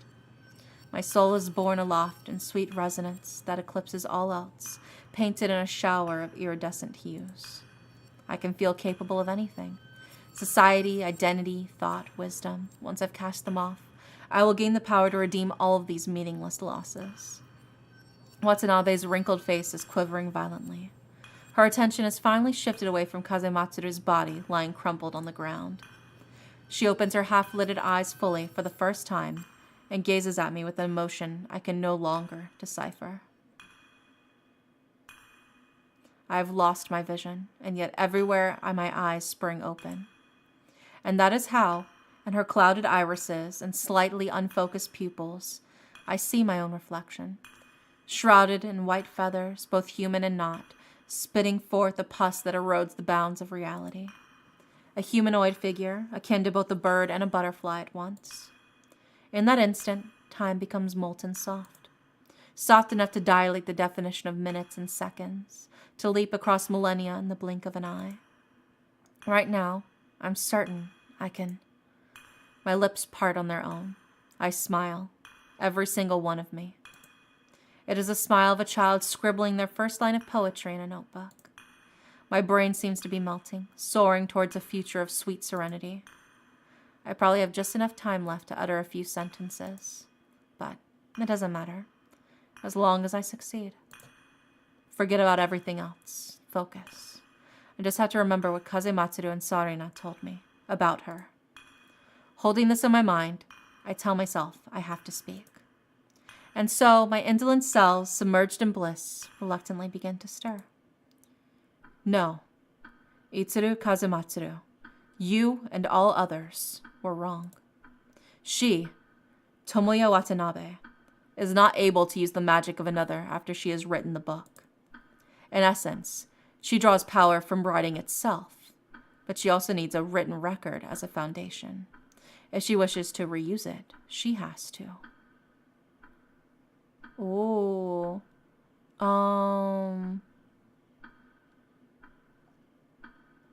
and can't? Oh, I feel like I should save. Let me save. So my half of the options lead to the bad end, the other half lead to the rest of the demo. It's finishing up. Yeah, let me save here. There we go, because I haven't saved yet. I'm really bad about saving. Okay. If she wishes to reuse it, she has to... It's either, I think, interpret or incant, I think is a good way. Truth bullet time. You're not fucking wrong, dude. All right, I'm going to go... I think she has to... Because it's incantations. That's how they use their magic. So maybe her reciting what she's written down is her form of incantation, is what I think. So she has to incant it. The iridescence shatters. All is silent. I guess I'll find out if I'm right or not. The space is as pale and stony as if it's been transfixed by a snake's stare. But once these words ring out, it exhales a muffled breath. Tomoya Watanabe moves as slowly as an actor in a pantomime. With motions so halting they border on exaggeration, she opens the book clasped in her hand. Her withered fingers turn the page, a gesture that has become painfully familiar to me over the past few hours. She looks up. Her hunched back seems to straighten slightly. Surely you know what you're doing. It's a miracle you're not dead in this state. Further reversion after this is inevitable. Why go to such lengths just to save someone? I don't understand what you've done, but I'm willing to let you go. We can put this all behind us. How does that sound? My mouth parts faintly detect a peculiar scent in the air. Is that fear? That doesn't smell like it. But perhaps because my brain and spinal cord are alight with joy, I unconsciously overlook anything that's out of place. The organ in what would probably be called my chest cavity unfolds, layer by layer. Air washes over the soft but resilient membranes. I think I'm the one speaking. Not great. Don't push your luck. She presses down on the page of the book and a familiar power surges. Wind whips up to kiss my bare body. Then the magic dissipates. Or it should. The howling gale slices through skin and flesh. Blood rains down in motley spurts. My wings, my branches, my feelers are all wrenched from me, leaving me behind, a naked pupa. Oh man, I fucked it up, didn't I? I fucked it up, damn it! Is it like she has to interpret it then? Well, even as my cells keep growing, the whirling hurricane reduces them to shreds. The screams are silent, my ears hear nothing at all, but the excruciating pain is utterly real. My tender flesh is pared away, pierced by the harsh wind which strips away my warm blood and my body heat. But it keeps regrowing and growing until my flesh is finally depleted, and even my mind is sluggish from exhaustion. Reversion is such a hassle. Now there's no way to kill you. You gave me a real scare. Good thing there's still some life in these old bones. I didn't expect this to just be an empty bluff. Or maybe that sort of thinking is beyond your brain now. Oh my god, no, she's calling me stupid. No, no.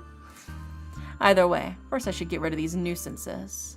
As she speaks, she opens the book again and surveys my inhuman face with an icy smile. Thinking about my expression, assuming an expression from a visage like this wouldn't scare audiences away in the first place. This must be the look of surprise she wanted to see most.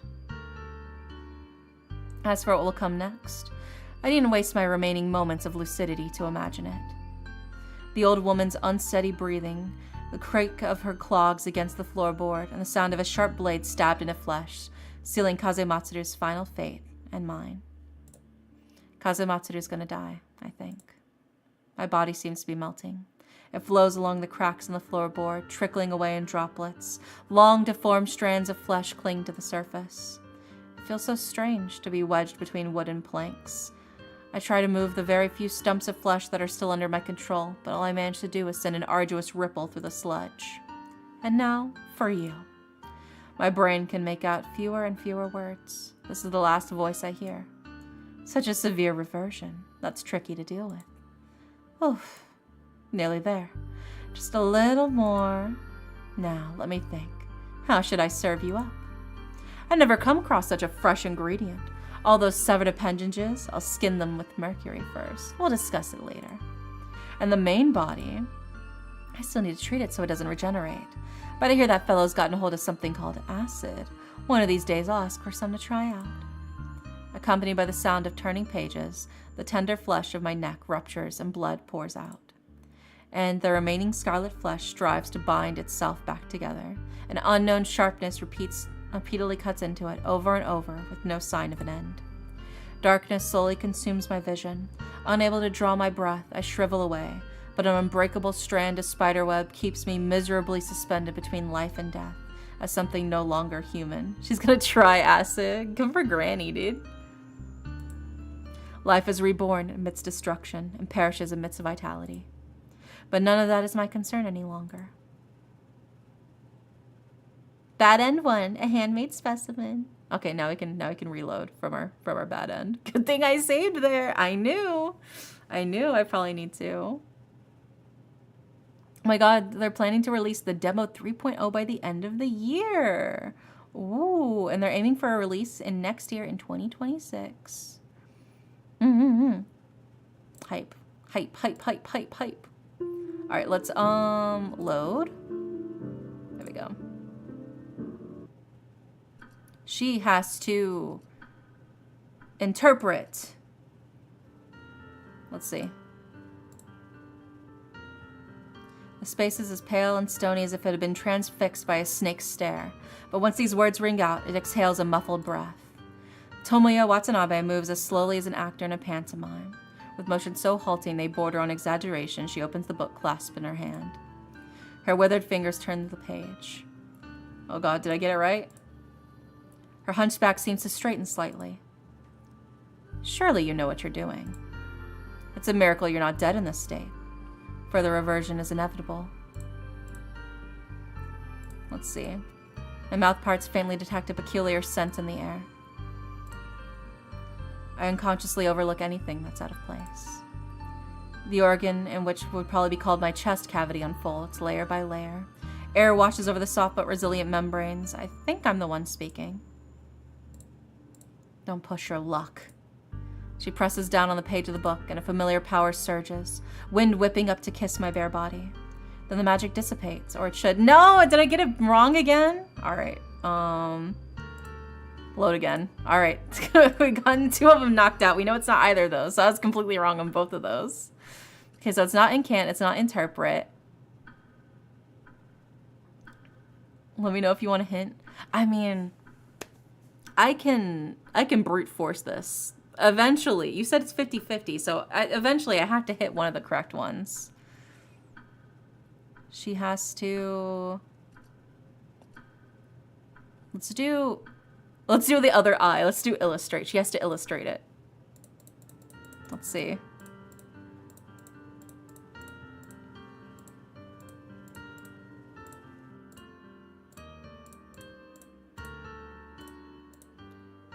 Or it should. Damn it. Damn it. Okay, load. Okay, so it's none of the I words. All right.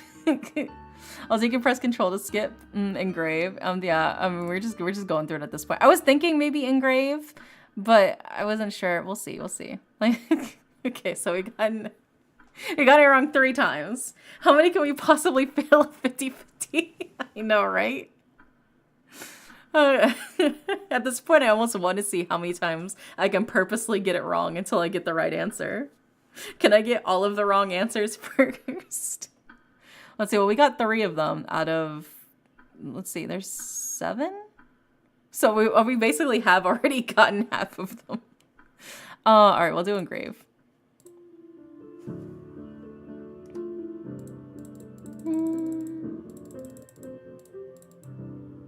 Let's see. Watanabe's eyes are wide with excitement, as if she can already see ahead to the next second, the scene of her collection ripping me to pieces. But her smile vanishes the next instant when the magic dissipates. When the medium isn't a book, your magic doesn't work. Isn't that right? Right now, you have no way of resolving this. Like I said, not great. Thinking about my expression, assuming an expression from a visage like this wouldn't scare audiences away in the first place. This must be the smile she least wanted to see. I don't know what happens next. After coming up with all those cool lines and delivering them in such a short time, I'm completely burnt out. But thankfully, I'm still younger and healthier, which must be why, before my eyelids finally succumb to gravity and glue themselves shut, Tomoya Watanabe collapses from exhaustion first. To be honest, it's quite the fall. She lands with a loud crash, kicking up a wave of dust and blood. I wonder if, instead of Kazematsuru's rage, this ordeal might be what proves fatal for the old woman. But maybe I'm being just a bit too magnanimous, worrying about the enemy's physical condition. As all this nonsense drifts through my mind, I hear heels squeaking against the wooden floor, somewhere out of sight. I try to turn around and look, but this is too much for my spine, which has half fallen asleep and is as unyielding as a metal rod. Instead, I let those voices paint a mental picture of the people speaking. Yippee, we didn't die! Oh my god, it's our uncle! Sir, the time. Oh, you truly are a handful. But you've passed the test. Yay! That's all I remember. So wait, we're able to revert back to normal. So I thought the whole thing was like if you go through like reversion, you can't like undo it. You're basically stuck as like a mortal monster. But it seems like we have some sort of control over that. That's interesting. The next time I wake up, I'm in the hospital. Soon after I wake up, Kazematsuru shows up in my room, swathed in bandages and casts. Even bundled up like a Western mummy, she seems far livelier than I am with no visible injuries. According to her, when she regained consciousness, the Watanabe Hall of Antique Books was covered in blood and gore. But the only people there were Tomoya Watanabe, who had passed out on the floor, and me, still completing my slow transformation from a jumbled butterfly-bird-human hybrid back to a regular human. Yeah, we got sicko mode. It was a frightful sight, but when she carried out an initial examination, she was shocked to discover that my reversion was gradually undoing itself. It was unclear whose handiwork it was, but at any rate, it meant that I could hold on until a requested backup arrived. The hospital where we currently are is Kazematsuru family's investment, serving special investigators and certain civil servants. The facility also provides treatment for victims of magic. They even let Katsumaru and me have an entire floor to ourselves, on account of our status. So once I'm able to get out of bed and being cooped up getting too stifling, I have chats with Kazematsuru in the hallway. It helps to while away the time. Right now, Kazematsuru is sitting next to me. She isn't wearing her usual hat for once. She's in a relatively loose-fitting shirt and her arm draped over her lap. After hearing me out, she contorts her face into an impressively tricky expression. One brow raised, the other furrowed. It looks a little bit silly. So some mysterious benefactor stopped your revision and helped me deal with that old hag? It's like Ronin aren't totally extinct in Tokyo. And they even left her alive. Well, I guess killing somebody you can't resist isn't for everyone. We're so pretty. Yeah. We're like a beautiful butterfly. Whatever. It all worked out in the end. I looked into it for you, and it seems like your recovery's coming along nicely. There should be minimal after effects from you overtaxing yourself. Just don't exhaust yourself again and you'll be fine. Really, what were you thinking back then? You could have run. You didn't need to run. You didn't need to go so far just because of an agreement I forced you into. What was I thinking? I have a friend who might be connected to that assembly of truth you mentioned, but I'm not sure if they were coerced into it or joined voluntarily. At first, I was just thinking that if I got involved, maybe I could help cover this up. And later on, after I found out about your situation, and you made it clear that all you wanted was to kill the culprit, then I thought maybe I could get you to owe me a favor. So at least my friend would be safe.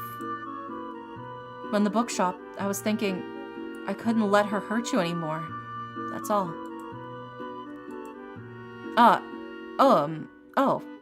I see. Kazematsuru seems to have choked on her spit. She lapses into an earth-shatteringly loud cough. It goes on for ages. Slowly, her breathing calms, and she finally speaks again. I don't know who that friend of yours is, but I'll be suitably lenient. Assuming that he or she hasn't done anything that endangers anyone else. Kazematsuru stops talking. I hear the rumble of a cart trundling towards us from the other end of the hallway. Are they about to bring us food? Are they about to bring us our lunch? I feel like it's about time for more food porn now. Considering the pacing of the story. The nurses, familiar faces by now, are like cats who spotted a mouse. Kazematsuru discreetly gets up and leaves me to my fate, being batted back and forth like a doll between many hands. I try to shoot her a reproachful glance through the wall of arms, but the barrier proves to be completely solid. Why did you sneak out of your room again? Didn't we tell you to rest quietly? Sorry, it was just really stuffy in there. Anyway, I'll tie up the remaining loose ends. You just relax and focus on recovery. I'll be sure to do what I promised you, including the investigation. I'll let you know if there's any news. I can't see Kazematsuru herself, but her smile is audible in her voice. You better cooperate with those physical checkups. Wait. No sharp movements. Hurry up and get back to bed. You're still very weak. Are you trying to catch a chill out here? Oh, to be batted back and forth like a mouse between many hands. I get it. A whole week passes before I'm permitted to move about freely. Kazematsuru's arm still isn't fully healed, but she insisted on removing the cast around her injury and replacing it with a splint to make movement a little easier. Like I promised, I'm taking you to see your friend's body. It's all done? I just got the news yesterday. They finished the examination. Then we had to notify her family and make the arrangements for the body. They're already on their way to Japan, but there's still some time. You can go take a look before that. I follow her down the stairs, past the patients who are out getting some air like I used to. Soon, I feel a chill settling in. The lights on the second basement level are glaringly bright. Kazematsuru is standing before a door. She reaches out and pushes it open, not too wide. Go in by yourself. I'm guessing you'd rather be on your own for this. All right. Thank you. No need. You've helped me out plenty. The air in the morgue is very cold, but Hatsuyuki's skin is even more colder when I touch it. She lies there quietly, dressed in a thin hospital robe. The makeup has already been wiped off her face, exposing the ashen skin and dark blemishes that have formed on it. I gently part the equally chilled fabric, and there it is, her body. Lifeless, charred and torn, crisscrossed by long, jagged scars of stitching. A body. Even more colder. Yeah, I butchered it.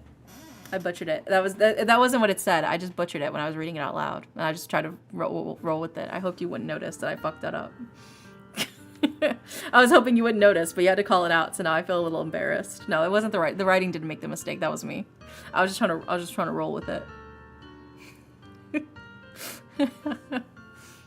I guess I didn't do a good job. You caught me. Time passes and passes and passes until a fallen teardrop is as cold as that deathly still air. It's now February by the Western calendar, but winter cold hasn't diminished in the slightest. When Shibata arrives in the rented rickshaw to pick up Kazematsuru and me, he brings even fur coats to shield us against the elements. As the rickshaw lurches forward, Kazematsuru suddenly speaks. What are you going to do after this? After this, the Sakuma family should be paying you a visit very soon. They're probably sending the invitation to your place. And I hear you still have a friend in the hospital. There are signs he might be waking up. Huh? She shrugs, then grimaces, having jarred her wound. I'm just saying, you can't really pick more than one option, can you? If you still want to stay in the troupe, it's an old family, and there's a very capable contender who's your age. They won't make that much of a fuss over an heir who's trapezing around outside. If you want to go back to the Sakuma family, I figure Minoru Sakuma-san probably won't allow you to keep performing. After all, it's bad for the family image. She suddenly breaks into a grin. Or maybe you don't even want to be a part of this whole hornet's nest. So, what do you think? Kazematsuru, observing my turmoil, claps me on the shoulder with her limber hand. That silent encouragement helps me to gradually calm down. I think I'll... Save.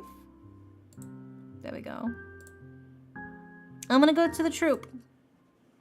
That's my family. To be continued. Oh, I know, that's where it ends? Oh. Okay, let me see if the other options do the same thing too. Let me load to make sure.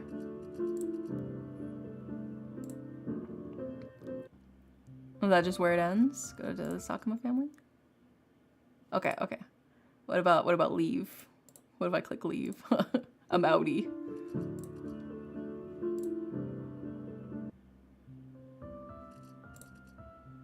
Kazematsuru's eyes go wide. Really? And here I thought, I'm just a little tired. Good point. After all, you were just a regular person before this. Well then, the Kazematsuru family has a villa in Yokohama. How about I take you to see it? Warmth gradually returns to the March breeze, and the carefully tended lawn of the villa sheds their faded hues, donning delightful shades of green. The grass is dotted with scattered flowers, a barely perceptible but refreshing scent wafts through the air. I slouch against the marble railing. This pose might be a little uncouth, but it's comfortable. When I look back on everything that's happened, there's a tinge of unreality to it, as if it were a lifetime ago. After answering Kazematsuru's question, I went to see Kazuya, who had awoken, and also paid a visit to the Sakuya family. Serena was there to receive me, but Minoru never showed himself. The troupe's performances were postponed indefinitely due to a shortage of actors. Before they could restart, Kazematsuru invited me to stay at the villa she owned. A change of scene will help you relax, is how she put it. And that scenery here is indeed as fine as she said. So fine that my nerves, which had been wound painfully tight for a while, are easing with every day here. But, just like that, I've temporarily lost my chance to investigate my past, and exactly what happened to everyone in the troupe. Sunbathing here today? Kazematsuru leans against the railing, her gray-white hair flowing in the breeze. I hear the cherry blossoms are blooming in the hills nearby. How about going to see them this afternoon? I'm off work, so I've got plenty of free time these days. At the sound of her familiar voice, my uneasy heart slowly settles into a calmer cadence. I'll just rest a bit longer. That's fine, isn't it? Sure. In a corner, where neither of us can see it, a feather drifts to the ground. Normal end 1, a brief respite. Let's go! Alright, I think we've clawed out all of the potential out of this demo that we could get our grubby little fingers on. Demo 2.0 of Taishō Romance Theater has come to an end. We sincerely thank you for playing. Compared to Demo 1.0, 2.0 not only features a complete prologue, but also introduces an entirely new UI and battle scene, and the development time has multiplied. We're really curious, how do you like it? Please share your thoughts with us. Our team is made up of just 3 people, and over 95% of the game wasn't created entirely by us. Alongside development, we also handle publicity and other tasks, which inevitably makes the process slow and challenging. This is our very first time making a game. It's been a challenging but fun journey, and we're proud to have completed Demo 2.0. Please forgive any shortcomings in the absence of an English translation for now. We're working on it as quickly as we can. We're planning to release the 3.0 demo by the end of this year. In it, you'll be able to uncover more of the mysteries, secrets behind the troupe, and catch a glimpse of the Sakuma family. The gallery and inventory features will also be introduced in 3.0, so please look forward to it. As for the full game, we're aiming for release in the year 2026. Although we had to consider launching a crowdfunding campaign, we've had to put those plans on hold for now, as our team isn't working full-time on the project and our time and energy are limited. If you'd like to support us, you can wishlist this game on Steam, which, by the way, let me grab the link for that for you guys. I have the link right here. It is in the description of the YouTube video as well for you guys. If you're watching on YouTube side, if you go to the description, the link to the Steam page is here. And for those of you in Twitch chat, there you go. I'll pin it for you. There is the link to the demo for Taishō Romance Theater right there. Wishlisting is a free way to support games. It shows the Steam algorithm that people are interested in this kind of game and helps push it out for more people to see and find it. You can join our Discord and follow us on X or Twitter or Blue Sky. If If you encounter any bugs, please contact us through the above channels. We do have a bug report section in our Discord server, which is the best way to reach us. Once again, thank you so much for playing, and we hope to see you again soon. Sincerely, Whitefish, Norika, Sinope, and Sweet Sum Studios. Yay! It was fun. I really, really liked it. I would have played it with the gore on, but like I said, I'm streaming on Twitch and YouTube, so it was probably for the best that I turned off the gore for it. But if you guys want to play it yourself and you want to see all the dark and bloody scenes, it is something that you can toggle on and off in the settings, which is neat. Oh my god. There you go. There's your redeem. We did it. I do love the UI. I think it's really cute and really neat. The theater guide being the preferences, wish list, all the the little playbills and stuff like that. Audience advisory. Yeah. Yeah, so I toggled this off for that, but you can always toggle it on and off as you prefer. But yeah, this was so much fun. I really, really enjoyed this demo. I cannot wait for more of this game. It is fantastic so far. I really genuinely adore the art style of this game so much. It's so it's peak. It's beautiful. As a fellow artist, I absolutely adore the art style of this. I think it's gorgeous. I highly anticipate the full release of this game. I can't wait. I do wonder, who is the ship? Have we met the who is the ship? Who is the romance between? Because there's only 2 CGs with gore after the battle choice. Ah, gotcha. I wasn't sure. You know, but have we been introduced to the romance? Because we didn't really get as much romance. It was more mystery in the demo, which I'm fine with. But I was just, you know, it's in the name, romance theater. Kazuya, Hatsu, Minoru, and Sarina. Oh, whoa, so you weren't lying about the coffin of... That's crazy. But yeah, no, I definitely like Kazuya. I think if I were to play the route, I'd probably go for Kazuya. Yeah. I think I personally lean towards Kazuya, but I do love that there's a lot of different romance options in that too. But oh, Hatsu, she's a romance option? Even though she's technically dead? Makes me curious. But yeah. Okay, I'm starving. All of the food mentions in this has made me hungry. So we're gonna see, who are we gonna raid out to? Who's online? Who up? But yeah, it was an absolute blast. I really did genuinely love this demo. I've been looking forward to playing it. What's the plan for next stream? Tomorrow will probably be Tarot Thursday for tarot reading practice, and then Friday we'll be playing the early access for Alaris, which is another romance visual novel. So but Fridays are normally when we play our visual novels. So we'll be playing Alaris on Friday, but we'll be doing tarot readings on Thursday because I missed last week. Unless I'm like really fucking tired, who knows? I've been streaming the most I've ever streamed. We'll see though. Let's see. Today is Saf's birthday, so I think we'll raid Saf so we can tell Saf happy birthday. But yeah, let's go ahead and raid out. There we go. So hopefully I'll see you guys tomorrow if you want to get a tarot reading. It's still Wednesday for you. Well, it's technically Thursday now. It's Thursday morning. It's like 3:30 in the morning Thursday. But yeah, hopefully I'll see you guys tomorrow for tarot readings. But if not, no worries. I'll see you when I see you. Hope you guys have a wonderful, wonderful night. And good night.